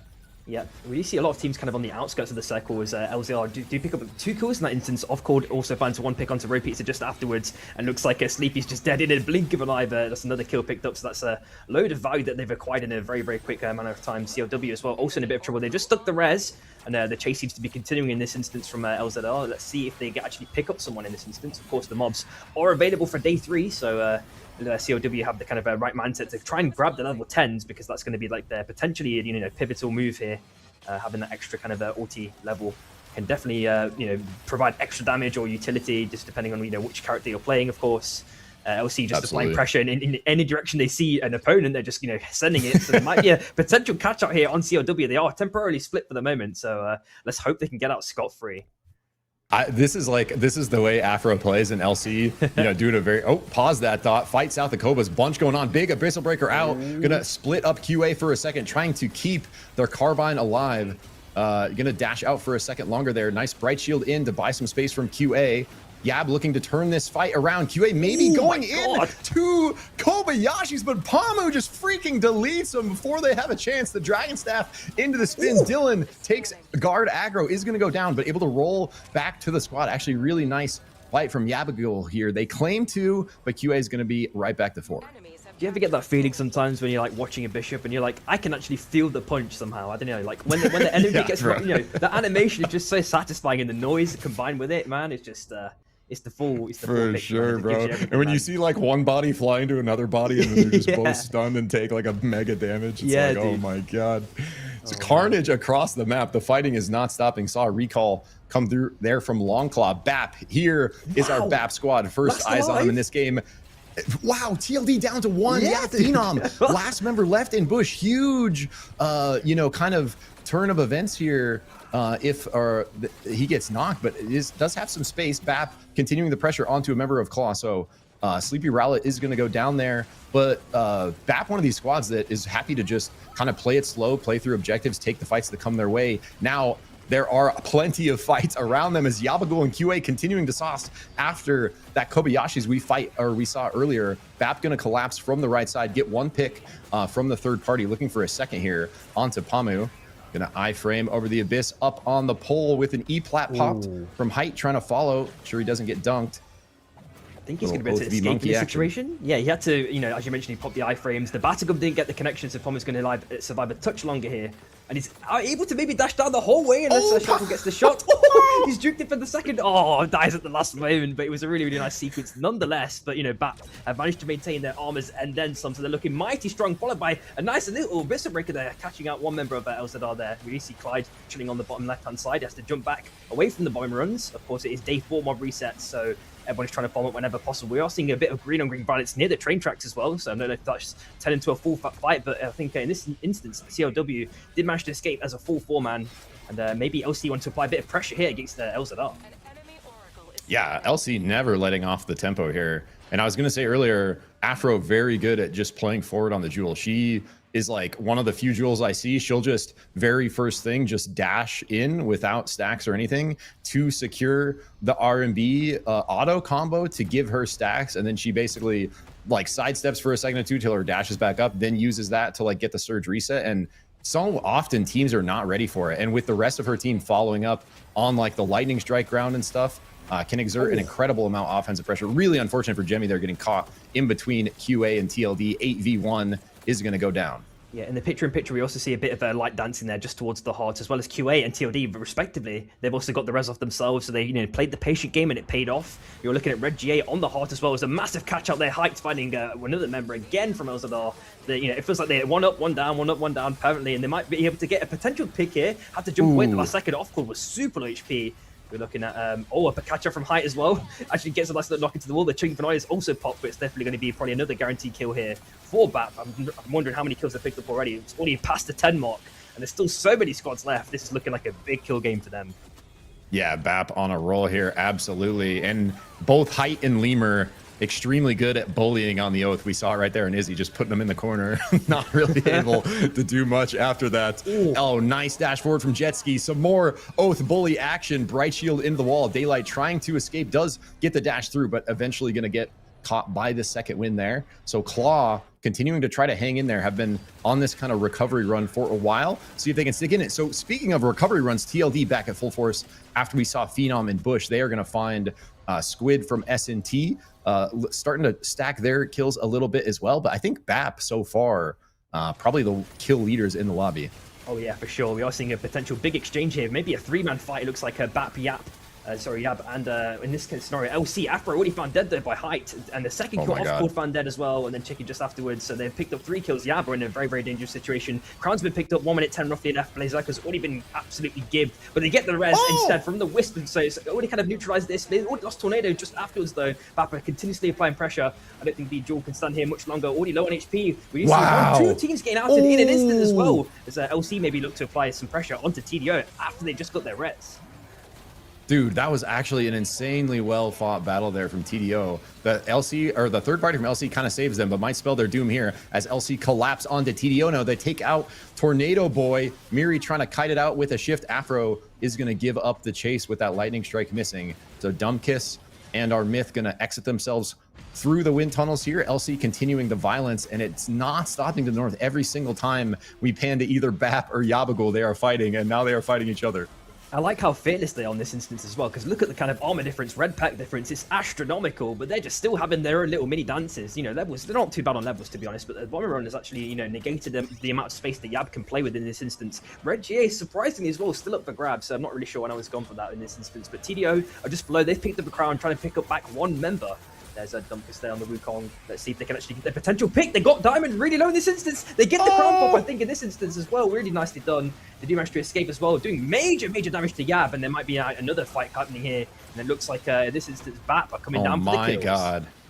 Dude, this is just absolute chaos, bro. It's just everyone is everywhere trying to just annihilate each other, and so much kind of space being taken and given. Nice up in the air there from RTK, looking for the kill onto Izzy, but actually turned around there. Kengarmo, our only strike in the lobby, actually has been kind of showing up on the strike over the last couple weeks. Really looking good last night. Some clutch double taps for Team Lives. Yabagul getting squad wiped by QA somewhere in the chaos. Dude, this is like turning out to be such a crazy endgame already. I can already got that kind of gut feeling. TDO have managed to maintain their ground, and then some, it feels like, after that kind of exchange they had against Yab. And surprisingly, they survived against BAP as well just afterwards when they came for the third party. But BAP are going with the kind of early rotate down into the zone. We do see another fight here just to the left of that. It looks like, in this instance, LC are still back as a full four-man. Amazon looking relatively healthy as well, actually, all things considered. But TLD are actually trying to apply pressure. They picked up the red GA now, so Lima can maybe do some crazy work with that one. If this team gets down, of course, the Hot is close by as well. I'm not sure if there's going to be some two-way shenanigans coming out. You're going to have to give me the judgment on that one. There will be. You better believe it. Someone going to be scooping a two-way very soon. As you mentioned, the red GA on Lemur, actually TLD doing a great job recovering from that kind of tricky spot they were in with Phenom last member left. Already Lemur level 15 with an exotic Abador Lods there as well, pretty much. So we do see Afro here with fully evolved red armor level 14 herself. Going to be a pretty even fight between LC and TLD here. Lightning Strike goes out a little bit wide. Got to be careful for QA on the third party. Our squad who just found the wipe onto Yabagul. Yeah, and if they apply their pressure in the right spots, TLD could potentially crumble here, but it just depends on if LC want to apply their pressure that they've already been doing, you know, in this kind of isolated 1v1 before the third party came. Instead, they actually rotate up to the kind of top left-hand side. I think they kind of know that there's still quite a few teams left, so TLD are potentially in a kind of minus sandwich situation at the minute. The Battlegun gets the connection, followed by the Abyss Breaker. Nice little dash, shield bash from Jetski, followed by the hook dunk. They're trying to do major damage to TLD if possible. Lima's already lost the armor. He's already on less than half HP as well. He's already had to pop the primates, I think, in this as well. And this is the portal play comes through. They're trying to look for a catch if possible. I'm not sure if they're going to get it. They've already lost Lords in this instance. TLD are definitely going to be at least two members in the blink of an eye as Stealth Ninja or the rest of QA are looking for the finish. Dude, QA is just doing everything they can to wipe TLD here. They're keeping them in the middle of themselves and LC. LC is not letting up the pressure. It's resulting in just one member left for TLD, and it's going to be QA that fully wipe TLD with that third-party pressure. Insane kind of positioning from them, never letting up, making sure TLD gets for sure squad wiped there, trying to, you know, take down one of the teams they know is going to be a monster, you know, over the course of this set.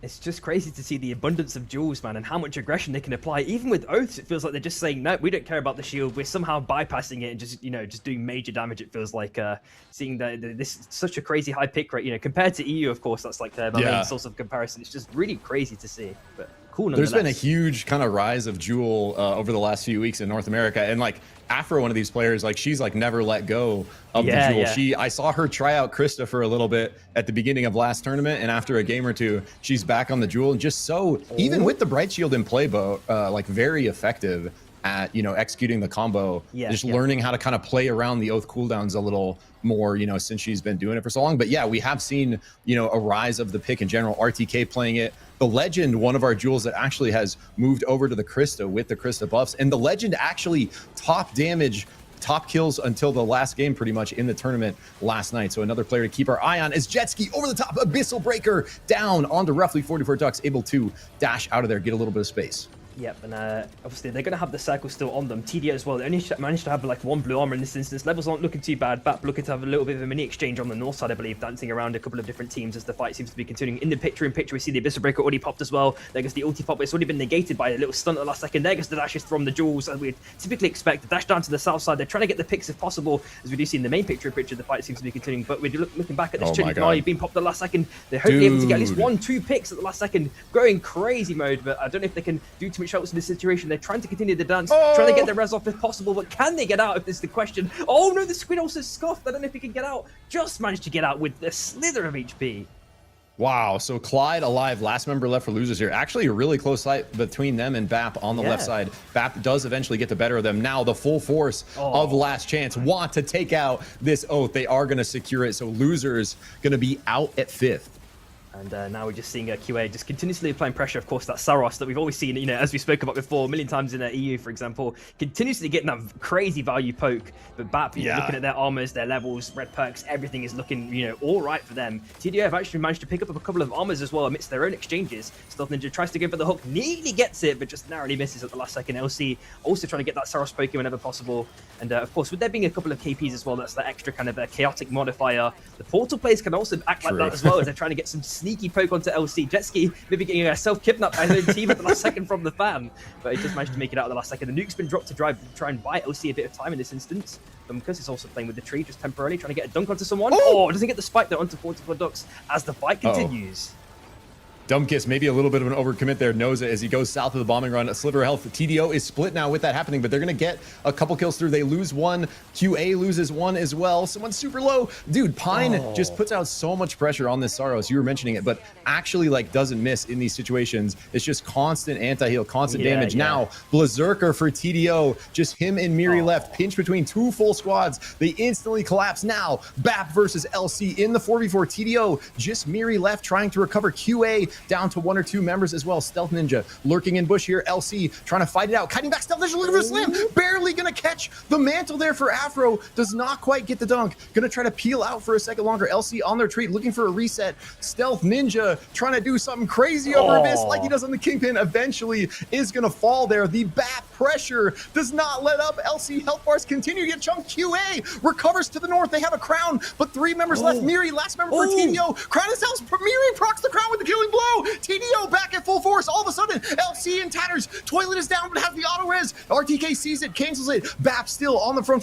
LC all of a sudden on the struggle bus. They're going to get wiped here. TDO outplaces LC. So does QA. After LC has been dominating all game, but it's BAP controlling the lobby still. The W key not letting up. Tornado Boy fully stacked is going to get surged on by RTK there. TDO still have 3 members and QA down to 1. Hopefully he can make it out of this situation, but he's been absolutely pummeled continuously into the zone, taking that extra damage, found it at the last second, and now we're down to a kind of the definitive 2v2 in this instance. Dumkus trying to last as long as possible. He's got the R&B, trying to get an extra bit of damage if possible. Hopefully he's got the ulti to kind of maybe get off-board, you know, really low on HP, but the dashes are coming in now from the Jewel. Chicken is going absolutely crazy. Kill mirror individual, and they've got the Battle just afterwards, trying to get the last kill, and they get it. So it is going to be BAP taking game number 1.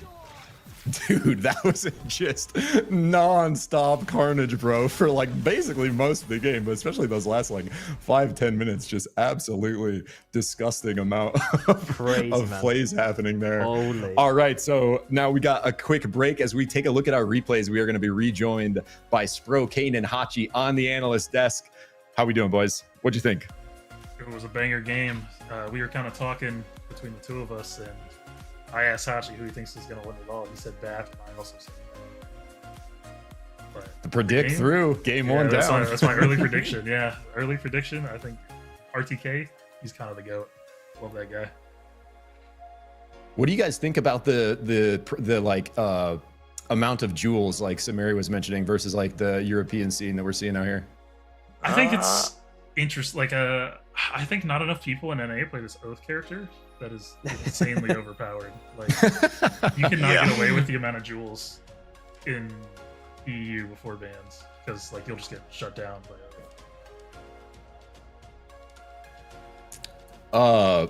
so we have seen like quite a few jewels like kind of trying to work around the Oath in North America, like more so than you would expect, but we have a couple of the big Oath bullies out here that are extremely good at him on kind of our main squads. Height right here, Lemur on the Oath is absolutely disgusting. We do see Jetski actually switching over to the Oath this week.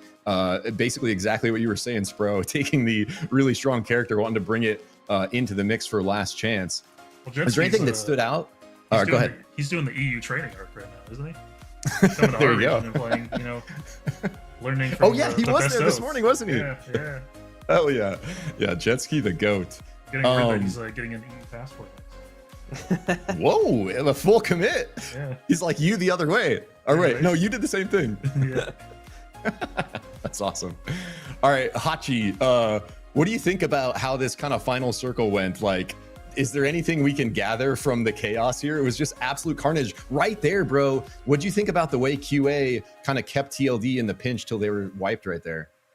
Yeah, I mean, I don't know what TLD was really doing there. Like, I'm pretty sure they had the info that there was a team both on the left and on the right. So basically, you don't really want to look at anyone and just hold your horses for a little bit till you got like the space to actually play. But now they just started threatening the left team and they just held the ground, and then the KP just hooked from the right, and from that point it was just pure chaos and TLD just had to run. TLD sandwich. Yeah, I think QA did like a really good job like keeping them in that position, like trying to play to the right that whole time, knowing that they could like grief them, get them out of like 5th right there. And I think like, BAP, one of these teams that has been incredibly strong in North America for a long time now, like basically since our transition to trios. I think BAP basically claiming, best squad in North America in a trios world in a couple cases. TLD, the main ones that are contesting them for that. But in the squads world, we've been kind of waiting to see BAP scale up. They've had some shining moments. They're always pretty consistent. But this right here, this end game finish from BAP, like sort of continuing to apply the pressure and using their kind of micro advantage, because they all 4 of them are such good kind of mechanical players that it's so hard to keep up with that kind of like damage pressure, if 4 players are synced, like executing on the micro well. Oh yeah, absolutely. And they play the micro fights insanely well. Like, it seems like their strategy is just get so strong early by hands diffing everybody that like when they fight the teams that they feel can really contest them, they're just so far ahead they roll them over. So what we're gonna have to see here is an answer back from TLD, because surely they are not satisfied with that early exit. I think they went out in 5th there after that play from QA. So eyes on TLD this next game, definitely going to be surging back. We always have the crazy TLD storyline where, it wouldn't be a North America SUPERVIVE tournament if TLD wasn't kind of starting from behind or having something kind of crazy happen where they have a mountain to climb. Another squad that, kind of really high tempo, last chance that game. Any players or things for any of you guys standing out for LC? Yeah, I mean, Afro was like popping off really every fight. He was just finding a really good angle to just like one-shot someone, keeping up the pressure, make sure they can't heal. So yeah, that was really well played of her. Yeah, she's insane. Probably like one of the best duels I've seen. I played a scrims with her once. So nothing but good things to say about her duel, honestly. Like, makes it work into Oath. What more could you want? True. And she made our points bot that we use for our tournament series. Oh yeah, double shout out. Yeah. Points. Actual GOAT. I have a question for Hachi, actually. Let's go. How do you feel about the lack of bishops in this region? I know how strong your character is. Yeah, I'm a bit surprised. We only saw like 1 or 2, right? Like after the buffs, I think she's pretty broken. So yeah. I'm a little bit surprised that we only see this little amount of bishops. Maybe we'll see them post bans. We'll see. We shall see. All right, thank you so much, boys. We are diving into game 2 here, and we do have at least one bishop in play. Road Pizza, kind of committed bishop main, has really been scaling on that hunter. We'll have to see if we can catch any pop-off moments from him, but yeah, maybe we'll see more bishops coming through post bans. That's always been a pretty kind of stark regional difference, Samiri, as far as hunters go. Like almost always EU has kind of played more bishop than NA, it seems like. Yeah, for sure. I think that's a pretty true comment. There's like it's just like meta differences as well. Like even the comfort picks, even in the top tiers of play, you're still going to see some comfort picks here and there. And like people who've played characters for such a prolonged period of time, like that's always the go-to, even if the character might not even be meta, right? Like like potentially the kind of semi-resurgence of Celeste in this scenario. You know, like Acklinks was a really prominent Celeste player, for example, in EU, and then you know, now since squads have come back, you know, it's like a perfect time to kind of slot that character back in again when the bans come in, or even for the first pickings, it seems to be quite an opportune moment as well. Yeah, let's get more into this game. We're looking at Amazon Imatech Circle, kind of already going towards the top left. I don't think there's been any early scraps to start things off, to be honest. It looks like a bit of an isolated farm for CLW on Academy. Maybe QA game for kind of the train rotate or something along those lines. So there's still a kind of a lot of questions up in the air, you know, as to how the teams kind of want to play their respective games for game 2. Maybe they're a bit more settled and calmed down now, you know, after the game 1 nerves have, you know, it's gone away. I'm not sure if anyone had that in this instance, but BAP have picked up all the armors, all the goodies, it looks like, from the respective vaults. And now it's probably their time to start farming players. I mean, yeah, and they're so consistent at playing for the golds. They do it every single game without fail. And the amount of games they make it out of that hot drop with gold armors is a very high percentage because they're so good at playing it. They know all the gold zones, locations of all the chests, how they split their drop, what their, you know, creeps versus chest, how that, like, what's the best efficiency and tempo there, how to play it out against other squads like we see right here. QA getting a little cheeky, wanting a chance at the golds themselves. On the back end, they are going to find on-court here. Off-court today is going to go down for a second, but Rez coming through. So it does look going to be right back. Doesn't lose the armor. BAP still totally fine. Yep, and there's not really much mobs to farm, so we're going to have to look for another rotate here if they kind of want to, you know, continue their kind of ascent to get in first place, potentially with the kind of power that you'd expect to get from XP and gold, etc.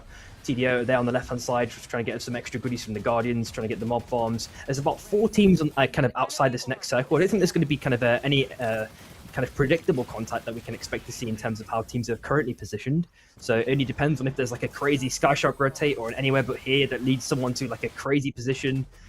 Maybe you might see some fighting towards like the bottom right side of Heart potentially, but other than that, it's looking relatively calm. Yeah, like you mentioned, like pretty kind of spread drop, like teams nearby each other, but kind of have their own camps, own pieces of the biome. No one kind of forcing anything just yet. We do see TDO get an eye on Abador from TLD here.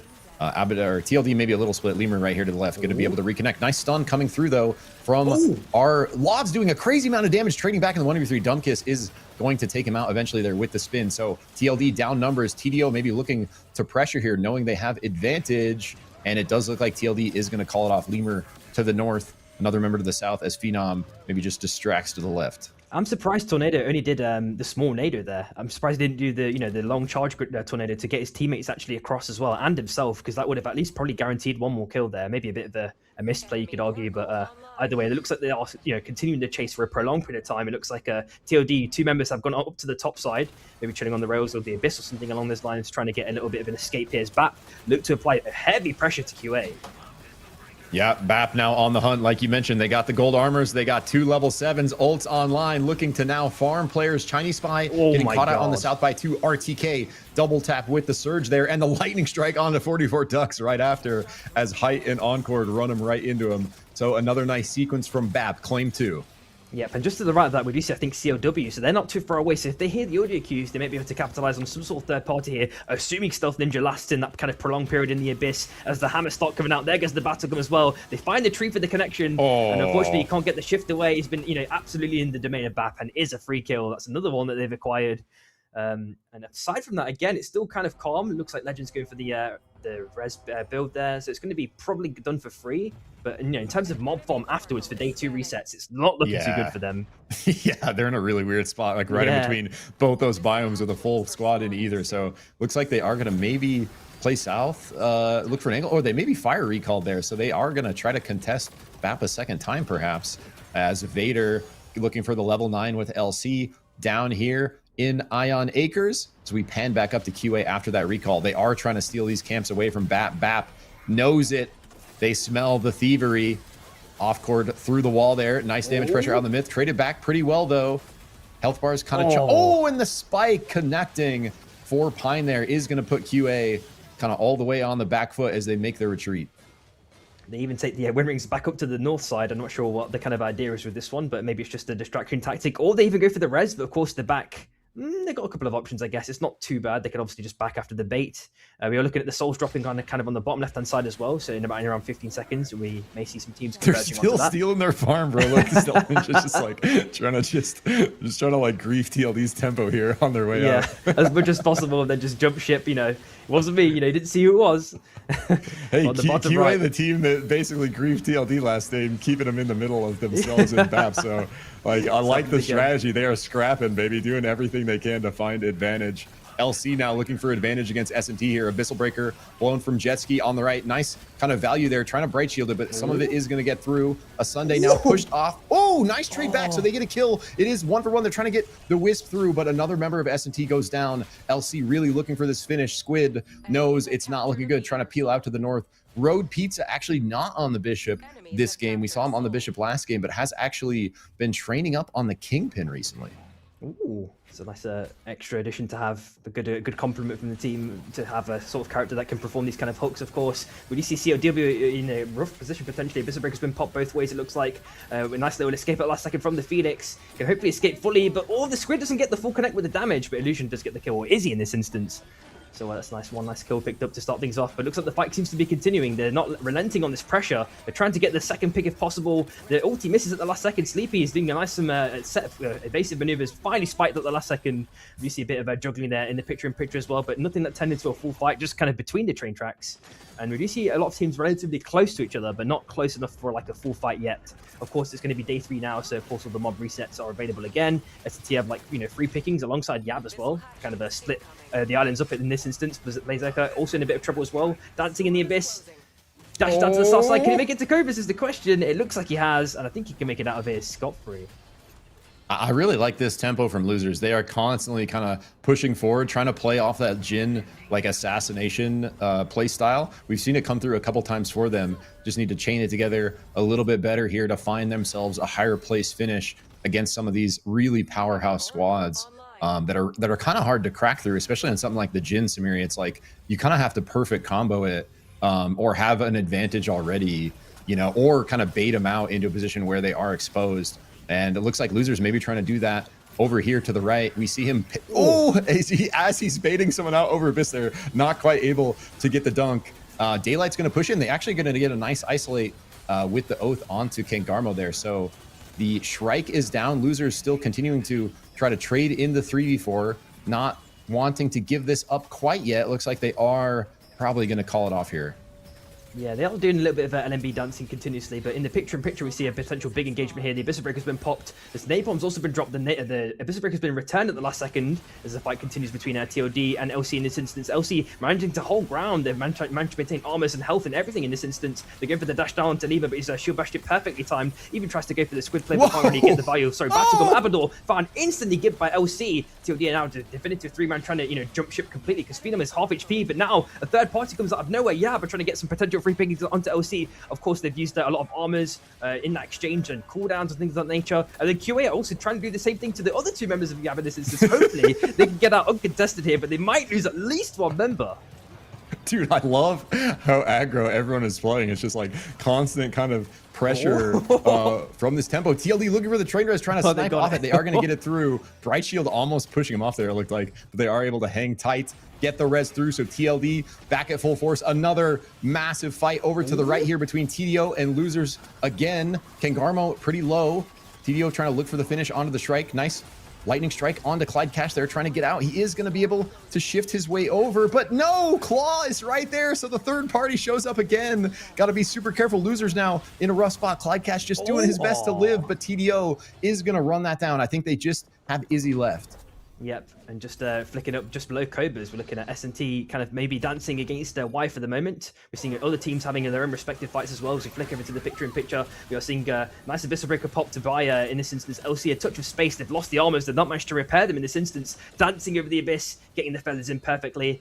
Hopefully they're able to stabilize on this island, but Jetski's trying to provide enough space for his team as long as possible as the rain of arrows does come down. The chase seems to be very aggressive from TOD. Maybe they relent the pressure right at the end, but if LC just keep wandering kind of semi-aimlessly, they are going to meet another team and it could spell even more danger. But in fact, it wasn't aimless. What am I talking about? They're going for the red drop. Hopefully they get some extra goodies here. Let's see if that is going to be the case. Yeah, what a great place to aimlessly wander to. Just a nice exotic chest. I love it. So they are going to hopefully pick up a little advantage there. But like one of the few times we've seen LC kind of let off the W key when TLD is the kind of the ones doing it to them. So looking to, you know, kind of refine their space, get some repairs through. We did see most of their armor chipped out. Speaking of BAP, off to their normal good start. Pine somewhere along the way did drop his gold. So 3 golds online with 1 kind of chipped out. For BAP, comfortable to just kind of hold their space to the north here. Play slow, play through objectives, find the kills they can take along the way. Big engage here from Yabagul. The Bishop punch over the sky, going to send Phenom down into the abyss. Lemur gets caught as well with the rain. Spike almost inevitable there. TLD got to be careful though. TDO showing up to the right, looking for the third-party finish. Once again, TLD under pressure from multiple squads as they look to retreat. Yeah, Lords did try his best to make it out of that one, but the portal kind of scuffed him in some sort of way. Maybe it's the angle he shot it at was a bit troublesome, but Abador is the last member alive. Cobus is there to the right, of course. It is endgame now, so he's kind of safe if he does go for it, potentially. Of course, the air blast can change everything as well. QA also get a nice little knocker into LC to start things off. Afro goes in with the ulti sending, but currently extracting the value. Chinese Spice trying to get the kill if possible with a nice little aggressive dash in. Maybe they were to get a kill here with the second win, but it's already been blocked at the last second. Wow. Afro is doing some crazy combos here. Gets hooked at the last second. The second win comes out to save Afro. Getting the dashes through, the resets are coming in abundance, and they're trying to get at least 1 pick potentially, but QA have definitely been battered amongst this exchange. Hopefully they can get out scot-free as LC continue to mirror them. Dude, these fights are so close, man. Like, really nice trades on both sides there. Stealth Ninja gets the grab onto Afro, but they're not able to lock her down with the crowd control, so he just double surges out of it, puts the pressure on. Oh, no. Tragedy striking for Road Pizza there, as an R&B does connect, pushing him into Storm. It doesn't look like they're out of it yet. Actually, every squad still in the lobby here. In endgame, Samiri, 10 squads left. Let's go. I think that's going to be maybe 9 very, very short. You see, I've just got this kind of gut feeling, you know, Notburger's trying to dance as long as possible. Doesn't even bother taking the train, so maybe he might be free pickings here for Clyde as he continues to chase. Actually, decides to kind of slow his posture down and actually let him go. There's a crown on the bottom left-hand side, so he can maybe go for that. Squid tries to go for the kill with the air blast as well onto Stealth Ninja as well. He's also got the blink, so he can maybe pull off some magic here potentially, but he's obviously trying to stick the res himself, so hopefully he can get that one off without issue. We do see a lot of teams in Cobra as well, of course, with it being endgame as well. And the zone having Cobra is making it, you know, kind of the obvious situation here. BAP as well coming down from the top side. Yab trying to get some damage potentially in this scenario against the laser. They get 1 kill. And Clyde is now trying to hold his own against, you know, on this kind of mini island, but I think the other 2 members might be in severe trouble here. Oh no. Yeah, this is really rough for losers. They literally had 3 squads surrounding him. Clyde Cash trying to just buy some time, it looks like, for LC chasing him while, oh no, Kangarmo runs right into BAP. Tragedy for LZR here. Looks like Clyde is going to go down. Izzy is still alive somewhere, so hope remains. Still all 10 squads left. And train! Oh my god, everyone just over the top, bro. It looked like surely we were going to get a train kill there. Everyone just floats over barely, but the carnage continues. It's Yab coming in from the south, just crushing into this third party for Longclaw, who's hanging on the ledge. Sleepy Rowlet is down. Parkin just still trying to fight it out, but the pressure from Yabagul is going to force them off that ledge. BAP to the right, RTK alone, trying to take out Dylan in the 1v1, but is going to get answered back. Yabagul collapse, take out the Jewel. And BAP maybe just looking for some sort of rotate around, going towards Cobra again, but the circle's obviously favoring actually the left-hand side of the tracks now. In this instance, TLD having their own mini dance. Chinese Survivor goes for the aggressive Sunny, trying to kill Lords, but he's actually managed to escape at the last second. Legend goes for the Sunny through the portal, but Lords has danced through it still just before it kind of expired there at the last second. Liam is there for the reinforcements to try and get the kill onto Legend. Unable to get the reset, so Lords does manage to survive. It's a really, really nice kind of return there for TLD to come back as a, you know, united as a full 4-man QA. Have to jump down to the south side, but CLW are looking to at least get the bonfire, maybe some other goodies potentially in this exchange. Yeah, TLD is so good at kind of recovering from rough situations and is able to do it again here. Now Yabagul and LC looking at each other. E-Plat is blown. LC did lose a member in that exchange, and QA always lurking on the flank. So good at playing these third parties. They're trying to do it to LC now, what they did to TLD last game, trying to pinch these top squads, put them in the middle of themselves and everyone else. Now LC down to 2 as Yab find another pick with this pressure. Longclaw doing a great job holding this space to the right, south of Cobas. Meanwhile, north on the track, TLD is running the show outside of Cobas. Anyone that steps out going to get massacred by the TLD bouncer squad here. They are able to trade Squid right on the edge. Sunday is going to dash out looking for it with the zone collapsing in. Nowhere to go for S&T. So losers are first squad out in the carnage. It's going to be S&T right after that. Well fought from both squads, but there's only so much you can do here, Samiri. Yeah, Jetski is going to be likely the next victim here. The dunk comes out. Almost feels like a, some sort of like execution while we're watching here. As Jetski just managed to somehow escape at the last second. He's even, I was about to say, maybe you could have pulled off something there if you got like a nice shield bash there. Wasn't enough, and COW outed just afterwards. TDO managing to hold ground against TLD. But we do see Lima with the blink as well, so maybe he's going to be able to pull off some magic here with an Abyssal Breaker very, very shortly. White Zero is also there, kind of just chilling in that kind of pocket of the engine. Almost like that cat that you randomly find in your car or something along those lines. Let's see if you can escape the situation. That happened to me the other month, bro. He's still hanging out with me. Random cat just found me. He's still hanging out. He doesn't have a Masamune though, unfortunately. Zero is going to get taken out. Diamond going to snatch that for himself. So very quickly, within like a minute, 5 squads eliminated. And LC, one of our top contenders, taken out at 8th. With Jetski going down in all that chaos. So actually an insane sequence of violence as we take a look from the sky cam here. Chinese Spy holding on to Crown in Cobas, has a decent angle to try to make it work here with the Storm Shift going back his way. Yep, and let's see if he can do something here. Looks like Blazerka's already been aggroed in this instance. Has to jump ship completely now. The Battlegun gets the connection, but I don't think he can extract more value from it in the last second. TDO try and go for the reinforcements, even try and go for the aggressive kill if they can, but Chinese Spy dashes down to the south side. He's trying to make sure that all the town guards are like, focusing on TDO if possible. He's got the whole artillery. It feels like they're trying to shoot shots at Blazerka, but he's found that pocket of space where he's basically immune for this instance. Shrike also find to kill into Abador, which is also a pretty important thing to note as well, as the town guard gets absolutely yeeted out the last second. Dumkus on 1 HP can hopefully survive as Lever's there. Gets a nice little solo last second kill. He gets 2! Oh my god, bro! Wow. Lever does it again, dude. Finds 2, looking for a 3rd up on the north solo. Last member lever TLD trying to keep them in it as Yabagul continue the pressure. Bap now caught in the choke. Half health. Pine super low. Gonna get maybe caught by Diamond here. RTK trying to trade back against TN. Surge answered for the punch. Lightning Strike connects onto Diamond. Want to snipe this Masamune fully stacked, but no shift to follow up for the reset. So Diamond is gonna get a kill. Not able to capitalize on the stacks. Lemur still trying to just heroically hold this ledge. Does have a Blinkstone, finally forced off by TDO as they look for a box res. And hoping he can do something in this situation. It's looking pretty rough. I can't lie, man. Like maybe he's going for the shop if he's got enough money to buy a crown. There might be a saving grace here.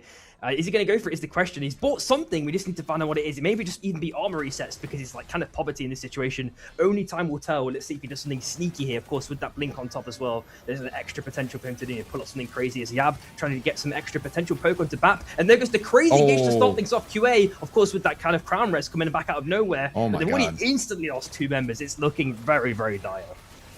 Yabagul showing their colors from last weekend, continuing. Oh my god, but that portal entry from BAP just decimating. Doing a nice job trading back though. Encore taken out, so they trade at least one. RTK missing the surge on TN. TN has a second to exist. Pamu gonna try to get back to help the teammate, but with not many options. Up on the pole, looking for the dunk angle here. In the 2v2, QA continue to just snipe from the right. Actually, it's BAP getting almost annihilated there. Pamu and Height, last members left. QA, can they finish these in the 2v1v1? Pamu doing everything he can to just live here. Wants to finish off this oath. We got the Wukong versus the robot, and the hammer comes through. Auto res canceled. Yabagul is out of here. Wait, pushed off. Pamu gonna res. Oh, let's see if he gets it in this instance. It looks like Lima might be able to rest too. Oh no, he didn't get the whisk kill, unfortunately, so he doesn't get the credit. It's kind of 1v1. They get it for the last second. Yabba back as a 4-4, man. All that desperation play paid off. It's 58 seconds for Lima to get his own one as well. TDO are chilling on the top side. I think they're only 2-man in this instance, going for the maybe legendary play if they can do it. They get the res back anyway, so they're going to be fine in this instance. TLD back as a full 4-man. Oh my god. Dude, that sequence was insane. Pamu doing everything perfectly there. Collapses on the 2 crowns, fighting in the 1v1 duel. Able to kill both of them into Storm there. Now TLD with the mobile beacon Lemur picked up while he was at that shop, able to get back to full. Now all of a sudden 2 squads left. It's Yabagul versus TLD. Yabagul looking for the engage up over the top with the pad. They are going to isolate Abador. First member down here. Pamu almost down as well, but but able to get some heals through. Now, beautiful punch from TN into the corner, but the train turning things around, getting at least one back. It's now a 2v3. Beautiful nade hitting from Lots, connects into the wall. That's going to answer back. Only one member left for Yabigal. It's just TN versus 3 from TLD. Has to pull off an absolute miracle here. Beautiful punch, gets the shield, actually doing a nice job chunking health bars, but in the end, TLD come back, take game 2. Dude, I'm just wondering, like, if they had a Saros in that situation, their kind of rotation around would have been so much easier. But instead, they had to take this kind of treacherous path around. It was just so disastrous, I felt like, because they already had, like, you know, lost their positioning. They almost weren't looking too healthy after that. Of course, they got the crown res. So, you know, they did the best with what they could. But, you know, maybe the picks could have maybe changed things here. You know, it's kind of one of those kind of ideas I'm thinking of, at least. Dude, absolute. That was such a spicy, just end game fiesta, bro. When we get into an end game with 10 squads, you just know it's going to be chaos. And we had literally all 9 squads go out in the sequence of just a couple minutes there. So as we are rejoined by our analyst desks, Bro, Kane, and Hachi, we're going to start with Hachi. Bro, just what did you think about the kind of violence in this game? Like, so much fighting from start to finish. Yeah, wow, it was something. Like, so many teams were I think still alive. we might not have them quite Hachi, yet. Oh, are they back in? I think Hachi's muted. Yeah, he's pretty Hachi's muted. Oh, sorry. There he is. Well, good. It was something. Like, so many teams were still alive in, like, such close zone. Like, you know, Koba is always, like, some kind of shenanigans going on in there. Yeah. But man, someone got to cut a cops, because TLD just took the biggest robbery ever. I didn't expect them to win that game, for sure. Yeah, like, so good at, like, recovering TLD is, I feel like. You got something to add to that, Samiri? Oh yeah, I was just thinking that, you know, just when Lima did that play with the Abyssa Breaker, dude, he was just chilling on those boxes and just got Omega by with the double kill, dude. That is a clip for days, man. Wow. That is a lemur moment if I've ever seen one, bro. Just keeping the TLD dream alive and turning that into a victory is just insane. I was kind of thinking when Lemur hit that shot, he loves, you know, you need a lot of coin for it, but he loves kind of playing those mobile beacon angles. So he buys it. He kind of waits for his moment where they're alone in the choke point here and able to pop it. But Sprokane, you got any professional analysis for this final 10 here that we're looking at? Final 10? Oh, okay. We're going to start with crowns. So if you stand on a wisp, even if you didn't kill the wisp, you get the crown res. I don't know who did it, but somebody did not know that and walked right past the Orb of Life and just gave the game the full reset to Yab instead of taking the free reset themselves. Oh, when Pamu went down right there? Yeah, when Pamu went down, he could have just stood on the wisp. Oh, no. He could have got the free because someone was on it, the other crown came and pushed him off, and then he was able to continue rezzing. Yeah, that's actually a good shout. I'm sure we're going to see it here. Critical blunder. Yeah. I mean, dude, but it's just, there's so much happening in the chaos, bro. Like, it's so easy, I feel like, to miss something like that. Yeah, these details, Yeah, and like your sights are on this crown. He's low health already, like thinking he can kill height and just not kind of realizing that, you know, the proc could be right here from Lemur. Wait, did he get box spiked or something? I think that made the first time I've seen that. I don't know. The first one's an Abyssa Breaker kill. The guy got turned to a box in midair, and I don't know if the second person got killed by the box. I'm not sure. I need to rewatch that one again. That was weird. This portal play was really good too. I think they kind of fumbled the execution a little bit. Yeah. Like, I like the idea. The push from BAP, like through the wall. Yeah, the push from BAP. Yeah, I think they could have won it off this. I think RTK maybe went a little far there. Right there is where it happened. Oof. Crown. Yeah, like Pamu just so kind of like just such an opportunity, and he capitalizes on it perfectly, like rolls away, gets the res, and that puts Yabagul in a position for this kind of 4v4. The train not doing any favors for him there, though. And beautiful nade here from Lods to kind of make sure this turns into a 1v3. And at the end, it's just all these members kind of taking pot shots at TN. But dude, I love like when we get into endgame with 8, 9, 10 squads left. It's just like maximum fiesta. Psychotic, yeah. The Bishop punch there was really good, but it also kind of saved them too, because it pushed them into the little cubby to not get hit by the bullet train. And then fortunately, did get hit by the bullet train. I mean, someone just got to call train, or like how our French players say tron. But yeah, I guess no one was paying attention to it. Every team in EU is screaming train at this point. I'm gonna use that French call out now. It's just Tron. That's an easy Orlando's, the Tron King. Oh yeah. All right. Anything else to add, boys, here for that game? Any final thoughts before we look at game 3? Cinema game. I mean, BAP, TLD, Yab, and LC are like my big 4 right now, and favorites to win. I think LC went out a little early this time though, so they got to up their game next game. Do you think there's any chance that the final punch they could have redirected it so it wouldn't have been in the cubby? That was going to be my question to Hachi. Nah, I think it's fine. Even if they push them into the cubby, as long as they don't get hit by the train, the TLD couldn't have really gone anywhere. So yeah. I think as long as they don't die by train, they will win that fight easily. Yeah. Sorry to interrupt, Bro. What were you saying before we get into game 3? Oh, I'm watching TLD, BAP, LC, and yeah, like I'm rooting for BAP. They lost the last one by like 1 or 2 points. It was so sad. RTK, crazy clutch on Jin with the crown. True, yeah, that was insane last weekend. Absolutely. So our top squads to keep an eye on. Thank you so much, boys. We'll rejoin you after our break following game 3 as we dive in to game 3 here. It's going to be cross country. We got gold armors in Scav Bay. Let's go, Samiri. Yeah, let's see how this one's going to turn out. Yeah, as you mentioned, the armors on Scav. Let's see if anyone's going to drop there. Looks like 2 teams potentially mirroring each other for the dance there. TDO potentially having an early engagement in this instance against their CLW. Let's see who gets the early level 2 for that kind of initial advantage. It looks like it's still a level playing field until this mob finally dies. And that has given CLW just enough time to kind of completely jump ship, go for the other mobs, so they can guarantee their kind of free climb there. It looks like a kind of a massive juggle here between LZR as well. They've got a couple of early levels against BAP in this instance, so it is a bit of an early contest for these armors. Let's see, if anyone actually dies in this instance. Illusion is trying to get the circle down, maybe the wide circle around against again in this instance. And aside from that, they picked up the gold key, so Illusion can maybe go for the vault for the early pickings. And it looks like he's going to be able to pick up the armor and jump ship, so you can thank Hype for that one. Nice bit of a team-on-team play, surely. Just doing Jin stuff. We do see Pine already down on vault. This is why BAP is so scary, kind of on these golds. They know exactly how to split, and if he hits a couple more perfect lock picks here, it's going to be another free 2. Unless losers can scoop in and steal those away, they do have kind of the position advantage if they realize that's happening, can make their way down there.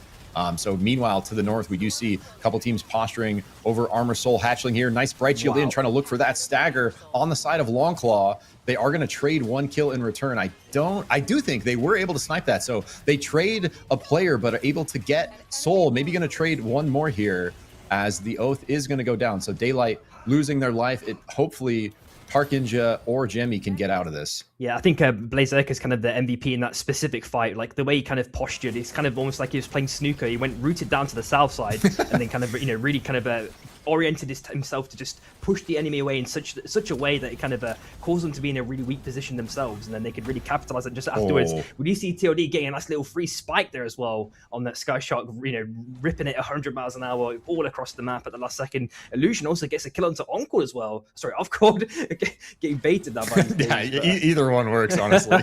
He was on-court until very recently. Right, okay, I'm not wrong then. I guess it depends on how good he's doing. Maybe we can change it back and forth. So nice. Illusion does find that pick. We do see continuing to kind of keep the pressure up, just looking to kind of annoy BAP. We see the rest of his team split to the left here on the map. So BAP does find the res to the north. They are able to get the majority of their gold armors online. The only one missing one is off-court there. So still their kind of good start. I do love Losers, one of these squads that even though they're pretty much like a very new squad, they are unafraid to contest even the best of the best. We see them just completely, facing off against BAP for that gold armor start, in Scav Bay going to get a little bit for their efforts, but BAP kind of so tough to shut down.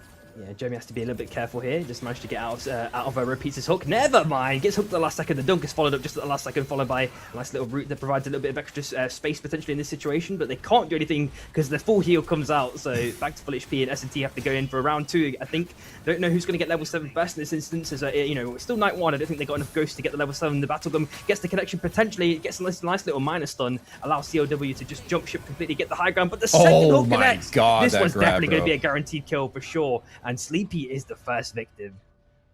Yeah, so Daylight having some nice protect plays there for Longclaw, but that fadeaway grab coming through, grabbing the myth there, basically nothing you can do. I think just a nice predict on the dash and able to find a kill for their efforts. So S&T continue forward down in Enshrine, forcing Claw out of there. Up to the north, we take a look at LC, looking at QA, fairly split, kind of 2 members looking at 2 members. And this is why Stealth Ninja over here looking for the res. Afro wanting to run him down, but is going to get the legend back on the Krista. We do see about 3 teams, I think, if I'm not mistaken, in Prisma 4. So, of course, it's day 2, so everyone's trying to get the mob resets if possible. TDO do not have the level 7s just yet. Dunkers is trying to get the chase onto Daylight if possible, to see if he can make it go night-night. See if that's going to be the case. Can't do it, in fact. He manages to escape at the last second. So TDO are maybe going for the train rotate or something else. Maybe they continue the chase. I'm not too sure. There are a couple of souls dropping in around around 50 seconds or so. Just kind of bottom left of race for at the very least. We're seeing a late rotation from Y going to Mana Corps. They've been playing on the edge of the zone permanently, it feels like. But we do see CLW with 1 member there. 2 members now. They actually got the back end. So there might be a potential fight here in this situation. Yeah, and we'll have to see if they were able to recover here. I have a quick freeze on my screen. Give us 1 second here, and I'll be able to see what's going on. I have a view of the map. Got a couple exotics coming down in 3 seconds. Hold with us tight here, guys. A little bit of technical difficulty. I do believe we are still in match. We are just making sure the latency gets sorted out before we dive back in. Anything standing out to you, Samiri, so far, like in the match? Pretty standard what we've kind of normally seen, like everyone kind of finding their territory, getting those early levels and buys online. Anything that kind of comes to mind? It was mostly just kind of how teams overall are playing. Like all the consistent aggressive teams, there's no real difference there. But for example, as I was mentioning with Y just before this stream, kind of had that kind of minor interruptions there. They were kind of playing that super duper slow game. I was just watching them consistently on the edge. So I'm wondering if they've got like some sort of like a position oriented game plan to just try and get like a sneaky second or third place, something some way like that, or maybe they try and get a sneak play into someone else kind of from a really unconventional path that no one kind of expected. Everyone thinks that the left hand side is completely safe, but then they're just there chilling, waiting to try and pounce onto a team. Could be something like that. Yeah, and I definitely not a bad strategy if you're in a lobby like this where you're up against the best of the best. These players playing such high tempo, so aggressively forward. If you don't have that same kind of practice, that same kind of like confidence locked in, like I think playing edge of circle well is actually a very viable strategy. And especially you think about something like cross country, this match we're in, if they're able to actually execute that, use the cross country to their advantage, exactly like you're saying, the edge of circle play could pay off big if they're able to catch a couple teams rotating slowly, taking that storm damage on the way in, find their opportunity on the edge. But definitely we've seen a couple teams in North America over the year or so of SUPERVIVE, like kind of lean into that edge of circle strategy. Yeah. And sometimes definitely can work out, but it's not quite, doesn't seem as consistent as sort of commanding the tempo like some of these top squads do.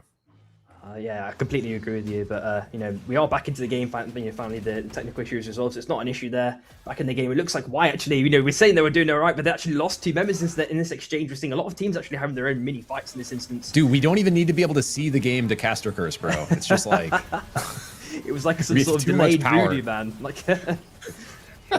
Crazy stuff. TLD did. So TLD, applying pressure. Taking a look at QA here. Yeah. Go ahead. There's not really much to commentate here, to be honest. They're just farming at mob, applying pressure here and there a little bit, but aside from that, it's looking relatively calm. S&T doing the same thing, of course, trying to get the level 10s if possible. Bat also trying to encroach upon this territory, trying to force them away with the orb. Doing a little bit of damage to a Sunday, Red Pizza, trying to get some hook if possible, gets a battle gun themselves, so has to obviously use at least 1 dash there in this instance. Off course, trying to get an extra bit of damage as well. The dashes start to go in, they go for the aggressive send. RTK trying to get the kill if possible. Not Burger is unsuccessful. A Sunday also 80 strafing them, attracting the damage, and they'll come in for the crazy spike to start things off. Getting an actual, confirmed kill at the very least. I'm not sure if S&T can recover in this situation. Hopefully, they have an easy out here, but, we are looking at, I think, 1 goodie potentially on Mage Bog in 15 seconds, dropping to the ground. Maybe TLD have first dibs on it, but they're actually applying pressure to CLW. Oh, the Abyssal Breaker into the Bright Shield catches 2. Tragedy striking for Longclaw here. Parkinja actually doing a nice job bringing most of TLD over to the right so his other 2 teammates can escape to the left. But is a third party coming in from QA. They're going to find at least one little bit of myth jukes on the wall. Sleepy Rally is eventually going to go down, but I do think Longclaw got 1 out to the north, so going to be okay. Meanwhile, it's Yabagul and LC fighting over this Abyss Gap. Nice rain, isolating, looking for the entry there for TN. Not going to be able to secure a punch. LC backing out. Yep, and hopefully all the teams can recover in this situation, but the fights do not seem to be stopping. It's just like perma aggression, it feels like, at the last second. Height is trying to escape if possible. Already popped the shield bash as well. Probably already used the uppercut in this well in this instance. Already found dead at the last second by Dumkus. So BAP are just 2 members. They're looking for the res if possible. Hopefully there's one not too far away that they can jump for, but they themselves are actually not too far away from those corpses from their teammates. They've got to make quite a long pilgrimage to find that res. It looks like there might be a free kill being donated here through the wind tunnels. So that is Squid dead and Legend finding another kill. Yeah, S&D unfortunately wandering into a full squad on the ledge. Daylight doing a great job just holding ground on this train, gets his whole squad back. Beautiful res there, playing against multiple squads from Daylight. We've seen some nice oath plays from Daylight over the course of this game already. Not a burger, last member left for S&T on the Saros, hanging out behind the box there. And it looks like losers may be looking to play off of this train res they just saw. They see the movement from Longclaw. Look at this level disadvantage. It's level 11s versus level 7. Yep, and I just saw BAP as well going for the south train res as well, so they're going to be taking a bit of damage from the zone. I'm not sure if they're going to get gate clears. We do see TOD applying major pressure to Yab in this instance. Rain of Arrow already been dropped as well. They're trying to get the damage if possible with the orb on top of that, but they can't really capitalize on it. The Napalm's been dropped, followed by the Abyssal Breaker by Lima. They've got 1 peasant and 1 HP in this instance, gets a nice little heal off at the last second, or even a couple potentially, but we are seeing the crazy aggressive dash through the wall by Abador, trying to get the picking, surprise pick if possible. Looks like in this instance as well. Tien also potentially getting a nice little punch onto Phenom, followed by the dunk combo, but he's still left with a decent amount of HP as the fight continues. It looks like Tien can make his way out, but Yab are a little bit split for the moment. Hopefully can reset. Day 4 mobs are available as well. Maybe TOD have free pickings over this on Mage Bog, but man, that was a crazy like disjointed fight. Yeah, I was just about to say, I love like watching like these top squads that are so kind of close in skill level, like fighting in a 4v4 without any third parties. Like right there, so much damage traded, not a single person goes down, and they both kind of walk away in the end. Now, Longclaw fighting over Yabagul for this island. Longclaw a little bit split, gonna get caught out by this collapse with the Abyssal Breaker. So Yabagul, nice kind of opportunity there, find another kill. Yep, and ideally they need to get some levels and some resets here because the levels are all over the place, man. It's like a 8, 9, 10, 11, 12 kind of situation it felt like as BAP looked to apply a bit of pressure to QA. Nice little dash from Chinese at the last second, going down to the south side. Can reunite with his teammates, get an extra bit of XP, of course.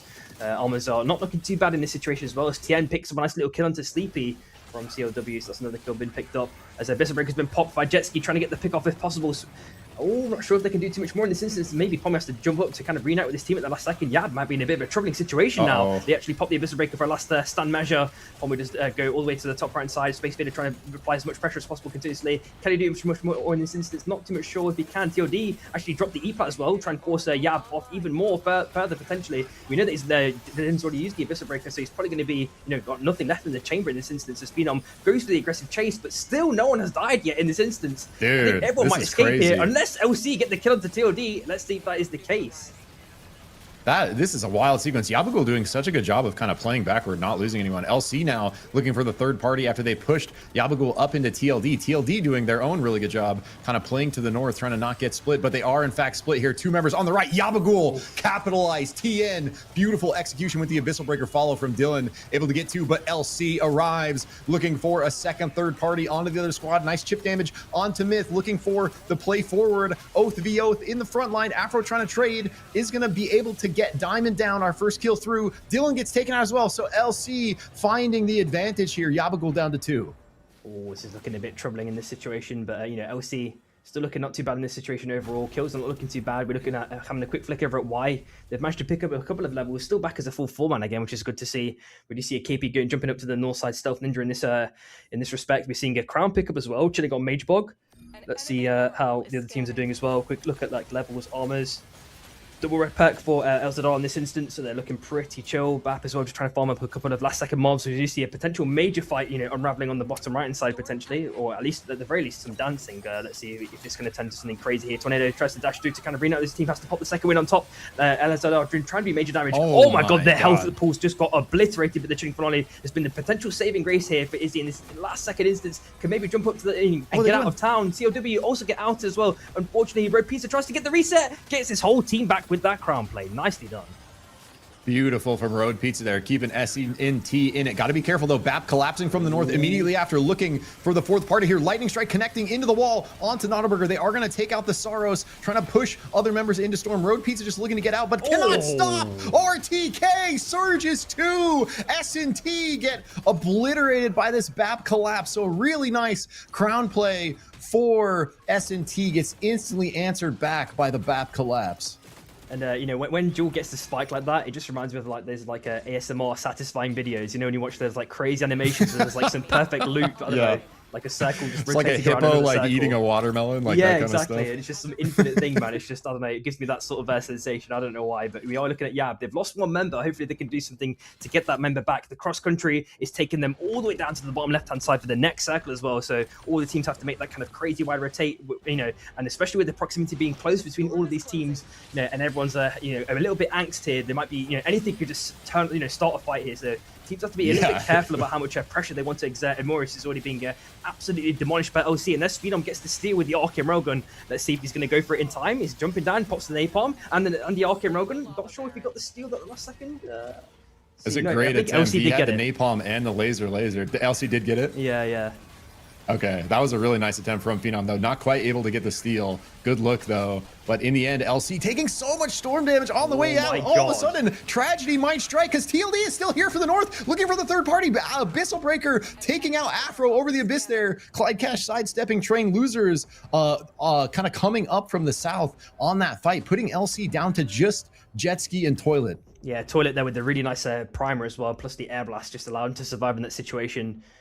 Just, you know, kind of having that just the health bar alone being like a little bit extended can be a little bit of like a mental barrier to fight against, but he doesn't even drop the res on the ship. It's going to be a free one in this instance. We're seeing someone, you know, potentially getting knocked into zone in that fight. It was QA, so QA are out in Stealth Ninja, tried his best to survive, but couldn't do too much more in this situation. LC back as a 4-4 man, of course, so they don't have the armors that they typically once had. Yaba maintaining for the most part, but Pomu doesn't have any armors actually, so they've got to try and get the resets if possible.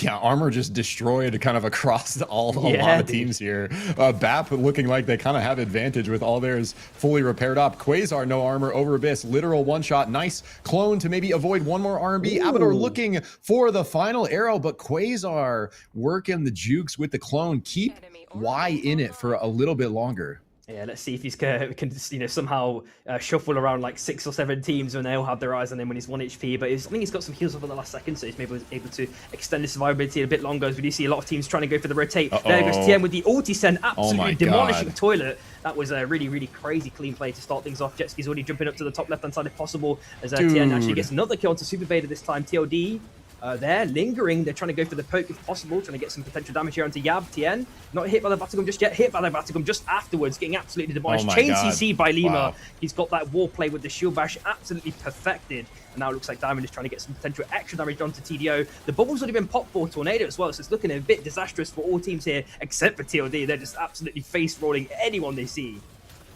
Dude, yeah, and it was such a good initial third party from Yabagul to pinch LC. LC get out barely with Jetski because TLD does the same exact thing to Yabagul, take 2 of their own away from them. Now Losers fighting against LC on the right. LC was able to recover, looks like, off of that heart res. Abyssal Breaker out. Losers under pressure, but still alive. Beautiful Bright Shield keeps Kangarmo alive despite being fully surged. That Mega Avalanche buys him some space, but BAP shows up from the south. Another third party ruining the day here. Losers down to just Clyde Cash is going to get caught by LC. Nowhere to go. Losers out. Really, really nice reset, followed by a nice little wrist breaker to kind of continue things here as Afro tries to, you know, force Lima off at the last second, which I think is successfully done. In this instance, TLD, one member, did take a lot of damage, but managed to escape from BAP right at the last second. But LC, you know, they've lost a lot of armors. They really desperately want the resets again, as we just spoke about. The shop is not too far away, or there's even a couple of boxes to get a couple of goodies as well. So they are looking relatively healthy again. So it's looking like a relatively even between at least the kind of last remaining 4 to 5 teams. So it's 4 teams in this instance. TDO on the south side, they've only got blues actually, apart from Berserker. So maybe they can pull off something crazy here if they find the kind of correct bush engage. Revenge is chilling down on the south side. Hopefully he can do something. At least he's going to be at least like a kind of a temporary CCTV camera, but maybe he's actually kind of had to re-exert his pressure up to the north side. Hopefully he can fend off against that TLD, but only time will tell. Yeah, sometimes you just need to be the camera on the ledge, the security cam, just scanning the abyss, making sure no one, like height, crosses over the wall, and the rest of BAP shows up, so the security cam's not down there. The third party coming in, maybe looking to pinch TDL, but the fourth squad shows up. LC now looking at BAP. BAP got to be a little careful here with TLD the North. Beautiful Saros portal. Extract themselves from that situation. Yep, and the zone is putting further down to the south side after a fizzle steal at the last second as well. OC able to reunite with each other without, you know, any scratches on them. TOD also just chilling on the ledge, getting major damage. Lords is absolutely chunking right at the last second. Hopefully he can get a potential kill here. It's looking like a potential slamming situation for BAP. They may have just waited a touch too long here now in LC's domain, but they are holding their ground just temporarily at the last second. Afro with the full crazy sending, followed by that super clean second wind. Oh my god, that just absolutely blew everyone away, including us, of course. Then you do see Shrike already found dead as well. It looks like the armors are continuing to be demolished by BAP down on the top side in this instance. One member left, it might be in this instance. Chicken trying to get the survivability through the rings if possible. Going down to the south side. Can he do anything else in this instance? One more LMB will seal the deal. He's managed to survive forever. But Height's also still there as well. Foxy Hypocriteless to try and escape. There's one sacrifice at the very least, but Height has found the bush now. Maybe getting found potentially by TDO. I'm not sure.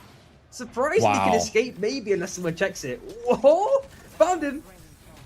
Crazy moves from Height to keep BAP alive a moment longer. Really nice fight from LC, but answered back. Dumb Kiss going to find the dunk into Abyss. BAP eliminated at 4th. So now we are down to our final 3 after a really nice opportune look from LC right there as they push up onto BAP after that portal play, able to result in BAP's demise. You mentioned TLD though, looking so strong here. Couple exotic perks, couple fully evolved armors. LC not too bad themselves, but Robber Raccoon comes in for the side of TLD. It looks like looking to snipe away some of those resources from the likes of LC. LC just trading some poke. TLD now, or TDO, looking for the pinch move on the TLD. They work their way up to the left. Beautiful double nade connects, followed by the second win. The Bright Shield to answer back though. And a nice space bought by Phenom, pumping that damage. They got to be so careful because a whole other squad to their south. Both these teams just targeting TLD so hard. They know this is the best squad in the lobby. They want them out of here. Health bar is low. TLD doing a great job fighting on 2 fronts, but how long can they hold them off? LC keep up the pressure. Nice double bump into Storm with the lightning strike. They get around Phenom alive. Lemur does go down to Storm, trying to work that res. Beautiful nade. Gets a little more space, but the Bright Shield into wall. Lemur, though, still alive. Finds Bush with the res. Oh my god, no way! Dude, it's the Fluffy Fish special, and he's actually done it. He's left them alive somehow. Fluffy Fish special, yes, bro. They are wondering what happened to that guy. Palmer did it the other game. He's just chilling in the bush, gets the revive, and now it looks like TDO are in very, very dire straits. The crown. Don't think it's going to be popped unless he gets a spike, and LC actually take down TDO. We're just left with 2 teams, and somehow he needs to get the res off in this instance. I don't think he's going to be able to do anything here. It's going to be crazy work if he manages to pull it off. It's looking a bit dire here in this situation. The Abyss Breaker's popped. The Libra is finally killed. TLD, they don't in fact get the rest. What am I talking about? I'm absolutely silly. The Amador is there. Phenom. It was like hard. Phenom like split up. It was hard to catch. He like went down to this bottom right, like threw the beacon down, got the other 3 members left while Lemur rezzed himself. And so Lemur trying to reconnect with his team, but LC, the pressure unrelenting. Beautiful lightning strike from Afro, connecting onto Phenom there, finding another one, down to just 2 members for TLD, trading nice Veer Death Fury damage for Amador. Beautiful R&B bump, trying to play the res still. Last member left, the LC collapsed. TLD can't do it. Last chance. Take game 3. Dude, man, if he got, I mean, he got the res off, but I think they were just the arms were just too demolished by that point, right, to have any chance of recovery. TLD, you're right. So, wow, dude, these final circles, man, these end game fights, like the amount of kind of like effective trading with each other. Like this sequence we were looking at when these 3 squads were fighting by Magebog, there was so much like really good kind of aggression and answers without anyone actually going down. So let's start with Sprokane as we're rejoined by our analyst desk here. Or I think, or we are going to take a look at these replays. Are you guys here, our analyst desk boys? Okay, cool. What do you think, Sprokane, of kind of the violence we saw this game and kind of like how even a lot of these fights were? I love an active game. Like, I like it when the teams are just constantly going at it, and then one guy somehow makes it out alive, reses, they come back. Like, it's I know Hachi had a big LC fan over here. Get some words on LC. Yeah, you saw your boy RTK right there finds the double surge. Yeah, like what do you like so much about LC, Hachi? Well, what they've been doing this game, well, obviously, if you watch the replay right now, this rotation was not really it. But when they got back up at hearts, they were really good at like pushing people down. As we use in EU, the term "walk the dog" is a quote by the legendary Aiden Brady, where you push your weaker team into the other team to create space for yourself. They've been constantly doing this over and over again at this heart, and I mean, they eventually just won the game by that. Yeah, and this kind of like the fight for positioning in this kind of final look, like so many like opportune third parties coming in as well, like really kind of changing the tide of things. That sequence where we're gonna get to it shortly here, BAP finds like a portal play, and then LC has like a really nice collapse on him. Yeah, you mentioned LC kind of keeping up the pressure here, forcing losers out of this position and doing so much kind of work to push them into BAP. Like how much, you know, as kind of top players yourselves in these kind of situations, how much are you guys actually kind of looking to like pinch other teams and sort of grief them into other teams when you're in this kind of state of the game? Oh, that's the main thing you're looking for. Like, that's the easiest way to wipe a team, especially if it's someone you want out and you're targeting them. You just want to, you want to make a sandwich of that team. Like, find another strong team. You want to be the bread, though, right? Yeah, and you just force them to go whatever way you want them to go by just putting so much pressure on like the side, and then just it's like herding cattle. I don't know, like walking the dog. Yeah, I mean, you just have to think about the bigger picture here. Like, even if you can kill them, I think it's just a better way of using your resources to push them another team. You might lose like 1 or 2 points where you're not getting the kill, but like getting a way better split into the late game is like way better than like in the space. The space you create for yourself in the zone by doing this while the teams are fighting is just so important for late positioning. Yeah, I feel like LC was doing a great job of it this game. Oh yeah, definitely. You should see it as an investment. Like, it will pay out eventually. I mean, hey, it paid off immediately this game. They won. True. It was a quick investment. I think Jetski learned this from EU. I think he's you know, spreading the word. The good teachings. He's bringing the news back to North America. Yeah. This is how we do it, boys. Guys, you don't have to kill the team by yourself. You can just use the other teams. The sandwich method. Get the chalkboard out. All right, guys. So halfway through here, as we wrap up game 3, we are going to hit a quick 10-minute break. We're going to tally up scores. When we get back, we're going to take one more look at the clipped winners, and then we are going to take a look at the scoreboard before we dive into the back half of the tournament with game 4. We'll be right back. Awesome.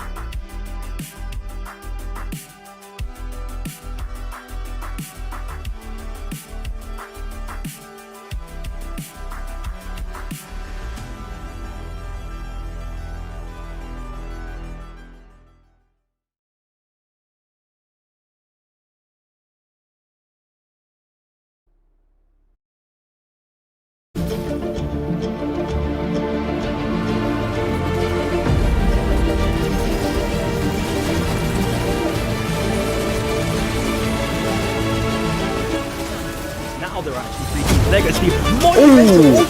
Punch getting so many people. SP got absolutely choked like a bunch of bowling pins.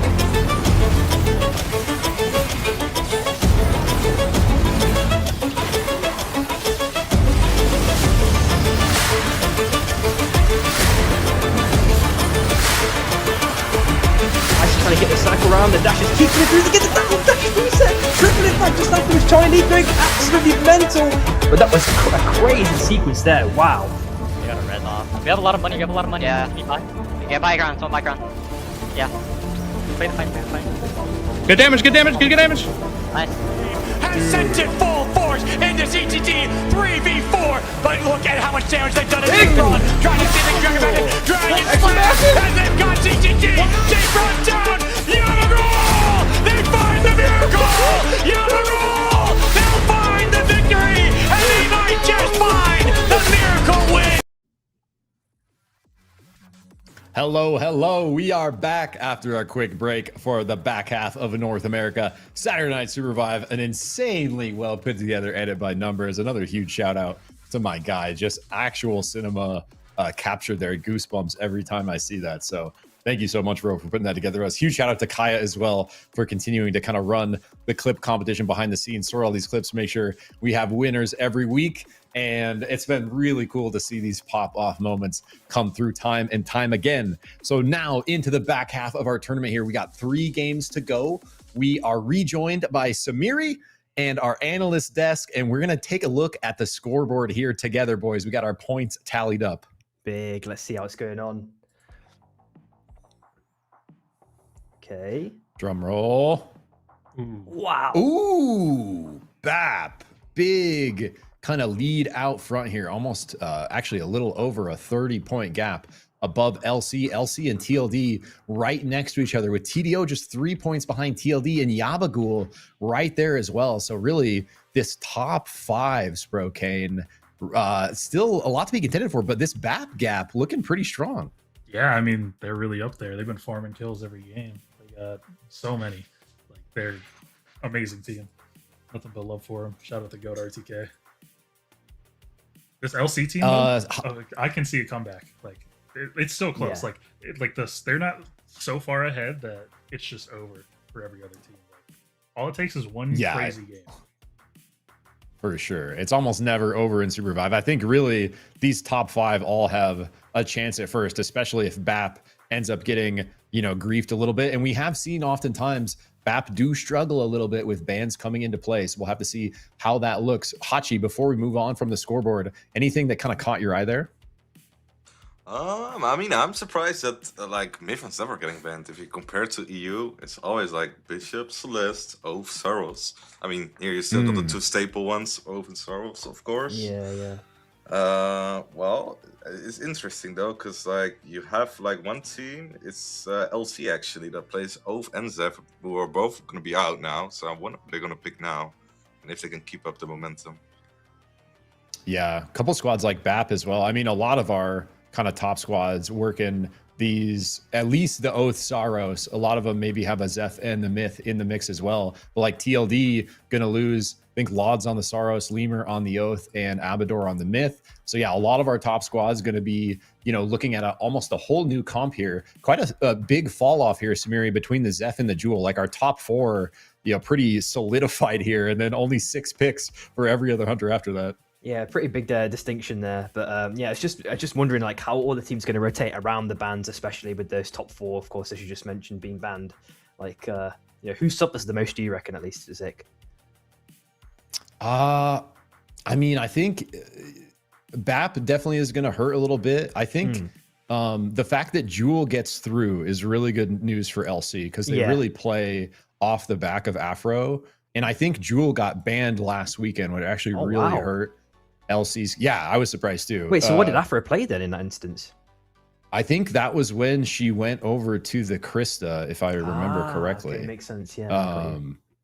But yeah, definitely going to be an interesting mix up here. And also, no more of that kind of Zeph util and healing coming through with the 4th ban and him being on the table as well. So here we go. We are diving into game 4. Thank you so much, Sprokane and Hachi. We will catch you guys in the next interim. But as we dive into match 4 here, Samiri, we got gold armors in Imhotech. I missed the storm shift, but surely it's a good one. It was a good one, and I did see it, and then I forgot it, so I might need a bit of a re-illumination in regards to that one. We'll find out soon. But what I was most interested in was, like, I was just counting the Christus. I believe there's like 5 or 6 Christus, so that pick rate just absolutely skyrocketed at the last second. We also get even being played as well by Izzy from LZR, so let's see if they can actually capitalize and, you know, get some crazy value on that one. We're having a quick flick at these kind of other teams from the kind of rotation they made away from Cold Fang, going towards Skyrats to kind of grab some extra mobs. S&T as well, they're pretty isolated, I think, in this situation, just trying to grab some extra goodies. A lot of teams kind of drop towards the north side of the map, so you know, need to see if there's going to be any potential early scuffles. It looks like a couple of teams are relatively close to each other, or maybe having their little actual 1v1s, but I'm not sure if it's going to turn into a full fight here, but only time will tell. We do have 2 Evas actually down in Cold Fang, so Izzy, I know, has been like really training up on the Eva, actually really cracked at that Hunter. Nice little 1v1 between Pamu and Jetski for the creeps here. But Jetski on the Brawl, you love to see it. I've seen a massive fall off in Brawl in the competitives tournaments, both regions. Oh, wow. And now with other options off the table, Jetski going back to his comfort, knowing or doing what he does best, schmoving on the Brawl. Yeah, and I felt like Jetski just felt like he almost got disrespected there. It felt like he was having his own little mini 1v1, and then you just saw like 2 guys just ganging up on him, some shadows lurking in the distance. The 1v1, yeah, bro. the teammates came in out of nowhere, just made everything go so sour for him there. Phenom just get a massive spike grenade at the last second onto QA, doing a major amount of damage. The reinforcements are coming in, but the dunk comes over Stealth Ninja, making it a 1-1 at least at the very moment. But Legend this game res quite slowly as 2 try to get on the wisp to get him up if possible, back to a full 4-man. But Wash Grace actually kills Tornado Boy, Mr. Chaos, 44 Ducks already downed as well just afterwards. Man, what a crazy little engagement here. The Abyss actually still full HP as well, all things considered. Yeah, no one giving up the hunt here. Phenom and Chinese Spy in the Ghost duel, trying to see who is the superior laser cannon.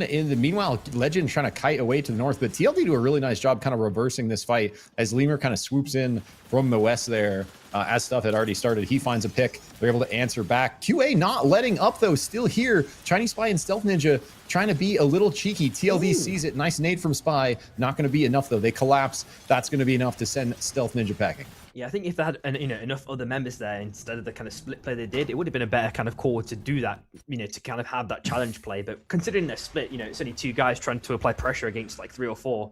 Like it's not going to really result in anything in my opinion. But at the same time, we do see I think LZR, they've gone for the mega split play on the south side. Hopefully they can get the back onto each other. TDO also seem to be in a bit of trouble as well. Riverdale trying to last as long as possible. Avoids getting spiked there at the last second by Illusion, but the Arcane Railgun does get the connection. 1 HP. Don't know if he's got enough. Nothing left in the chamber. Unfortunately, this one nice free picking there. A lot of teams are rotating up from the top left hand side. It might be in this instance CLW and I believe QA potentially. Or no, it's S&T actually. So they may have an early engagement here on like kind of top left of the circle. Only time's going to tell. This is a pretty cool look from Yabagul. It's like all kind of ranged pump. They got a little bit of the Bishop engaged with the Wukong to help incite the violence. Pamu trying to keep away from the violence at the moment, getting ran down by 2 members of LC, but the rest of Yabagul is here looking for the collapse in this little bit of a split fight, but the rest of LC shows up to the left. Punch barely wide for Toilet's Bishop. I think Toilet so good on the Zeph, that Zeph ban definitely going to hurt LC a little bit, same way the Jewel ban did last week. So we do see Toilet opting over the Bishop. God. Nice spike rocket on the way out. Let's go. Dude, that was the saving grace, but Loz might be looking for the kill here. I think he's just lost enough pace there to actually kind of have to reunite with his team. It's a bit too far away. Pomu's just chilling on the bush. Hopefully he can avoid the eyes of TOD. Actually jumps over to the right hand side. TN also just chilling in the bush. Maybe goes in for that monstrous punch. Actually just the ulti plus, ulti plus punch, leaving with half HP. Absolute instant give to start things off, but still not fully dead. Actually instantly healed as well, just afterwards getting the armor repairs at the last second. It looks like apart from that kind of engagement, the teams are really healthily distributed across the map. Maybe Catacombs has a potential for a fight there, I think, between TDO and another team, but aside from that, TOD are just forcing out Yab in this instance. Yeah, maybe like teams trying to kind of get nice kind of comfortable start with the new comps, new look. Want to make sure they don't kind of coin flip right away after having to switch things up here. So like you mentioned, a lot of space on the map, but kills still happening. Yabagul able to find another one onto TLD as TLD forced to back off here. We do see member lurking on Jin. I think that is very likely Lauds on the tracks down there, reverting over to the Jin. You love to see it. So more than one Jin in play here as Illusion very likely holding onto that as well. Yep, and we are seeing the Soul was 40 seconds on the top right and top left respectively, so let's see if any team wants to kind of prioritize that in this instance. Batpab the level 9s, trying to get the level 10s if possible, maybe looking to even encroach upon Wise territory. They only got the level 6s and level 7s respectively. They're absolutely chained, he's seeing dunking, damaging them in every respect, and it looks like there might be one picking out to Gordy right at the last second. They get the mega damage off chord, or you find in one pick. Watch Crazy jumping down to the south side for that full escape. I'm wondering if Bat want to continue the chase here. Height has a bit of a tempo on him, and let's see if he continues that. I'm not sure if he will, as the fight continues here on the north side. We're looking at a potential catch out here. 1 HP, one person already found dead to start things off. As the autos keep being exchanged, TLD avoiding and Phenom in this instance. Nima, I'm not sure if he can go for the stick. He's actually already trying to repair the beacon. No, actually jump ship at the last second, goes down to the south side. Maybe the train came at the most opportune moment. No, he's actually just chilling on the train tracks, going down to the full south side. Of course, there is a res, but Wire actually standing on top of it, so he can't even go for that one in this instance. Off chord, finding another kill as well. We do see a bit of posturing on Manicore's top left as well. Abyss hatchling around half HP, 2 teams fighting for it. I love that gauntlet they have set up on Suicide down there. Wise just holding it with barbed wire. Fight breaking out over this hatchling. I think sniped by the napalm there for the side of... I think it did go over to Yabagul. So nice napalm coming down from their ghost. Push off with the chilling finale. Lemur just nowhere to go. So much damage following over the top. Lod's looking for the dunk execute as a little cheeky play on the way in. Little bait with the clone, doesn't actually take it. Buys a little bit of time. Q1 looking for the Q2 dunk on the follow. Not going to overcommit there. LC shows up for the third party. Afro, a really nice spear into the wall of the Diamond. Diamond's health just evaporated. Wait, still alive for a moment longer. Vader making sure the kill goes through with the salvo, but Afro just so much damage there. We just seeing the picture as well. Nice little fight to start things off on the kind of desert on the bottom left-hand side of the map. I'm not sure if it's going to result in anything fully, to be honest, at the moment. Illusion is trying to get some potential major damage onto QA, but they're still holding their ground for the most part. We're seeing a last little double shift up to them, and also from like Kingpin, a last-second escape, which should hopefully be successful. Revenge was able to reunite with this team as well. Looks like things are going to be okay for all teams in this instance, but a couple of teams are actually under-leveled in this instance. Stealth Ninja maybe on his last legs as well. Squid trying to get the overkill rounds in if possible, but kind of actually misses both of them somehow. Maybe it's a bit of a Z-axis issue. Couldn't get the connection, unfortunately. The Penguin's also been dropped, allowing Stealth Ninja to potentially escape at the last second. Notterburger does get the kill onto Stealth Ninja, and QA have to jump ship. Dude, I think actually these bans are really going to help some of our tier 2 squads who aren't really kind of playing the meta we were talking about at the beginning, playing more of those comfort picks. Like now, you know, the playing ground or the playing field kind of evened out a little bit with those really powerful meta picks removed, the Saros, the Oath. And so we do see S&T getting a nice push here against QA. Golden Beam look from a Sunday, a little bit wide there on the predict as he grabs the train through the Legend. I think able to find that spike on the way out, but is forced off of the res. S&T continuing the push. Squid looking for the overkill rounds, connects one, the auto to follow. They are able to bring down the Krista. It's a really nice sequence there, but it doesn't seem like the fight is stopping. Jetski's looking to apply the pressure. Doesn't get the face steel chain connect, unfortunately, though. We're still trying to get the dash up if possible, along with Afro for reinforcements, but currently capitalized on in this instance. S&T, they stay 3, still don't have the level 10s, unfortunately. They really need to kind of stabilize that if possible. LC maybe looking to capitalize. They go for the aggressive chase. Jetski pops the face steel chain. He's got a little bit of a chase up there. Afro's there with reinforcements again, finding Squid this time. So that chaser did give some value right at the last second. We are looking at Abyss Specialist in around 15 seconds. I think that might be 3 pickings for at least one team here. But we do see another dance happening between TLD and Yab in this instance. Tien had to jump ship very, very early on in this fight, but it doesn't seem to be stopping there. Dude. Oh, man.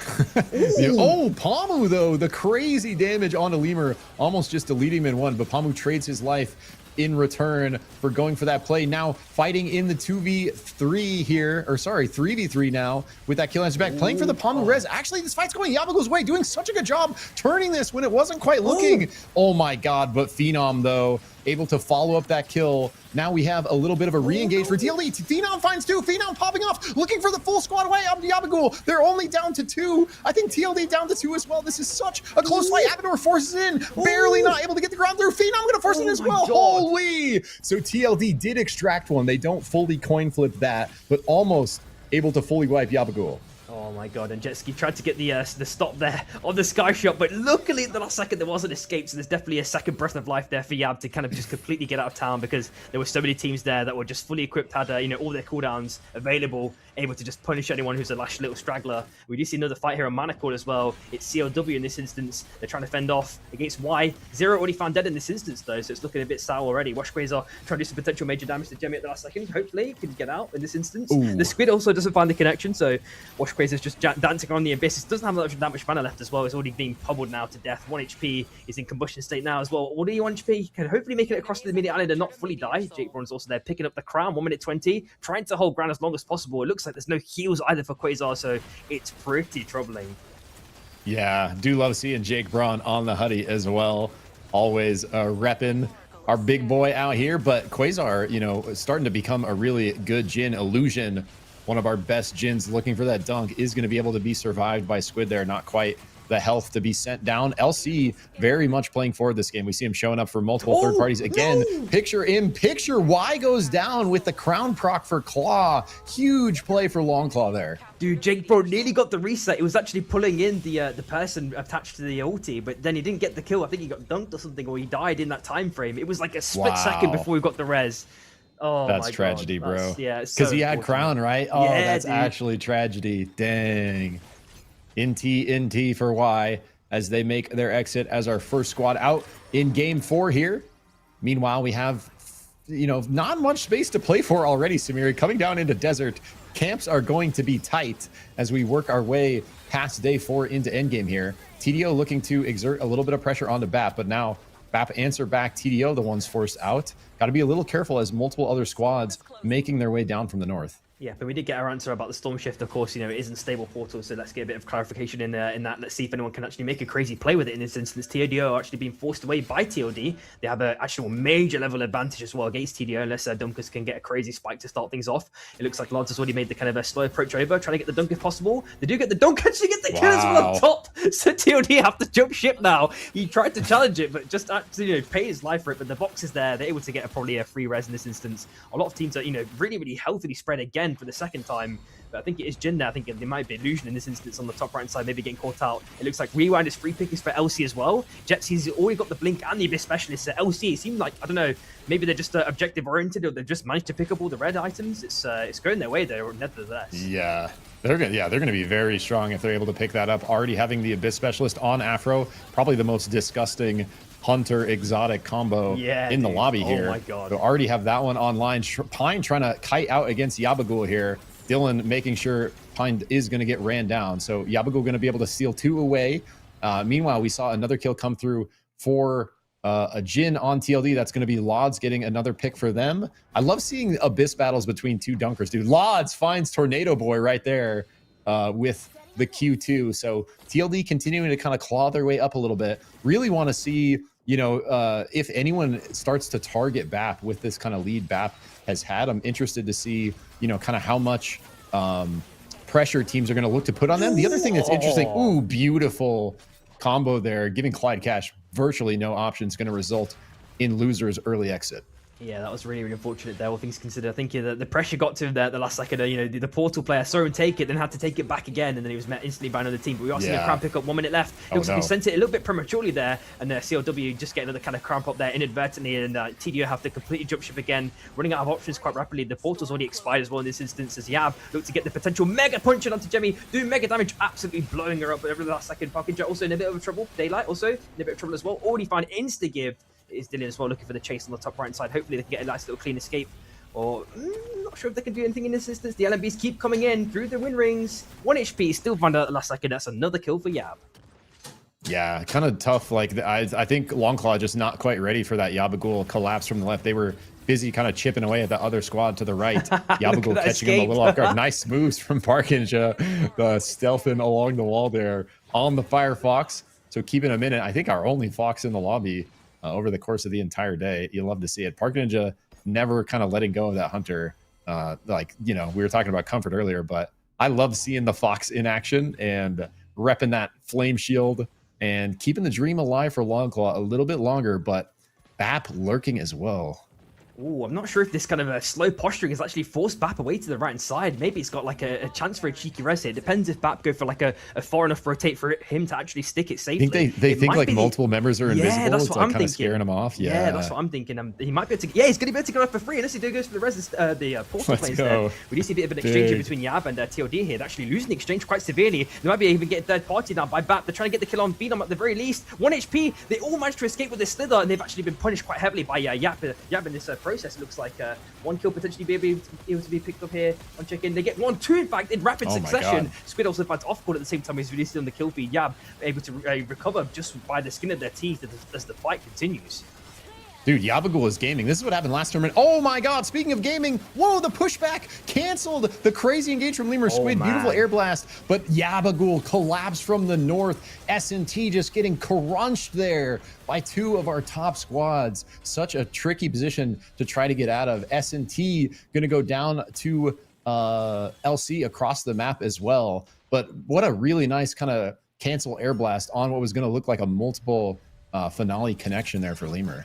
Yep, and surprisingly, he didn't get caught in that instance. I don't think they had the kind of vision cues to kind of see it, find him out in this instance. So they might have another chance of surviving at this point. Yabba picked up the armors. They're having a little mini dance against LC, of course. We know they've picked up all those red items, and they're wanting to use them as soon as possible. Afro with the aggro sending actually dashes back at the last second. Pommy's having his own little mini 1v1 there on the south side on the bottom right. Diamond also in a bit of trouble there. As Toilet keeps sending his LMBs. The RMB doesn't get the connection from Pommy at the last second. Afro now found on low HP, no armor as well. A bit troubling as Lods goes in for the kill, gets a nice little snipe to stop things off. It looks like 1 kill found. Arkenrogan knocks away Jetski at the last second, tries to go all the way down to the bottom left-hand side. LC kind of wants to recover with their tails between their legs, it looks like, and hopefully they can make it out in this instance, but it's a big loss for them. They even lost the Abyss Specialist too. That's really damaging potentially. Absolutely. That's exactly what I was about to say. Like, that's a big... They had 3 exotics at that best. So they're still holding on to the Rewind and the Blinkstone on Vader and Jetski. But yeah, that... Abyss Specialist, we mentioned it earlier on the Jewel, just such a powerful item. Sleepy Rowlet looking for the slam out of stealth. Claw look for the engage against this Yabagul engage themselves. Yabagul playing with so much kind of tempo this game. I was mentioning it earlier, but this is what they were doing last tournament. They just kind of got hotter and hotter every single game that passed, kind of looking better and better, inciting more and more violence, finding more and more kills, getting better and better placement, and doing a similar thing here, having a really strong game 4. Yeah, and Bap, I don't know if they managed to get off-court back from a box res, but they are back at least as a 2-man attack, tries to make his way down to the south side, but it's found by Yab very much instantly, pops the ulti, tries to go through the portal, doesn't actually manage to make it through at the last second. I'm not sure if it's going to be safe on the other side, though. Park Injury is there as well. Last alive, I think he's also going to be spotted up potentially, and maybe he's not last alive, but he's probably in a bit of trouble here. Tries to go through the portal, but can't even make his way through. Somehow the Fox is obese and couldn't get through the door, unfortunately. Toilet is also in a bit of trouble there. Tries to pop a couple of LMBs, tries to go down to the south side, but Phenom's there, peppering in those LMBs. Toilet has to pop the ulti to go up to the north side to reunite with his team as Yab go for the mega send in. They get the ulti, 1 more LMB, maybe 2 in fact. Unfortunately, no, never mind. It looks like Lima did get the kill. I thought he might have been able to survive there at the last second. The ulti's been popped. Looks like a nice little escape through the portal at the last second. Hopefully they can make it through and kind of get the full reset here. But oh my god, this is an absolute, chaotic end game between these last 6 teams. Crazy. Yeah, like really kind of clutch portal there. I think hopefully is going to result in LC continuing to survive. TLD having a nice third-party push on the south end of that fight, forcing them up into... Okay, Miri is going to get found by the Abador auto. So forced out of bush here. Miri kites to the right, going to try to reconnect. Oh, just kidding. This is Bap's encore, not TDO's encore. Not reconnecting with anyone except death as Miri goes down. Jetski? He's got the crown pickup. He's going to go for the kill. Afro's got a nice knockaway. It's an opportunity. They get the crown pick. Really, really nicely done. Really nice combo there by LC. Really good comms. Abador also potentially getting caught out here. That's another free picking in this instance for LC. Come back in droves, it feels like. But yeah, Pommy's there, trying to get the send in, trying to get some damage onto LC. Still in that kind of semi-wounded state. 10 pops the ulti, but doesn't find a connection. There's a nice little punch afterwards. Knocks LC a bit to the left-hand side. 3 of them at least have gone for the rotation as Jetski might be the potential sacrificial lamb to divert the pressure away. Blazeika also found dead shortly afterwards. It looks like the spike grenade didn't find a connection onto anyone just afterwards. Yab are still managing to maintain the armors and then some. They're looking really, really healthy this game. Yeah, bro. Yabagul kind of running the show here, just playing down from the north so aggressively, forcing these teams into each other, not letting anyone kind of come to this top side of the map. They're going to do it again to TDO here as TDO get pushed up by LC. Yabagul collapse once again. They got to take out Tornado Boy. They're going to find another squad wipe. So Yabagul sort of dominating here. DLD follow up and get a squad wipe of their own as Longclaw goes out there. Now we got LC, TLD, and Yabagul, our final 3. Bit of a slowdown here as everyone looks at each other. Just kidding. You say it's slow down, but Lots get this mega monstrous damage in. The Tunic Flying Sword had been popped up last second, trying to extend the survivability. TOD taking a monstrous amount of damage. Abador manages to survive with a sliver of HP. Never mind, the Arcane Railgun connects. We keep getting surprised this game. It feels like in this end game, Lods is doing a little bit circling around the abyss, trying to survive as long as possible. Lever gets absolutely given shortly afterwards. Tien is looking for the next kill if possible. Yaba just picking up kills left, right, and center. The ulti unfortunately doesn't find the connection, but they do get this last kill. There's maybe a couple teams left, well, a couple people left there on the top side. Afro's coming with the crown, trying to pull off the magic if possible. Can she do it in this instance? Pops the ulti, goes up to the top left hand side, is caught out by another punch plus auto, and it looks like in this instance it's going to be Yab that are taking game 4. Very clean game for them as well. Dude, and 5 exotic perks, 2 golds, 2 red armors, like absolutely commanding game 4 from Yabagul there. Very nice finish. I think, you know, kind of the macro, the way they were just kind of holding that top side of the map, taking anything that came their way, keeping everyone fighting against everyone else. Like really well played by them, and a really high tempo game from the beginning. Going to be a nice kill stack, nice finish. So Yabagul clawing their way up the scoreboard to close the gap against BAP. And I do believe BAP made an exit in 4th or 5th with Height as the last member left there. So not able to put together what they wanted. Definitely going to be a nice mix up on the scoreboard. I do want to bring our analyst desk back into the mix here. We're going to start with Hachi. We got some more bishops in play, bro. How'd it look to you? Finally, man. They're finally seeing the light. The light of the bishop. I mean, this character is just so good right now. It's so strong. We saw Tien get some massive kind of punch plays lined up there. Yeah, I think he's been watching my vote a little bit. Definitely keeping that replay in the break, bro. No, I've been talking to Tien in like the bishop category sometimes. The guy knows what he's talking about, and he's been showing off a good performance. So I'm hyped to see more. Absolutely, yeah. Tien kind of, you know, one of the few bishop legends of North America, has played that hunter very well for quite a long time. Sprokane, walk us through kind of as we get into this end game. Like, how did Yabagul sort of just hold at full control? Because it was looking really kind of rough for them here. I think it did a really good job fighting out. But from there, they kind of recovered, got to the north side of the map, and it felt like they just kind of commanded the game from that point on. They played to like their comp strength. They have Wukong, and they just played around the Abyss. They played for slams, and they went to one shot with the Krista combo on the Wukong. And it just works. I mean, like, I think after bans, this team is like really strong. It seems like they play a different lineup of like characters every single game. They just always make it work. Like, I kind of noticed this last week with them. It feels like every game they're all playing different characters. It's like Pamu's on Wukong, and Dylan just plays like something random like Eva or.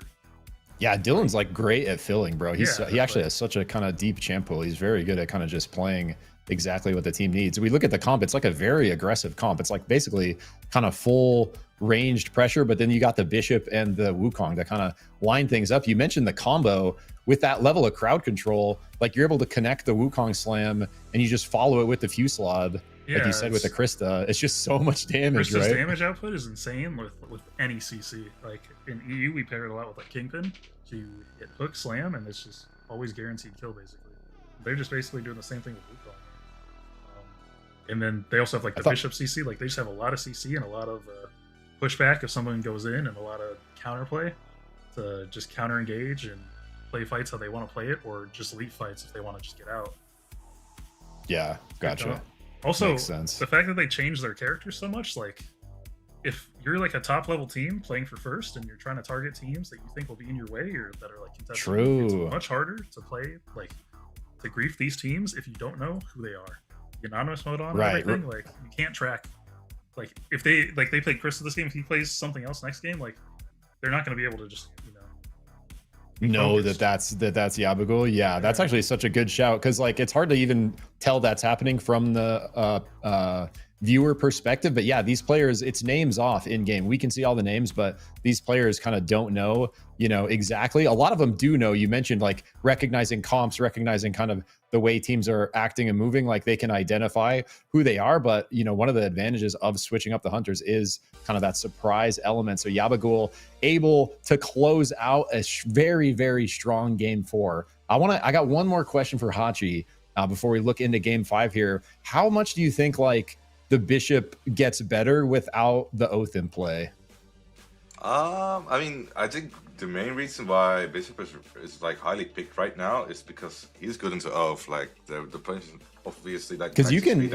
What is the punch bright shield interaction? Does the punch go through? Yeah, it does go through, but they can. I don't know if it's a bug or if it's an actual like interaction.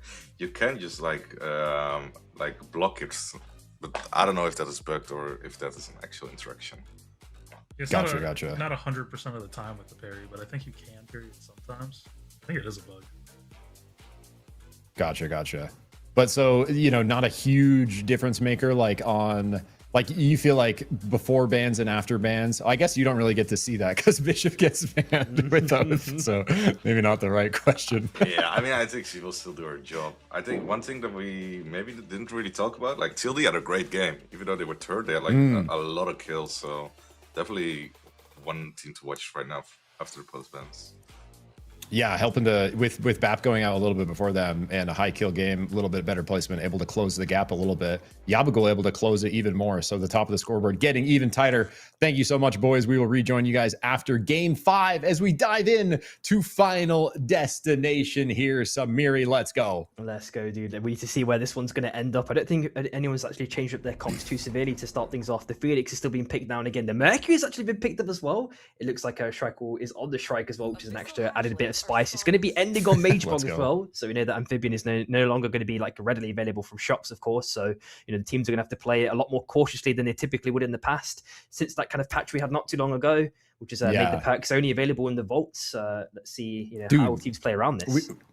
We actually had in the Long Claw Cup last night, there was an 8-team endgame in Mage Bog. Oh, bro. Man. And it was so much just like death, dude. It was just like, and there was no amphibians, no one's water walking. It's just like everyone's just struggling to get through the swamp, and it was awesome to watch, man.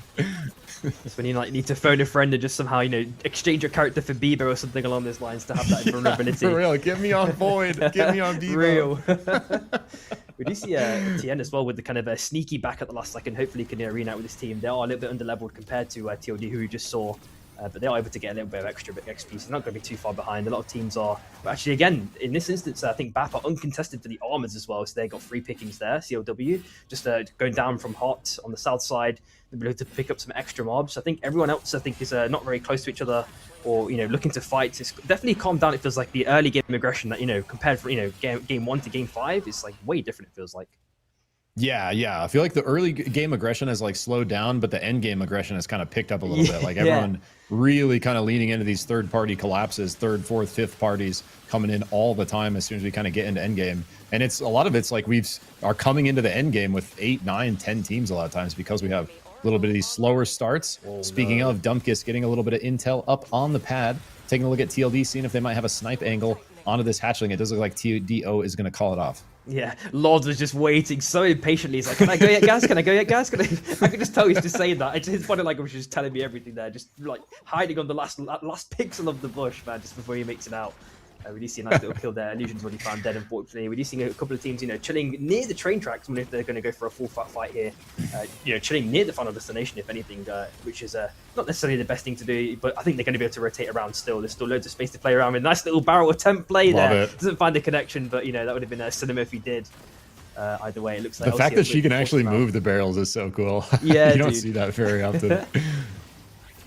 We do see a little bit of pressure down here. Nice ground connection onto Kengarbo. Somehow still alive, fully stacked. BAP really want to find these extra kill points. Every point's going to matter here, guys. So we see, you know, not wanting to give up the chase. Eventually they are, as losers get their res through. Illusion back up looking for the dunk. Oh, RTK, though, has the health to survive. So not able to connect on that. A little bit of kite to the north. RTK back in with the ulti, trying to execute the target in the backline. Does have the surge fully stacked. Clyde Cash goes down. Now King Garbo in Illusion on the retreat, trying to just look for a live angle, but BAP getting exactly what they need early. Nice kill points.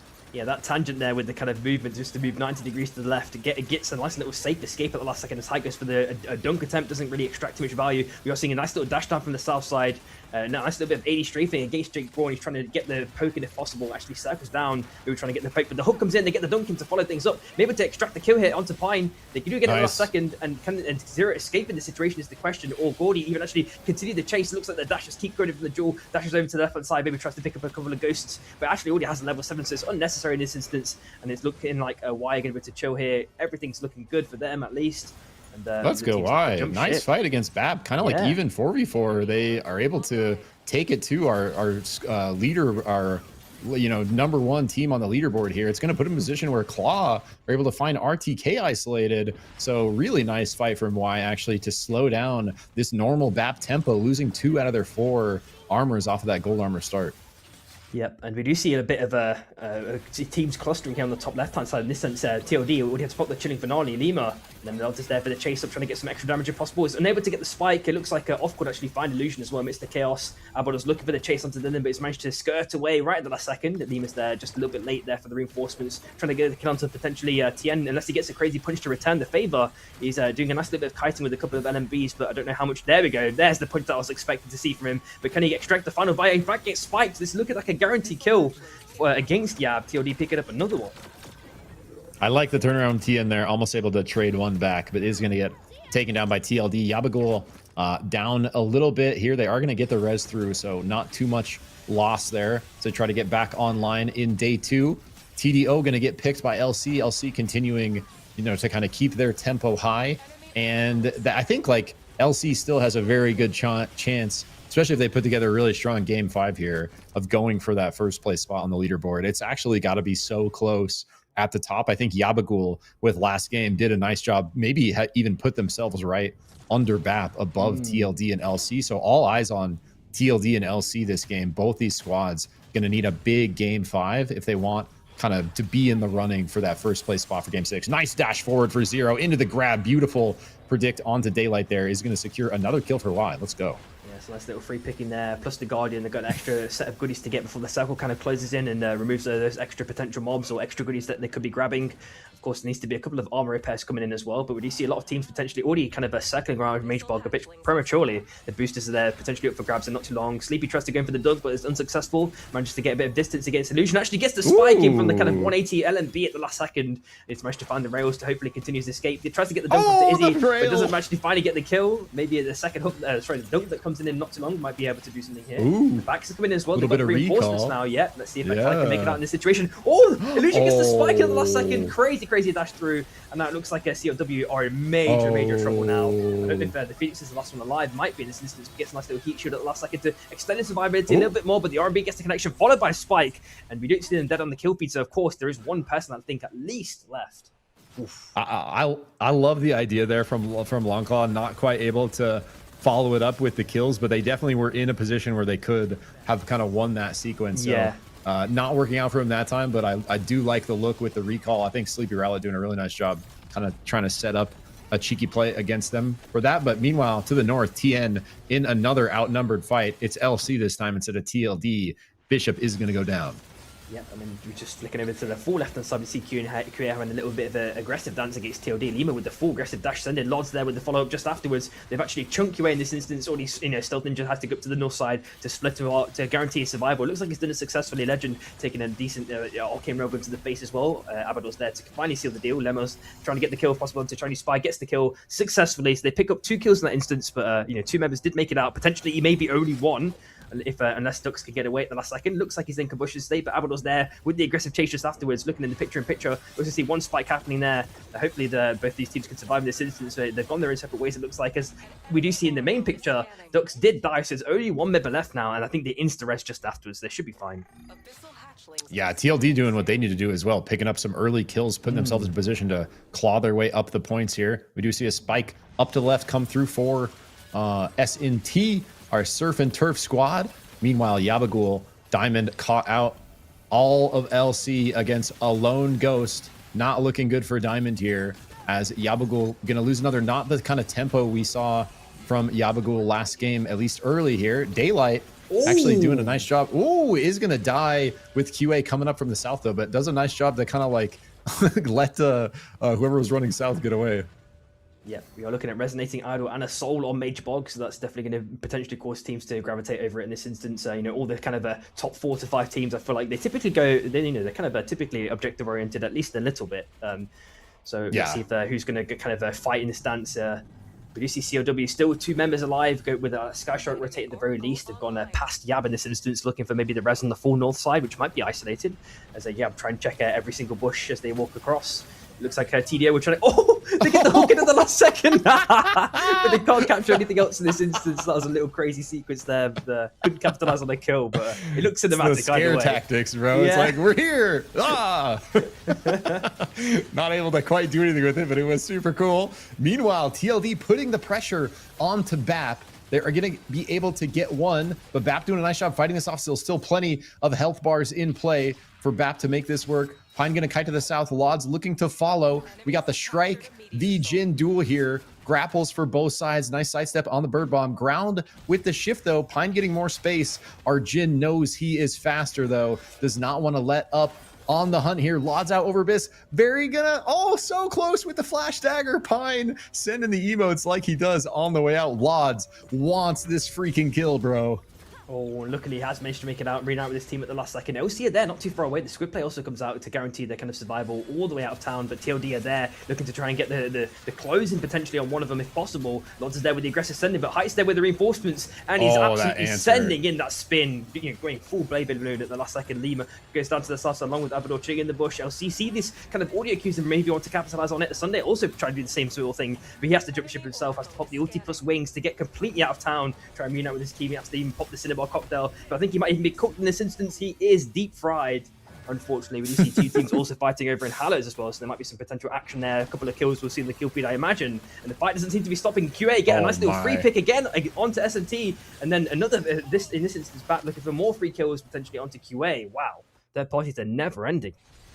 Absolutely. BAP doing such a nice job there, punishing the over-aggressive Jin entry from Lods, just locking him down in crowd control, not even giving him a chance to clone. Over to the right here, Losers getting a pick onto Longclaw. Park Ninja kind of isolated there with multiple members surrounding him, is going to go down. Longclaw still in it, though. All 10 squads left as we move into day 4. Not a rare occurrence anymore, as we've seen multiple games with all of our squads making it into endgame here. S&T lurking in bush, looking for a cheeky angle, but have to know they're outnumbered here. The full force of BAP shows up strong. Both Sid and Notaburger under pressure. Crazy damage coming out from the Shrike Connect there. Squid trying to fend it off, is able to stop BAP from kind of over chasing. BAP not wanting to give up their advantage from over chasing. Meanwhile, to the right, QA fighting off against LC is gonna get one down. Afro, TLD finding a pick on the kill as well. So Squid on the run is gonna get killed on the way out there. And Afro looking for something cheeky against Stealth Ninja. Stealth Ninja is so good at playing Abyss on the Kingpin.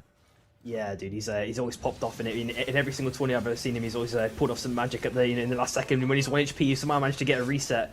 You see as well, but already finding Notaburger, so S&T again in a very sticky situation of Sunday.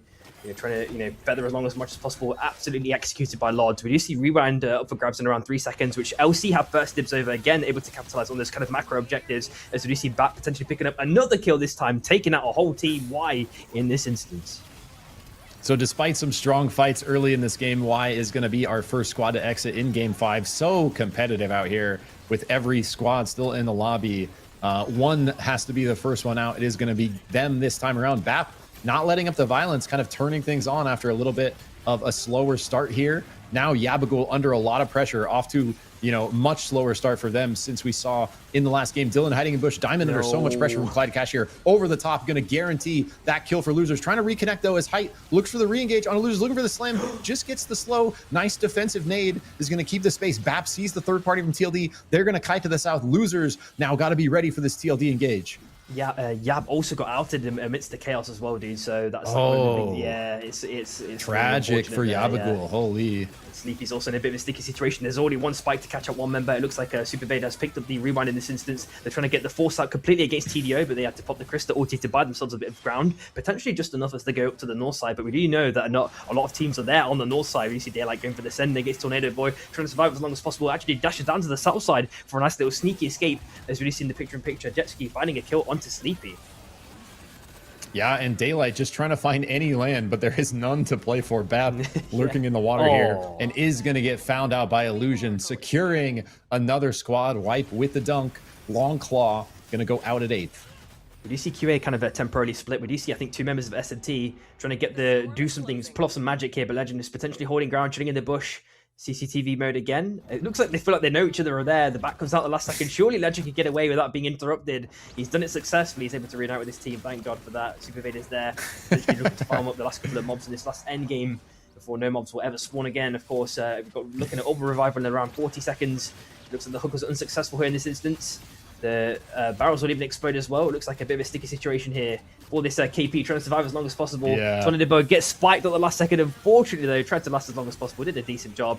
And there goes the aggressive sending by LC, trying to apply pressure onto BAP. To these incredibly formidable teams having their own like kind of isolated fight here. Let's see if anyone can get the pickings to start things off. But beneath them, bottom left, is TLD.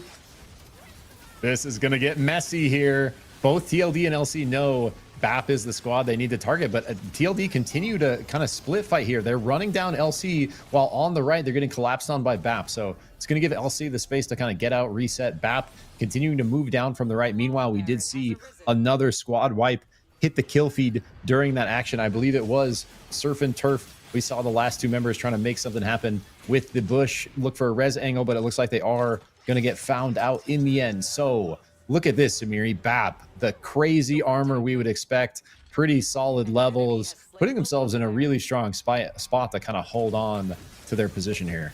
Yeah, for sure, for sure. We do see LC as well having their little mini fight against TLD in this instance. There are a couple of goodies on the ground from their Orb Revival to still pick up, as long with the Resonating Idol, which typically no team wants anymore after the changes that happened to it, of course, which is really unfortunate.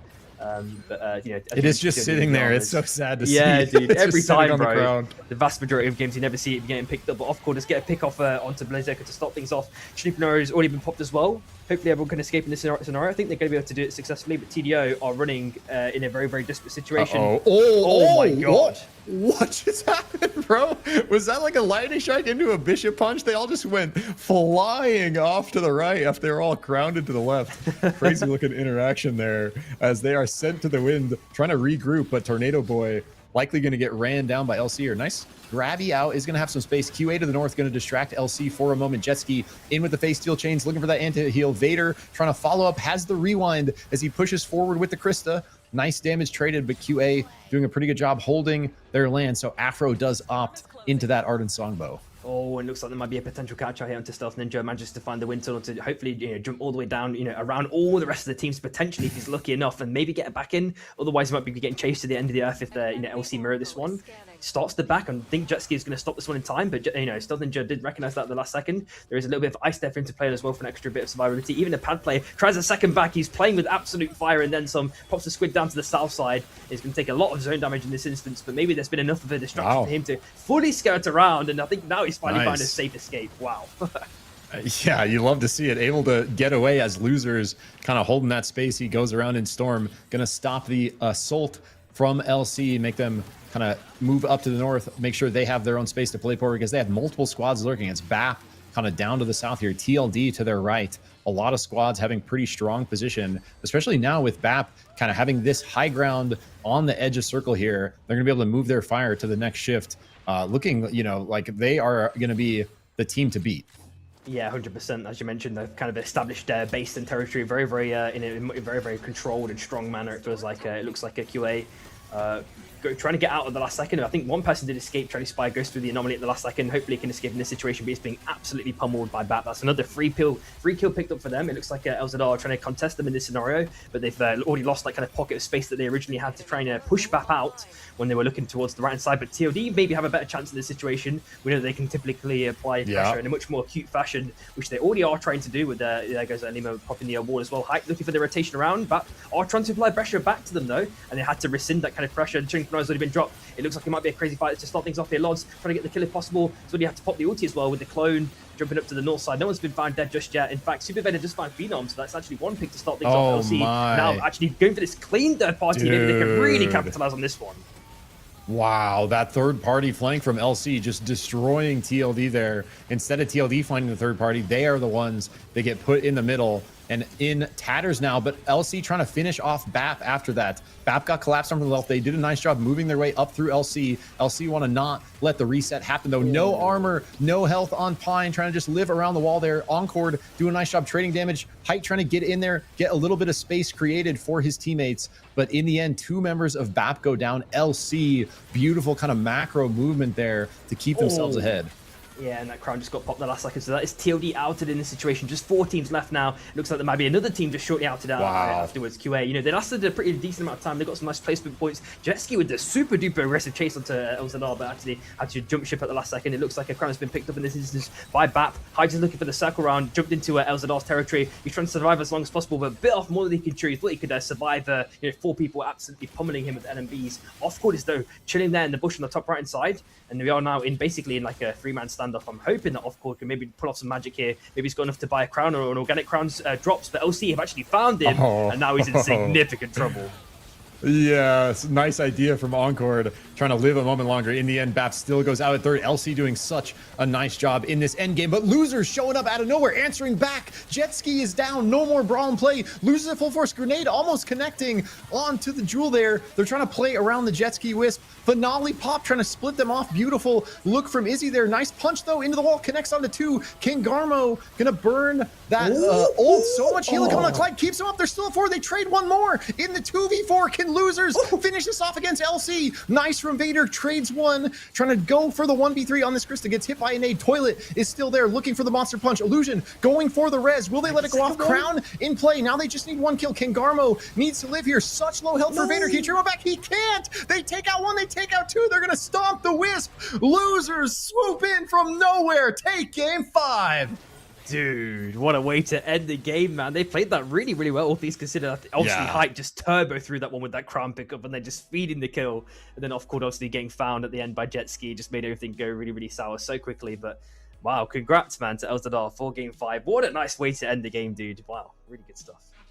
Absolutely. And Losers, like one of these teams that's been having some pop-off moments in every tournament I've been seeing them in over like the last couple of weeks, and especially with Illusion in the mix now as their 4th, like a really kind of spicy team and doing a really good job, like you mentioned, kind of playing patiently on the south side, just waiting for their opportunity. And such kind of close battles between some of our top squads there. I think, you know, one of the most painful things is Yabagul with their early exit, because they were the ones in game 4 really putting them in a position to like contest BAP's point. And that early exit for game 5 really going to hurt them. But both TLD and LC, you know, doing a nice job to try to close that gap. So as we are rejoined by our analyst desk here, we are going to have our points tallied, take a look at the scoreboard before we dive into our final match. But as we look at the replays, Hachi, what'd you think of match 5, bro? It was a lot of fighting again, like a lot of fighting. I mean, we saw that, I'm pretty sure it was BAP that completely swapped their comp around, because they ran the Mercury and now they picked the Strike again. So they decided to switch things up. And yeah, I mean, I'm so curious about these points, because I think it's going to be real close. I think BAP will still be on top, but like, I think LC is going to be close second. He probably going to have like TLD behind it with Yabagul. So yeah, I'm excited to see what's going on. Yeah, it's going to be a very close at the top here, similar to what we saw in EU earlier, Sprokane. I feel like definitely over the course of SUPERVIVE, we've kind of seen lobbies in both regions getting closer and closer, and like more teams kind of showing up like to contest these top spots. Oh yeah, definitely. I mean, like the tournaments are just getting closer and closer every time because players get better, and, like better teams form. Otherwise, you want to play with like X person after you played against them so much, then then you just get like the best teams. It's kind of hype. Super hype, dude. And it's like I've actually had so much fun just like watching and casting SUPERVIVE these last couple weekends, because it feels like, especially since we moved to squads, bro, like the fights are just so like dynamic, like conversational, like they're it's less like rundown, it's more like back and forth, like more opportunities to kind of answer for what other teams are throwing at you. And you see so much more kind of meaning in the position. That interaction right there. Yeah, it was a right tree punch. That's there. what it was, is it? Yeah, you got it completely right when you were saying it. You know, it was the dual knock up into the punch. But maybe the trees added an extra bit of flair there as well. A little bit of verticality. But yeah, it's just like, it's really cool to see, you know, all these players kind of continuing to scale. And it gives like such close action. Like these fights here in this endgame, man. Samiri, like just like as we're casting this, it's just like there's so much going on that you just like right here, bro. It's like, what is even happening? Yeah, dude, it's impossible. You just got to like keep your eyes on just like one team and just hope that the other teams don't do too much. And maybe look at the kill feed. Maybe you can retrace the steps potentially while the fight is still going on live. You know, it's a bit of a thing to juggle, but yeah, we're managing somehow. Observing would be a nightmare for me. Like, there's too much. Like, I could not imagine being an observer in this. Like, three teams fighting on every corner. It's like, which one do I Yeah, do? bro. For real. Kaya, Numbers, Tsunani doing so much to carry our observing goats. We appreciate you guys so much for always showing up for us. And it is not an easy job, bro. It might look easy. It's not easy. So here we see this losers victory. Hachi, maybe walk me through a little bit. What do you think losers did right here to kind of set themselves up for this? I mean, if you go a little bit back, I think LC used a lot of the cooldowns to kill the last remaining player of BAP. So like LCR just like they just collapsed instantly on them to make sure like they cannot like reset properly and get the cooldowns back. So I think they got like a huge advantage in that fight and just stay grouped together, focus correct person in the fight and just kill one guy one by one. Able to find the victory in game 5. So taking a look at our scoreboard, we get to see how everything is playing out here. BAP holding on to that first place spot. Still a 19-point gap between them and LC. So they made it all the way up to third that game. Encore did do a really nice job kind of going away over to the bush there with 5 squads left, able to get them a couple more placement points. And then you mentioned the LC collapse onto them, maybe hurting LC's points a little bit without them able to grab that first place finish. It's stolen away by losers. We're able to pass up TDO with that. So taking a look at the top of the board here, BAP at 149, LC at 130, Yabagul 123, TLD at 113. So Sprokane, before we dive into game 6 here, bro, is it still anyone's game? LC has to play balls to the wall here. Like, they need to hunt BAP like they're rabid dogs and they're like animal control. Like, they need to get out there and just get them. That's their chance. It's possible. Same with Yab. It's still possible for Yab. Yeah. Like, these teams should be just hard focusing BAP. Like, that's the only chance they're ever gonna surpass them is if they get them out like above 6th place, I'd say. Right. Last weekend, bro, we saw Yabagul do this. This was basically the scoreboard in game 5. Yabagul was able to close this crazy gap and steal away first place. We'll see if they can look for a repeat. We'll see if LC can look to do what Yabagul did last weekend. LC hunting still for their first place tournament win they've been after since they formed up. But we cannot ever forget about the last door lurking in the shadows down here in the 4th place spot, never letting off the gas pedal, definitely going to be trying to claw their way up as close to first as they can as well. So going to be absolute massacre as we go into game 6. Before we go into game 6, we are going to get a nice little RNG shuffle for our Storm Shift as we take a look at the Wheel of Storm Shift fortune. Holy.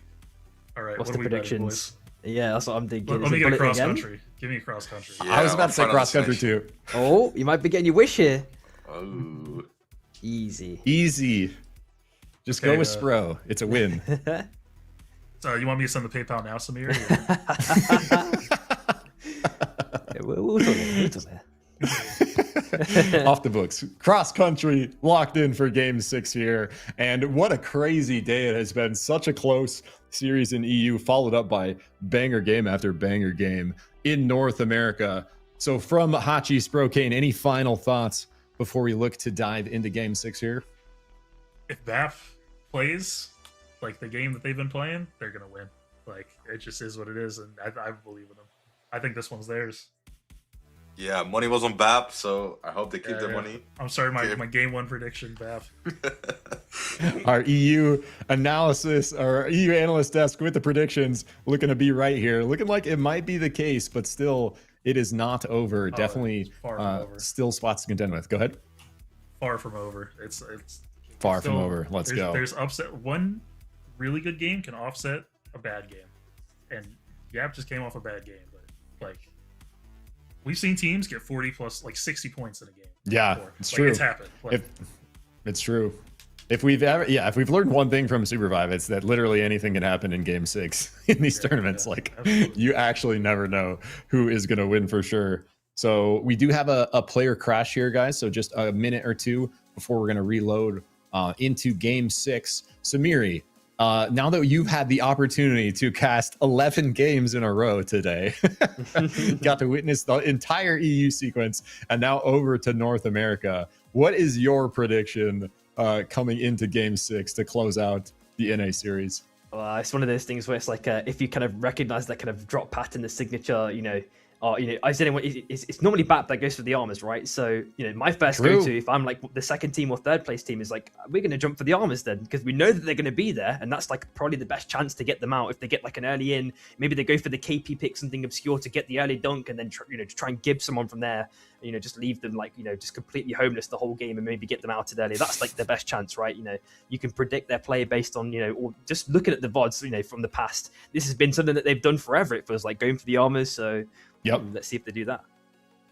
Absolutely. I mean, I love that shout, and very likely going to be some of these teams looking at that potential answer to BAP, knowing that they are very likely going to drop there. What if we saw a wild card from BAP and they don't drop golds? That would be crazy. I actually haven't seen them not drop golds in like literal like months, bro. I can't remember the last time they didn't drop on the gold armor. Yeah.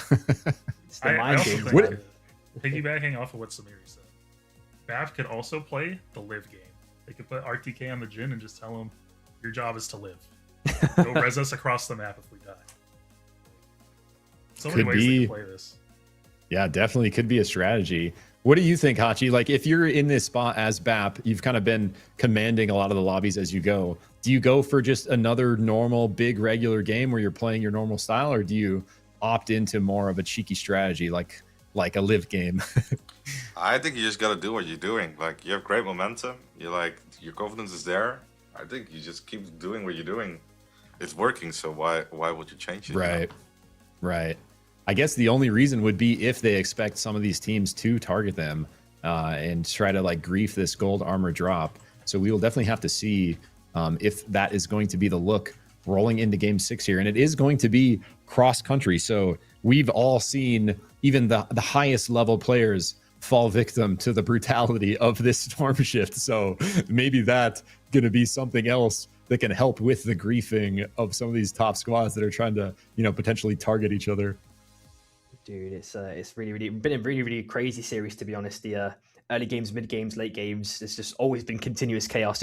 I think as you'd always have, like with the day resets, you get people just farming up, and that's like the kind of brief reprieve that we have. And then the combat just goes to 11 again. It feels like it's been even more aggressive than EU, in my opinion, at least for some of the days and some of the cycles within the series. But I don't think any pressure should be stopped here. Especially with BAP, I think they could just go with the kind of stay with their kind of standard strat. Don't do anything. Don't divert too far away from like kind of going for the armors, because part of their kind of strategy is having that initial boon allows them to snowball in various different ways. Right. Maybe that as a picking the Jhin for that kind of live strat can potentially also be utilized, but they can also just use it offensively anyway. So, what I'm trying to say is like, don't necessarily play for the defensive out initially. Like, still play as you typically are, but maybe just have that kind of thought in the back of your head that people could start to adapt to what you typically do, and you don't necessarily have to completely change everything, but just make sure you've got that get out of jail free card in a Jhin, or like just have one person like way across the map doing some split farm, something like that, just to make things a bit easier.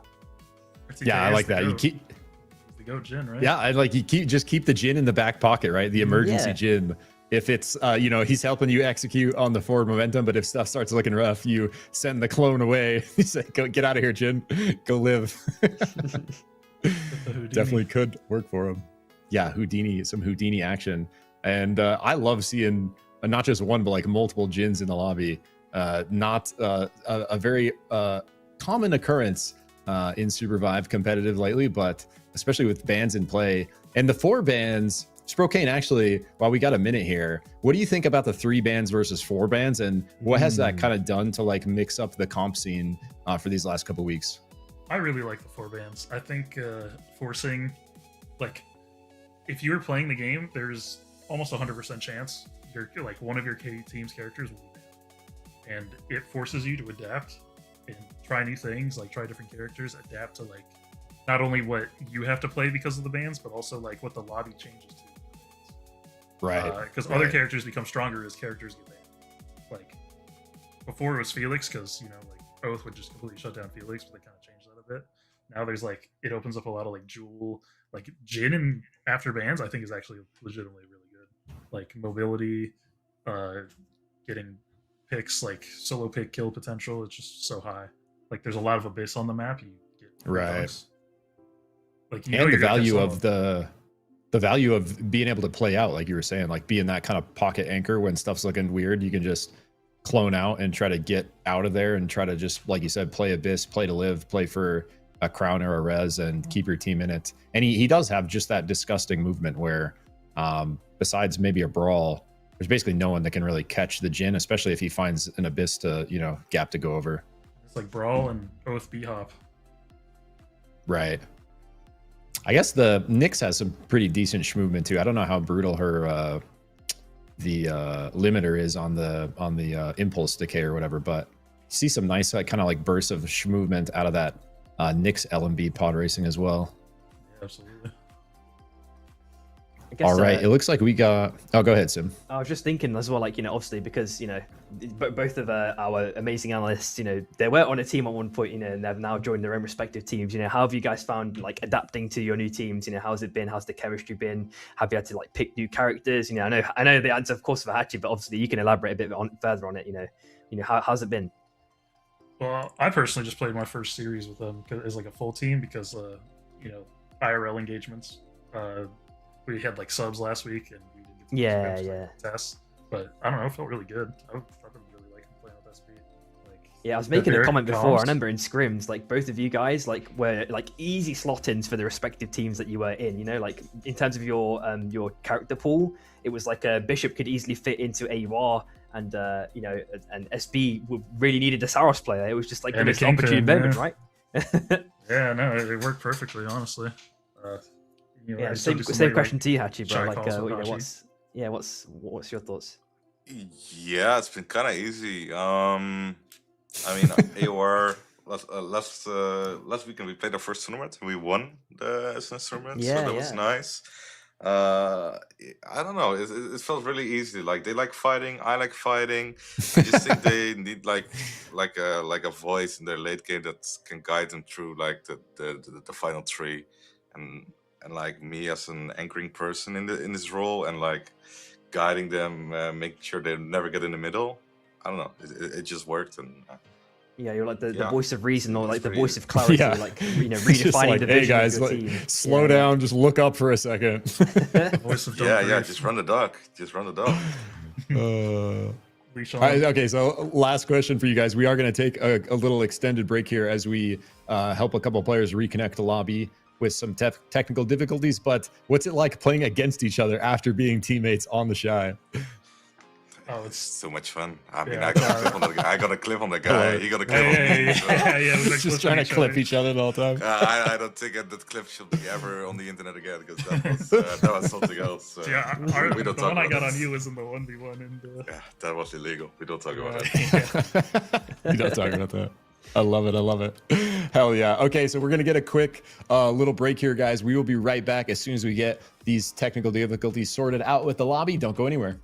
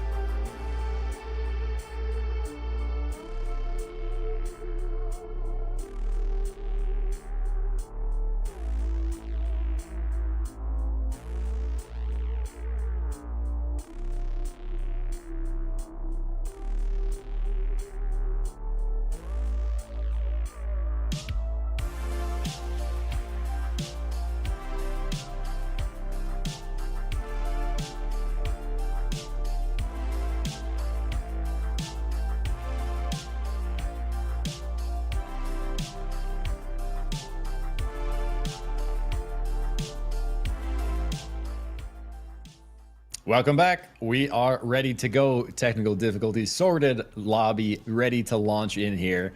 Remember, we did rip the Wheel of Fortune. It is going to be a cross-country repeat for Game 6. We already got our predictions from the analyst desk. Our EU boys voting from BAP, not because they're winning. This is their call from Game 1, and BAP doing a great job kind of locking in that spot across the course of this tournament. Remind me one more time, Samiri, what was your predict? I asked you, but I literally forgot already. I think it's going to be BAP, and I think the reason is just like they just got as long as they do that kind of consistent play style game, if they don't like falter and go, oh, we need to play defensive, we've got to kind of change up the game plan too much, because I feel like that's kind of maybe slightly uncharted territory. But I think they're still, obviously amazing caliber players, so they're able to kind of dynamically modulate around all the, the game's various different circumstances. But just having any sort of risk or any sort of like a what's it called? Mental falter, it could spell disaster, right? You have 100%. To stay consistent with your like confidence, and your like mental prowess needs to stay high. Absolutely. And one team you can never count out in North America is the Last Door, even though they do have a crazy gap to try to close, around 40 points, I believe, to go up into that first place spot. They've done it before. They might do it again. But I really kind of want to put my money on Last Chance here. These guys have came together as a fairly newer squad over the last couple months. This is Toilet's kind of last chance, last competitive SUPERVIVE team he's going to play on, and they just want that first place finish. They've been gunning for it, getting so freaking close over and over again. Will this be the moment that they can finally find that podium, find the first place finish they've been looking for? We're about to find out as we load into Game 6. Let's go. It's cross country, Gold Armors in Scav Bay. Let's get it. Yeah, let's see how these teams are going to drop for this one. This is going to be the interesting kind of concept of where these teams actually end up. LC didn't go for any aggressive chase, but 3 people, or 3 teams, shall I say, have dropped on Scav or near Scav for the armors. So this is that kind of a point of contention we were talking about. Let's see if who's going to contest what and in which way.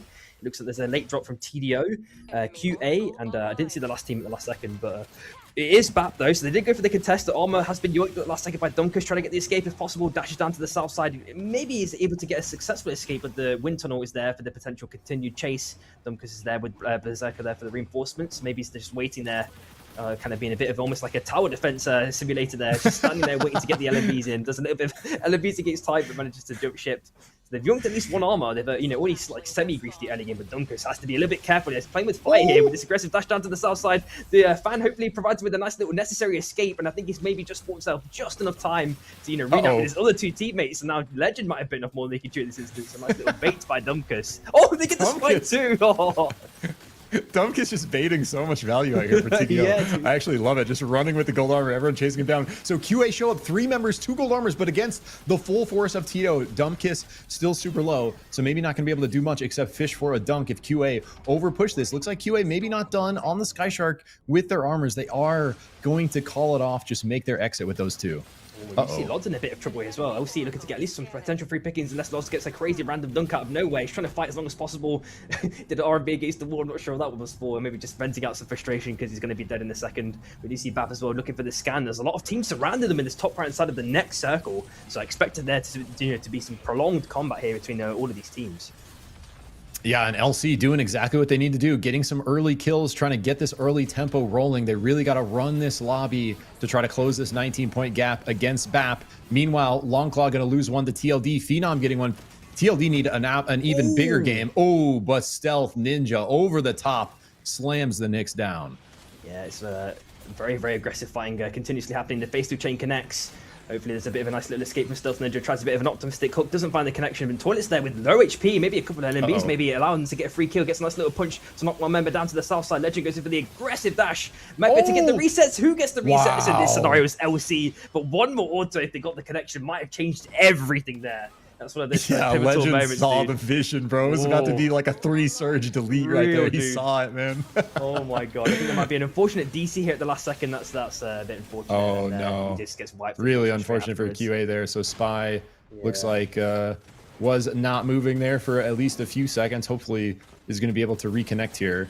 But meanwhile, we have TLD trying to kind of establish their pressure after losing 2 members early. They are going to get the res through now, trying to fight against LC once again. Phenom going to cross the gap, but fully stacked is going to get taken out. They trade back Afro, though, so fairly even so far, I think. Ooh. Oh, but that spike onto ABBA really going to turn things here. LC now surely having the upper hand. Lemur is going to call off the fight and kite away to the north. Yeah, and Celeste is always able to last this prolonged period of time. She's got the shift level 4, of course, which I believe Lemur typically takes, if I'm not mistaken, or most Celeste. If I'm, I need to double check. I'm pretty sure he always takes it either way. But and the LMBs, it's just like she's just like the Abyss Queen, right? She can just last forever. No one can really challenge her, maybe apart from like maybe a Wukong or something along those lines. But we do see, to flick over to the other cam there, Washquays are potentially getting gibbed here by BAP, taking 2 kills, actually killing 0 on top of this in this instance. Hopefully, they can kind of stabilize in this situation. But it's looking a bit washy there. Well, for Washquays. I didn't mean to say that. It made sense. I just like, it's so sad just watching his Wisp on the beacon. It's like you're right on the res, no one can catch you, but there's nothing you can do because you're already a Wisp. Is kind of just washed out in the gutter there as his Wisp does go down. Y gonna look to recover. Seen a couple bright moments from Y, but still looking for that big final placement. See if they can put it together here in game 6. We are over at the Kaiju Vault. BAP have at least one of those golds after the scav base start. Taking a look at TDO, who have 2 of their own, but a little bit of a level advantage. I say a little bit, solid level advantage for BAP here. 8 versus 6, all their ults online. Yeah, and I don't know which way they want to go after this, because I feel like this team's. I mean, there's a lot of the mid teams actually around them. In the picture-in-picture, we see an aggressive chase here at the last second. Hopefully, a nice little sneaky escape here can happen from Stealth Ninja, being aggressively chased continued by LC. But they have the reinforcements of the other 2 members of QA. They've forced at least 1 member out. But Afro goes with the aggressive send-in, trying to get some damage and gets the nice little dash forward, but can't really capitalize anything much further. Trying to spike, also on final 1 HP. It looks like Afro oh my God, going to get at least 1 kill in there in this instance. Legend also gets 1. So Jules are picking up kills left, right, and center. Supervader might be able to get rest here. The ult has been popped, but dash down to the south side. Doesn't even go for the fizzle in this instance. So dash back and forth by Afro, trying to get the immediate execution onto Dux, but he just managed to kite away at the last second on that Bishop. He's hopefully got enough to completely get out of town. Level 8 as well. Maybe starts to ulti if he needs it. Hopefully can get out, but oh my God. Oh, gets spiked. Never mind. That's QA out in last place. Wow. Crazy. QA had been looking strong too. Like, you've seen QA have some really nice movements, like doing a really good job looking for those third-party opportunities here. They're going to get caught out early. That extended fight against LC not paying off for them. Yabagul trying to do the same exact thing for themselves. Stack these early kills in this fight against S&T. Not a burger up in the ult, trying to get back up over the wall, but spiked on the ground there from the Diamond Assault Rifle, the MK7 Glyph. Going Burr, Road Pizza trying to make his way out as well in a Sunday, a little bit ahead of things on the Mercury. Sees the writing on the wall. S&T just need to look for a res. Hopefully they can do it in this instance, but they might be getting mirrored by Yab, so they've got to be kind of careful and delicate about as to how they approach the situation. Obviously, Pomu's just making his self-known here, going for the aggressive sending onto Road Pizza, already doing the slam down to him. Can't take the anomaly through, so it's going to take extra damage. Actually takes it the last second. Is he going to be able to skirt through Yab? This feels absolutely illegal. There's no way the dashes are coming through, but Pomu is hot on the heels. Road Pizza actually dashes up to the north side, but it's met by Dylan now just afterwards. One more LMB, or actually a slam down, does get this, seal the deal. 1 member last alive, chilling in the bush, if I'm not mistaken. We see a couple more kills being picked up on the kill feed. COW just left with 1 member. Illusion is trying to get the final pick if possible. That actually misses the dagger. Nice little bit of a prediction there by Gemini. Hopefully get out of the situation. Dash down to the south side. I don't know if there's going to be a clean escape there. There might be 2 other members of the LZR just waiting there. The dagger misses for the second time. Might be a kill donated to BAP in this instance. They get it for free. Oh man. Rough for Longclaw, right into the arms of BAP. Yeah, getting just another kill, like you say, handed to them. And they are going to be able to follow it up with 1 onto losers, who were the ones trying to run down Krista there. So he's going to trade a couple kills back for the side of BAP. So going to be stacking them. LC, though, we see in the picture-in-picture on the kind of war path here. Let's take a look. Already, whoa. Already 11 kills on the board, Samiri, in day 3 for LC. And they pop the Fatal Trend. They're trying to get the kill into Diamond if possible. Already finds 1 kill. Maybe able to get another kill into Diamond. Sorry, Dylan just afterwards. He's popped the ulti as a last second result. Dashes down to the bottom left-hand side, but SUPERVIVE is there with the reinforcements, kind of mirroring the exact movements of Dylan. Oh, and he gets the rake back as well, getting the 1 last and then be killing Dylan. So that's another kill picked up. LC already looking like they're having a monster game, and Yab potentially getting outed here if LC get the chase on it. The 1 last member is when he can push to the state. He's got the Squid for extra bit of HP at the last second. Gonna get down to the south side, pops at least 1 pot. The autos keep being exchanged between these 2 bishops in this instance. Dashes down to the south side, but Afro is already kind of making sure that he can't get this escape for free. Now he has to go up to the north side, having his kind of mini 1v1 against Tully. Gets the punch in for an extra bit of shield, but unfortunately it's not enough. And Yaba out in 8th place. That is really rough for Yabagul. Really kind of wanting to do exactly what LC is doing, exactly what they did in Game 6 last weekend, flying in out of nowhere, taking that first place spot off of an insanely monster Game 6. LC looking to do exactly that today. So much kind of kill pressure out. They are going to force losers into this third party from Y. LC kind of split now, going to pull out of the fight for a sec as they look to reconnect. Losers under a bit of pressure with Y continuing to push to the north, but then a lot of space and multiple other teams fighting to the south. Down here, 2 of our other top squads, TLD versus BAP. TLD need this team fight if they want to win this tournament. Grenade going to go wide on Pine. Pine just still going to kite it out. Oh, taking so much damage. Their literal 1 health on the ledge. Looked like was going to get a heal through height. Trying to look something, but he's going to go down to the spike there. And so Lod's trying to finish off RTK on the Jewel, is going to have the backup from the Phenom Nyx, and TLD doing what they need to do here against BAP. Yeah, they're trying to maximize their chances of survival with, Shrike completely jumping ship at the last second. They've lost 3 now in this instance. We're seeing some crazy Abyss fighting in the picture-in-picture at the last second. Tricle is going down to the res, getting that one for free. It's going to be an easy pickings there. Just luckily managed to make it out, and Lima does actually find himself dead to TDO in this instance. Lost 1 member, and now TLD have to jump ship. There is a res kind of on the bottom right side, which they might be looking towards. They may lose their bonfire in this instance unless one person picks it up. It looks like maybe one person is trying to do that. I'm not sure if there's a pickup happening there. If they've got the econ for it, that's going to be the ideal situation. But LC, they've been able to pick up on kills, over and over again, and now they've just got complete clear territory on the top side that's going to be uncontested. Yeah, dude, and we saw in that last fight, Pine was literal 1 health at in that sequence. He was the only one that got out. He was able to get that res. That 1 health might be the difference between BAP's first place and not. Because if they're able to survive, look, plenty of space after they res on the left. Now they're kind of in that middle desert position. It's going to have to be, someone is going to have to shut them down along the way. Because I think if they find themselves in the top 3 with a decent amount of kills, even if LC absolutely pops off, it's going to be hard to close that gap. So really nice live and anchor there from Pine might be the difference between BAP's whole tournament. Yep, and we see them actually rotating up to the top side, actually, maybe looking to pressure LZR in this instance. Clyde is getting a couple of buys in at the last second as well. Armors are, a little bit spread out. We've seen 2 whites as well, 1 blue or 1 yellow in this instance. Illusion is able to jump ship completely. Y is also not looking too healthy, and well, at least Gordy is in a bit of a sticky situation in respect to armors. They've dropped a couple of wolves as well. They've got the Jake Braun, of course, with the on the Hudson to provide the extra layer of defense as well. So they've got really good territory control for their comp, but it just depends if anyone could kind of break that kind of fortress. But BAP are potentially looking for that free pickings. The avalanche has been dropped. They're trying to get to one turn into a snowman if possible. Looks like a nice little escape from RTK at the last second off court, trying to get some extra and then be poking. But Phenom goes in with the aggressive change against BAP. Maybe potential round 2 here. Let's see who's going to be the victors of this one. Oh, yeah, and Pine, I think Phenom thought he was in wall there. Pine finds the double tap, able to get that kill through right before he hits the wall entrance. So Phenom is going to trade him his life with a little bit of an overcommit there. Thought he could find third-party opportunity onto BAP as they were looking at losers. Now losers come back in from the east, want to maybe look for an opportunity themselves, but BAP kind of back out of things. Looks like they are going to find 1 more member of TLD isolated over there, potentially get a second pick, and now TDO moving on to Abador's position, who is completely alone. Yep, and they tried their own little mini isolated 1v1, but Abador just managed to dash over to the left-hand side, but there's not really any space to run over. He just get hooked and probably dunked very shortly afterwards. Really nice, clean combination performed by TDO there. But TLD is still living there as well, as we do see TLD also in a bit of a sticky situation, losing Lima to the world somehow, maybe a DC or something along those lines. Ardent Songbird picked up by Quasar. Abador found out shortly afterwards. TLD just 2 members.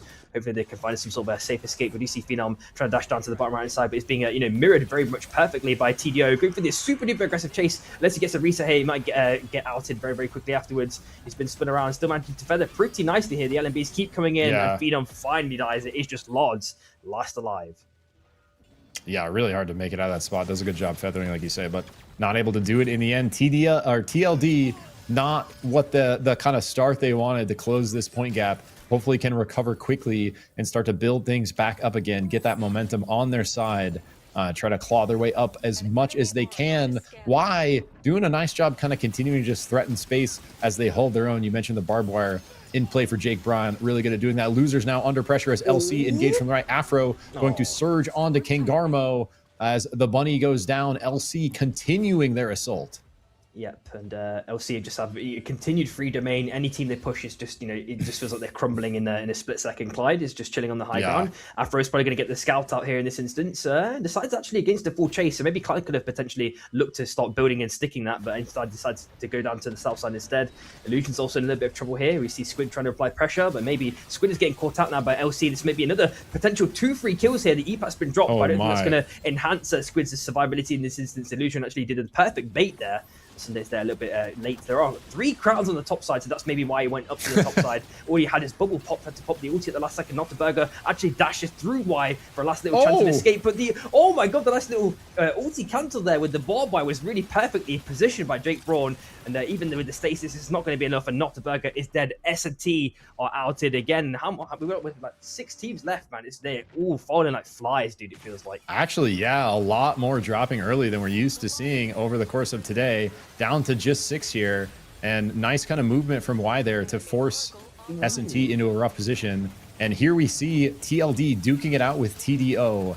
Are they going to be able to start this comeback? TDO doing a nice job trading. Lemur going to go back in with a super low health. Reverse it actually is so good. He gets around the rock. He connects onto Tornado Boy, gives TLD the opportunity to follow up from the south. Massive turnaround instinct there from Lemur, trying to change things up. And it is going to give TLD advantage in this fight, but will it be enough to survive the onslaught of Y, who find another beautiful opportunity coming in from the flank with the third party? Yeah, and the zone is doing absolutely monstrous damage here. Abador is trying to fight against the zone as much as possible. Last life for TLD has managed to find just enough space to go up to the north side, and maybe Mr. Chaos, he can actually survive this. The Napalm's been dropped, followed by the Arcane Railgun. Not really finding any connection for now. He's trying to have his little mini 1v1, but it's eventually found dead. And I believe that's TLD completely outed in this instance. But we do see LC in this instance as well, and BAP having their own crazy fight. The dash up to the north side from Afro to kind of reunite with his team. Old Revival nearly on 1 HP. They're trying to get the pickups if possible. Looks like BAP actually going to get free pickings here. This feels absolutely illegal that they're just left to get that, as TVO just completely grief LC from the behind, even though they actually lose a member in the exchange. Man, that's such a big loss potentially, because you know that Revivals can go crazy mode. Absolutely. And BAP's so good at living, right? We've seen him do it so often, either Height or Pine. So good at kind of getting away, playing that anchor. And now they have a mobile beacon. They have 3 orbs of life, all for free, basically, like you say, off the back of LC's hard work. LC do get at least 1 kill in exchange. And, if it's a 1-point difference in the end, Samiri, then that was the right play for LC. Continuing the violence, this is exactly what they need to do. Just run teams down. Izzy has a prayer, has 3 seconds left on to crown.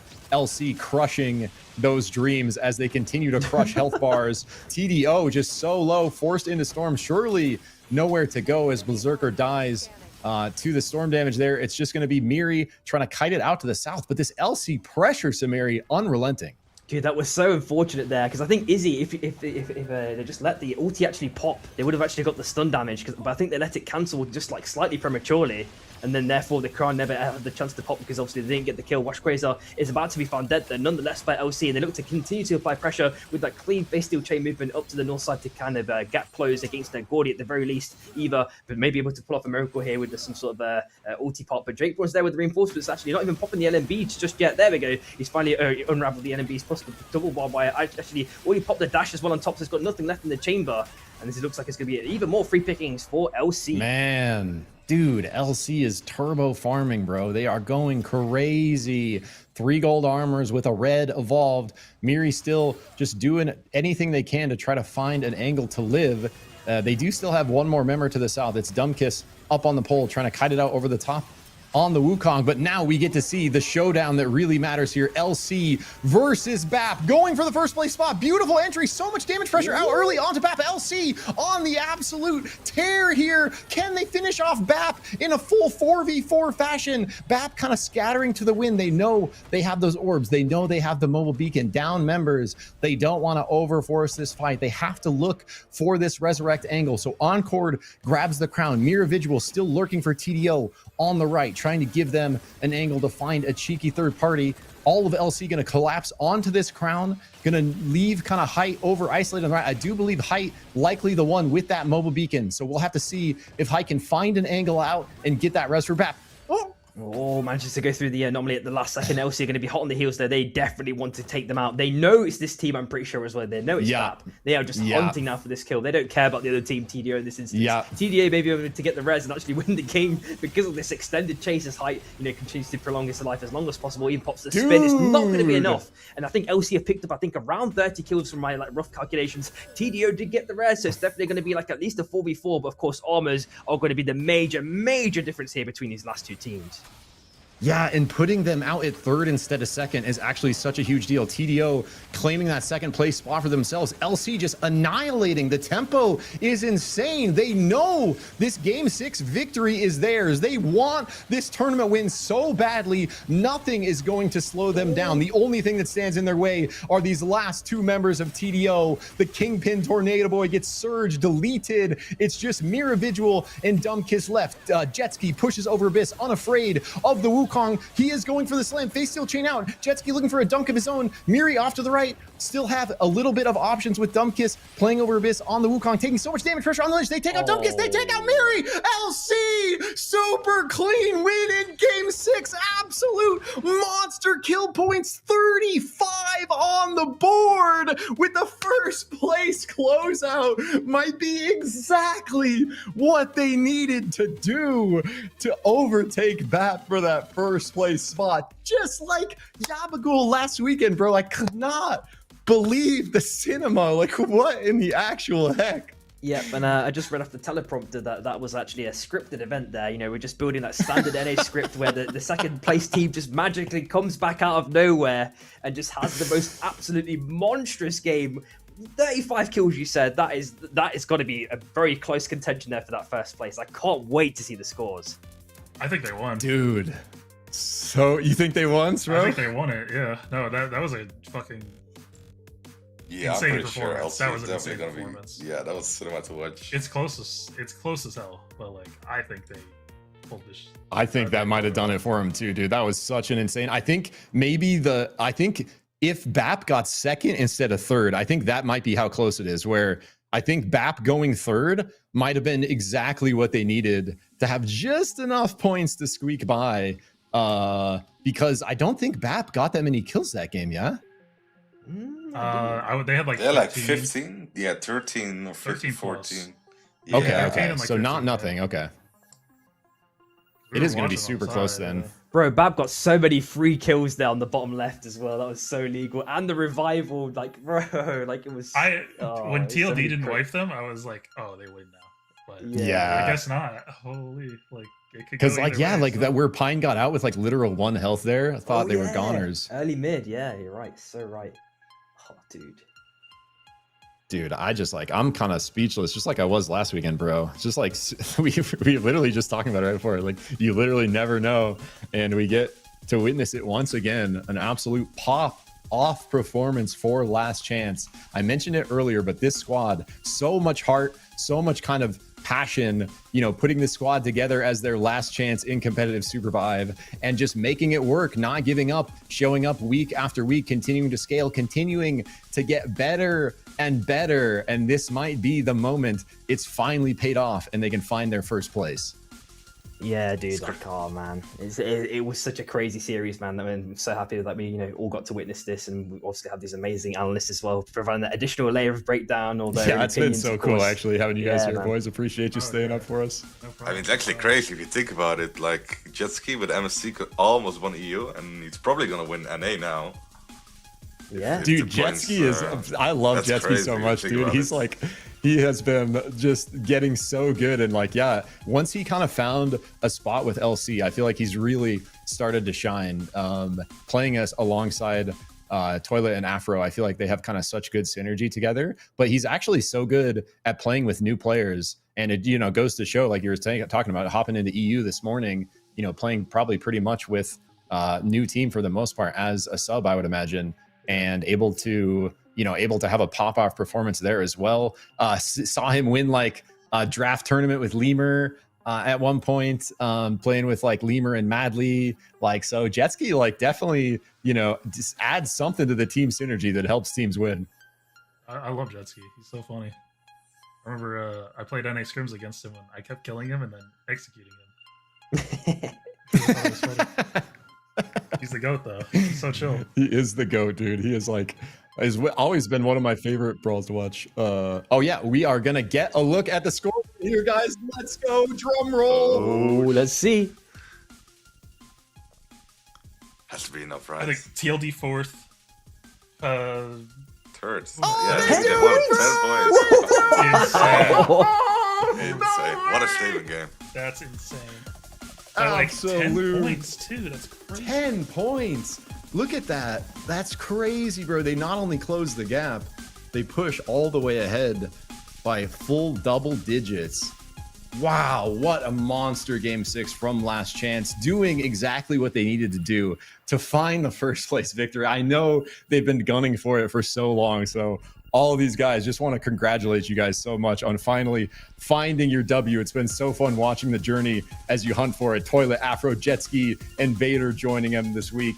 Absolute legends claiming that first place spot. Cannot forget about BAP, though, an extremely dominant performance on their side as well. Just barely getting surpassed in the very last game there by LC. And sometimes you can just do everything in your power, you know, to win. You can do everything right, but you can't account for a 60+ point game from the team behind you in the very end of it, right?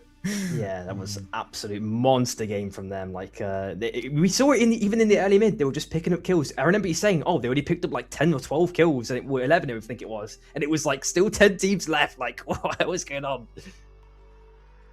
Dude, I'm like at a loss for words though. I'm so happy for these guys. They finally got the dub they've been looking for.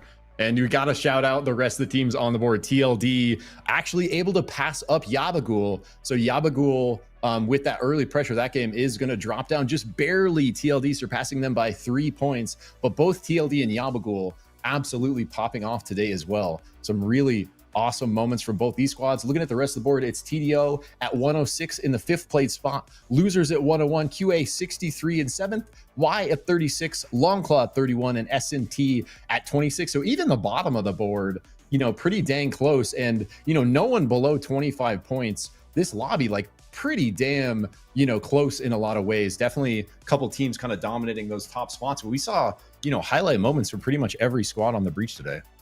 Yeah, exactly. Exactly. There's so many like small, intricate mini moments, maybe mini 1v1s, and you're seeing like a team that's kind of maybe even bottom of the ladder, like absolutely clearing house on like a really good team, but they yeah, like why that game? Yeah, exactly, bro. I love like why had a couple pop off moments that game. Yeah, dude. So cool to see. Hell yes. All right. Well, as we wrap things up here after a legendary cinematic finish, we're going to let our analyst desk go. Thank you so much, Sprokane and Hachi, for joining us. Before we send you out, any last words on the way? Congrats, LC. That was insane. Like, he was clearly taking notes from our game earlier. We got 38. Studying. I think we killed his team and he spectated. And then he, like, kind of just copied the technique a little. Got the notepad out. Yep. Sure. Yeah, definitely your game, not mine at least. Anything from you, Hachi, on the way out here? I mean, what a statement game. Like, that was crazy. Like, that's what we love about SUPERVIVE. It's never over till it's over. And they literally show us why. Hachi, tell Ane to play Bishop. Yeah, play Bishop, guys. Come on. Final words from our European legends. Thank you so much for joining us, boys. It was really awesome having you. Anytime. Appreciate it a lot. Yeah, thanks for having us. All right. Cheers. So as we wrap things up here, before we do our kind of final shout outs, Samiri, dude, you just casted 12 games in a row, basically. We're going to regroup in about 12 hours to do 8 more. Yep. Well, dude, what do you think about the day? Basically our last normal Saturday night SUPERVIVE before the Turbo Cup next weekend. I guess it's like a spectrum of every emotion that you can imagine, right? Like yeah, bro, I sadness. feel it. There's like a big anticipation for like the biggest send off that we could ever give, humanly possible for this next week's SNS. But of course, as you mentioned, we've got these 8 games tomorrow for the tier 2 scene in EU. So the action doesn't seem to be stopping, at least just yet. So make sure you get your fill of SUPERVIVE while you can. Hell yeah, absolutely. Strong finish to the year. We'll see what next year has in store. But with that, we are going to wrap things up here for Saturday Night SUPERVIVE. Thank you everyone so much for joining us and watching. This community is absolutely goated. Everyone just showing up to support the scene. We love you guys. Huge shout out to all the players putting on absolute cinema in EU and then North America, extremely close in both lobbies, and just such good SUPERVIVE to watch. I swear every single weekend gets closer and closer, and I just freaking love this game, man. W SUPERVIVE. Couple, more shout outs real quick. The production team that's helping put all this on: Shivam, Kaya, Numbers, Tsunani, Afro helping with the points, Gina, everyone, just kind of stepping in and giving their free time to make this stuff happen. We love you guys so much. Thank you for helping us run the show here. Can't forget about Azuna, who is away today, but has been doing so much behind the scenes to carry us as well. And final shout out to Theorycraft for supporting this tournament series, giving us all this prize money to play for, helping us, run the thing on their channel, put together such an exciting, official series. So really appreciate, their support of the competitive scene as well. But with that, thank you so much from me and Samiri. It's been an absolute pleasure, you guys, joining you for this epic set of games. And with that, don't forget, we got EU Tier 2 tomorrow morning. It's 8 a.m. PST, 17 CST, I believe. And then the following weekend, we are going to get our final set of Saturday night SUPERVIVE games. It's going to be the third Turbo Cup, the very first squad's Turbo Cup. $5,000 on the line, split between regions, so you don't want to miss it. And we will see you then. Thank you guys so much. W SUPERVIVE, GG's. We love you. Peace.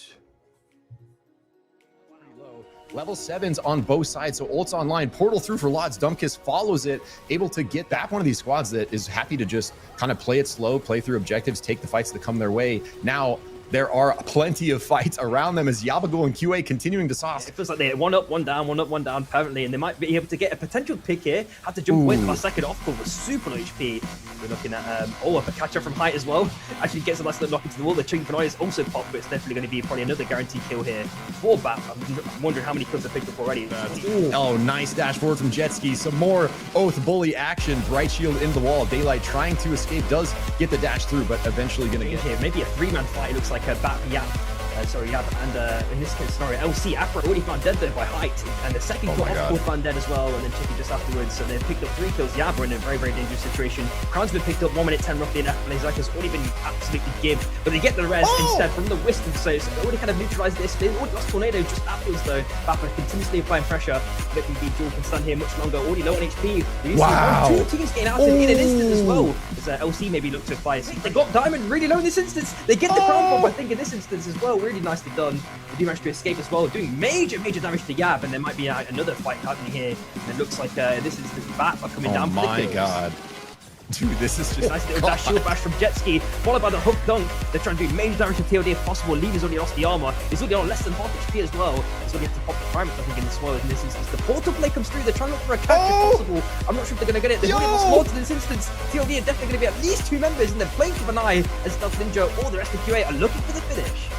Dude, QA is just doing everything, letting up the pressure. It's resulting in just 1 member left for TLD, and it's going to be QA. From the Jewels, as we typically expect, dash down to the south side. They're trying to get the picks if possible. As we do see in the main picture, the fight seems to be continuing, but we're looking back at this Chili Nani being popped at the last second. They're hopefully able to get at least 1-2 picks at the last second, going crazy mode, but I don't know if they can. On the left side, BAP does eventually get the better of them. Now the full force of temporarily trying to get a dunk onto someone. Doesn't get the spike there onto 44 ducks as the fight continues. Dumbkiss, maybe a little bit of an overcommit there, knows it as he goes south of the bombing run. A sliver of health. TDO is split now with that happening, but they're going to get a couple kills through. They lose 1. QA loses 1 as well. Someone's super low. Dude, Pine just puts it over Abyss like he does on the Kingpin. Eventually is going to fall there. The back pressure does not let up. LC health bars continue to get chunked. QA recovers to the north. They have a crown, but 3 members left. Miri, last member for TDO. Crown is health. Miri procs the crown with the killing blow. TDO back at full force. course, all of a sudden, LC in tatters. Toilet is LC. All of a sudden, on the struggle bus, they're going to get wiped here. TDO outplaces LC, so does QA. After LC has been dominating all game, but it's BAP controlling the lobby still. The W key not letting up. Tornado absolutely pummeled continuously into the zone, taking extra damage. Found it at the last second, and now we're down to a kind of definitive 2v2 in this duel. Chicken is going absolutely crazy. Kill mirror individual, and they got the battle gun just afterwards, trying to get the last kill, and they get it. So it is going to be BAP taking game number 1. Dude, that was just heavy pressure to QA. Yeah, BAP now on the hunt. Like you mentioned, they got the gold armors. They got 2 level 7s. Ults online, looking to now farm players. Chinese Spy getting caught out on the South by 2. RTK double tap BAP. So, like, I like the strategy. They are scrapping, baby, doing everything they can to find advantage. LC now looking for advantage against S&T here. Abyssal Breaker blown from Jet Ski on the right. Nice kind of value there, trying to bright shield it, but some of it is going to get through. A Sunday now pushed off. Oh, nice trade back, so they get a kill. It is 1-for-1. They're trying to get the Wisp through, but another member of S&T in a rough position potentially. Abyssal Breaker's been popped both ways, it looks like. A nice little escape at last second from the Phoenix. He'll hopefully escape fully, but the Squid doesn't get the full connect with the damage. If possible, the ulti misses at the last second. Sleepy is doing a nice set evasive maneuvers. Finally spiked at the last second. You see a bit of juggling there in the play through objectives. Find the kills they can take along the way. Big engage here from Yabagul. The Bishop punch over the sky, gonna send Phenom down into the abyss. Lemur gets crazy combos here. Gets hooked at the last second. The second win comes out to save Afro. Getting the dash through. The resets are coming in abundance, and they're trying to get at least 1 pick potentially, but QA have definitely been battered amongst this exchange. Hopefully they can get out scot-free as LC continue to mirror them. Runs right into BAP. Tragedy for LZR here. Looks like Clyde is going to go down. Izzy is still alive somewhere, so hope remains. Still all 10 squats left. Train! Go! Surely we were going to get a train kill there. Everyone just floats over barely, but the carnage continues. It's Yab coming in from the south, just crushing into this third party for Longclaw, who is hanging on the ledge. Sleepy Rowlet is down. Parkin just still trying to fight it out, but the pressure from Yabagul is going to force them off that ledge. BAP to the right. RTK alone, trying to take out Dylan in the 1v1. Dance through it still just before it kind of expired there at the last second. Lima's there for the reinforcements to try and get the kill onto Legend. Unable to get the resets, so Lods does manage to survive.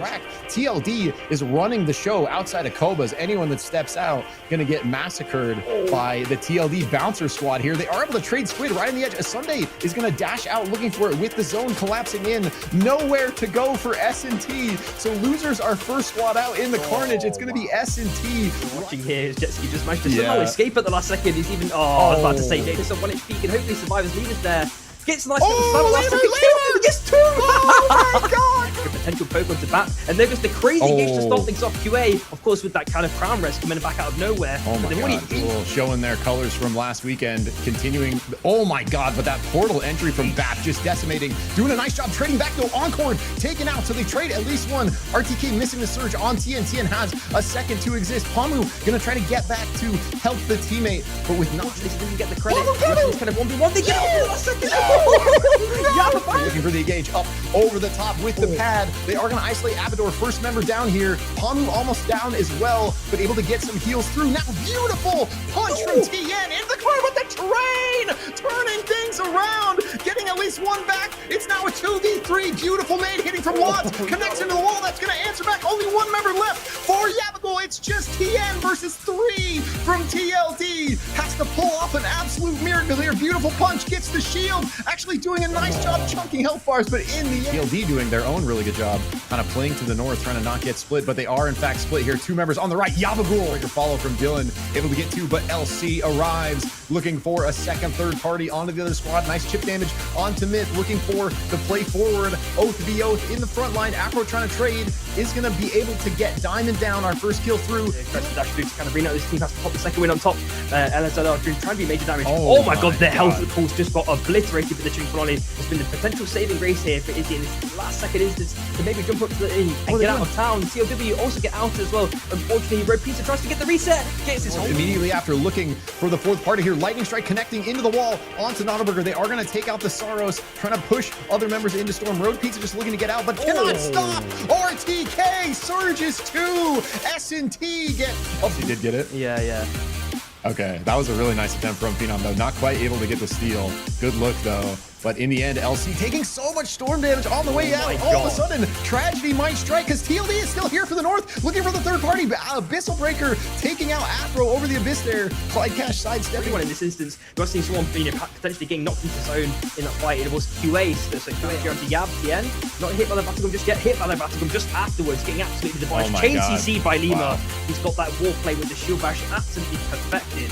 Now it looks like Diamond is trying to get some potential extra damage onto TDO. The bubble's already been popped for Tornado as well, so it's looking a bit disastrous for all teams here, except for TLD. They're just absolutely such a good initial third party from Yabagul to pinch LC. LC get out barely with jet ski because TLD does the same exact thing to Yabagul, take 2 of their own away from them. Now Losers fighting against LC on the right. LC was able to recover, looks like, off of that heart res. Abyssal Breaker out. Losers under pressure, but still alive. Beautiful Bright Shield keeps Kengarmo alive despite being fully surged. That Mega Avalanche buys him some space, but back another third party ruining the day here. Losers down to just Clyde Cash is going to get caught by LC. Nowhere to go. Losers out. Really nice reset, followed by a nice little rift breaker to kind of continue. They may have just waited a touch too long here now in LC's domain, but they are holding their ground just temporarily at the last second. Afro with the full crazy sending, followed by that super clean second wind. Oh my god, that just absolutely blew everyone away, including us, of course. The UC Striker already found dead as well. It looks like the armors are continuing to be demolished by Bat down on this, the top side in this instance. One member left might be in this instance, Chicken, trying to get the survivability through the rings if possible. Going down to the south side, can he do anything else in this instance? One more LMB, will seal the deal. And a nice space bought by Phenom, pumping that damage. They got to be so careful because a whole other squad to their south. Both these teams just targeting TLD so hard. They know this is the best squad in the lobby. They want them out of here. Health bar is low. TLD doing a great job fighting on 2 fronts, but how long can they hold them off? LC keep up the pressure. Nice double bump into Storm with the lightning. He's just chilling in the bush, gets the revive, and now it looks like TDO are in very dire straits. The crown. Right, like threw the beacon down, got the other 3 members left while Lemur rezzed himself. And so Lemur trying to reconnect with his team, but LC, the pressure unrelenting. Beautiful lightning strike from Afro, connecting on a Phenom there, finding another one down to just 2 members. Amador, beautiful R&B bump, trying to play the res still. Last member left, the LC collapsed. TLD can't do it. Last chance. Take game 3. Fully, to be honest, at the moment, Illusion is trying to get some potential major damage onto QA, but they're still holding their ground for the most part. We're seeing a last little double shift up to them, and also from like Kingpin, a last second escape, which should hopefully be successful. Revenge was able to reunite with his team as well. Looks like things are going to be okay for him. There on the predict as he grabs the train through the legend. I think able to find that spike on the way out. But is forced off of the res. S&T continuing to push Squid, looking for the overkill rounds, connects one, the auto to follow. Oh, though, the crazy damage onto Lemur, almost just deleting him in one, but Pamu trades his life in return for going for that play. Now fighting in the 2v3 here, or sorry, 3v3 now with that kill answer back, playing for the Pamu res. Actually, this fight's going Yabagul's way, doing such a good job turning this when it was. Though, able to follow up that kill. Now we have a little bit of a re-engage for TLD. Phenom finds 2. Phenom popping off, looking for the full squad away up to Yabagul. They're only down to 2. I think TLD down to 2 as well. This is such a close fight. Amador forces in, barely not able to get the ground through. Phenom gonna force it in. Our best Jins looking for that dunk is gonna be able to be survived by Squid there. Not quite the health to be sent down. LC very much playing forward this game. We see him showing up for multiple third parties. Again, picture in picture. Y goes down with the crown proc for Claw. Huge. Trying to get the dunk if possible. They do get the dunk, actually get the kill. Up already having the Abyss Specialist on Afro. Probably the most disgusting Hunter exotic combo in the lobby here. We already have that one online. Pine trying to kite out against Yabagul here. Dylan making sure Pine is going to get ran down. So Yabagul going to be able to pressure teams are going to look to put on them. Get the potential mega punch onto Jemmy, doing mega damage, absolutely blowing her up every last second. Falcon Jet also in a bit of trouble. Daylight also in a bit of trouble as well. Already found insta-give. Let's go. We do see a bit of an exchange between Yab and TLD here. They're actually losing the exchange quite severely. They might be able to get third party down by Bat. They're trying to get the kill on Phenom at the very least. 1 HP. They all managed to escape with this slither, and they've actually been punished quite heavily by Yab in this process. Looks like one kill potentially be picked up here. They get 1-2 back in rapid succession. Squid also finds off-court at the same time as releasing on the kill feed. Yab able to... Dude, Yabagul is gaming. This is what happened last tournament. Oh my god, speaking of gaming, whoa, the pushback canceled. The crazy engage from Lemur. Squid, beautiful air blast, but Yabagul collapsed from the north. Go up to the north side to reunite with his team as Yab go for the mega send in to get the ulti. 1 more LMB, maybe 2 in fact. Unfortunately, no, never mind. It looks like they didn't get the kill. I thought he might have been able to survive there at the last second. That's encore, not TDO's encore, not reconnecting with anyone except Death as Miri goes down. He's got the crown pick up Is he going to go for the kill? Afro it's got a nice knockaway. It's an opportunity. They get the crown pick. Really, really nicely done. Really nice combo there by LC. Really good comms. Abador also potentially getting caught out here. That's another free picking in this instance for LC. Come back in droves. It feels like side of the map. They're going to do it again to TDO here as TDO get pushed up by LC. Yabagul collapse once again. They got to take out Tornado Boy. They're going to find another squad wipe. So Yabagul sort of dominating here. TLD. As long as possible. Lever gets absolutely given shortly afterwards.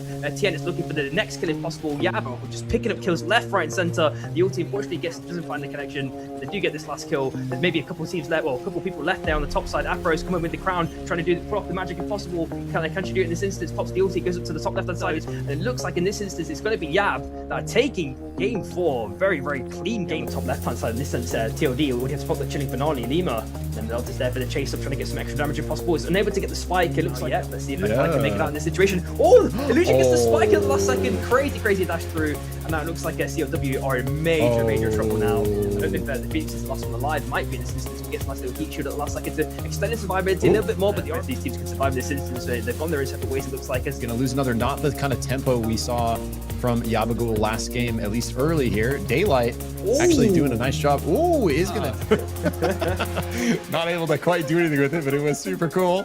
Meanwhile, TLD putting the pressure onto BAP.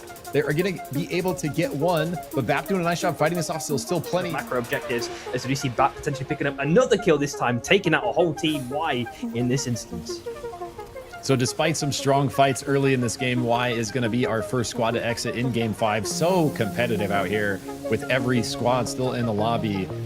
One has to be the first one out. It is going to be Dylan hiding in bush. Diamond under so much pressure from Clyde Cash here. Over the top, going to guarantee that kill for Losers. Trying to reconnect though as Height looks for the re-engage on Losers, looking for the slam. Just gets the slow. Nice defensive nade is going to keep the space. BAP sees the third party from TLD. They're going to... Yeah, and Daylight just trying to find any land, but there is none to play for. BAP lurking in the water here. Here we go. This is going to get messy here. Both TLD and LC know BAP is the squad they need to target, but TLD continue to kind of split fight here. They're running down LC while on the right. Getting picked up off quarters, get a pick off onto Blazer to stop things off. Sleepnor has already been popped as well. Hopefully everyone can escape in this scenario. I think they're going to be able to do it successfully, but TDO are running in a very, very desperate situation. Oh my god. What just happened, bro? Was that like a lightning strike into a Bishop punch? Chains looking for that anti-heal. Vader trying to follow up, has the rewind as he pushes forward with the Krista. Nice damage traded, but QA doing a pretty good job holding their pressure back to them though, and they had to rescind that kind of pressure. Chilling has already been dropped. It looks like it might be a crazy fight to start things off here. Lods trying to get the kill if possible, so you have to pop the ulti as well with the clone jumping up to the north side. No one's been found dead just yet. In fact, SUPERVIVE just found Phenom, so that's actually one pick to start things off. LC. My third party flank from LC, just destroying TLD there. Instead of TLD finding the third party, they are the ones that get put in the middle and in tatters now, but LC trying to finish off BAP after that. BAP got collapsed on from the left. They did a nice job moving their way up through LC. Beautiful kind of macro movement there to keep themselves ahead. Yeah, and that crown just got popped the last second, so that is TLD outed in this situation. Just 4 teams left now. It looks like there might be another team just shortly outed that round. Jumped into Elzadar's territory. He's trying to survive as long as possible, but significant trouble.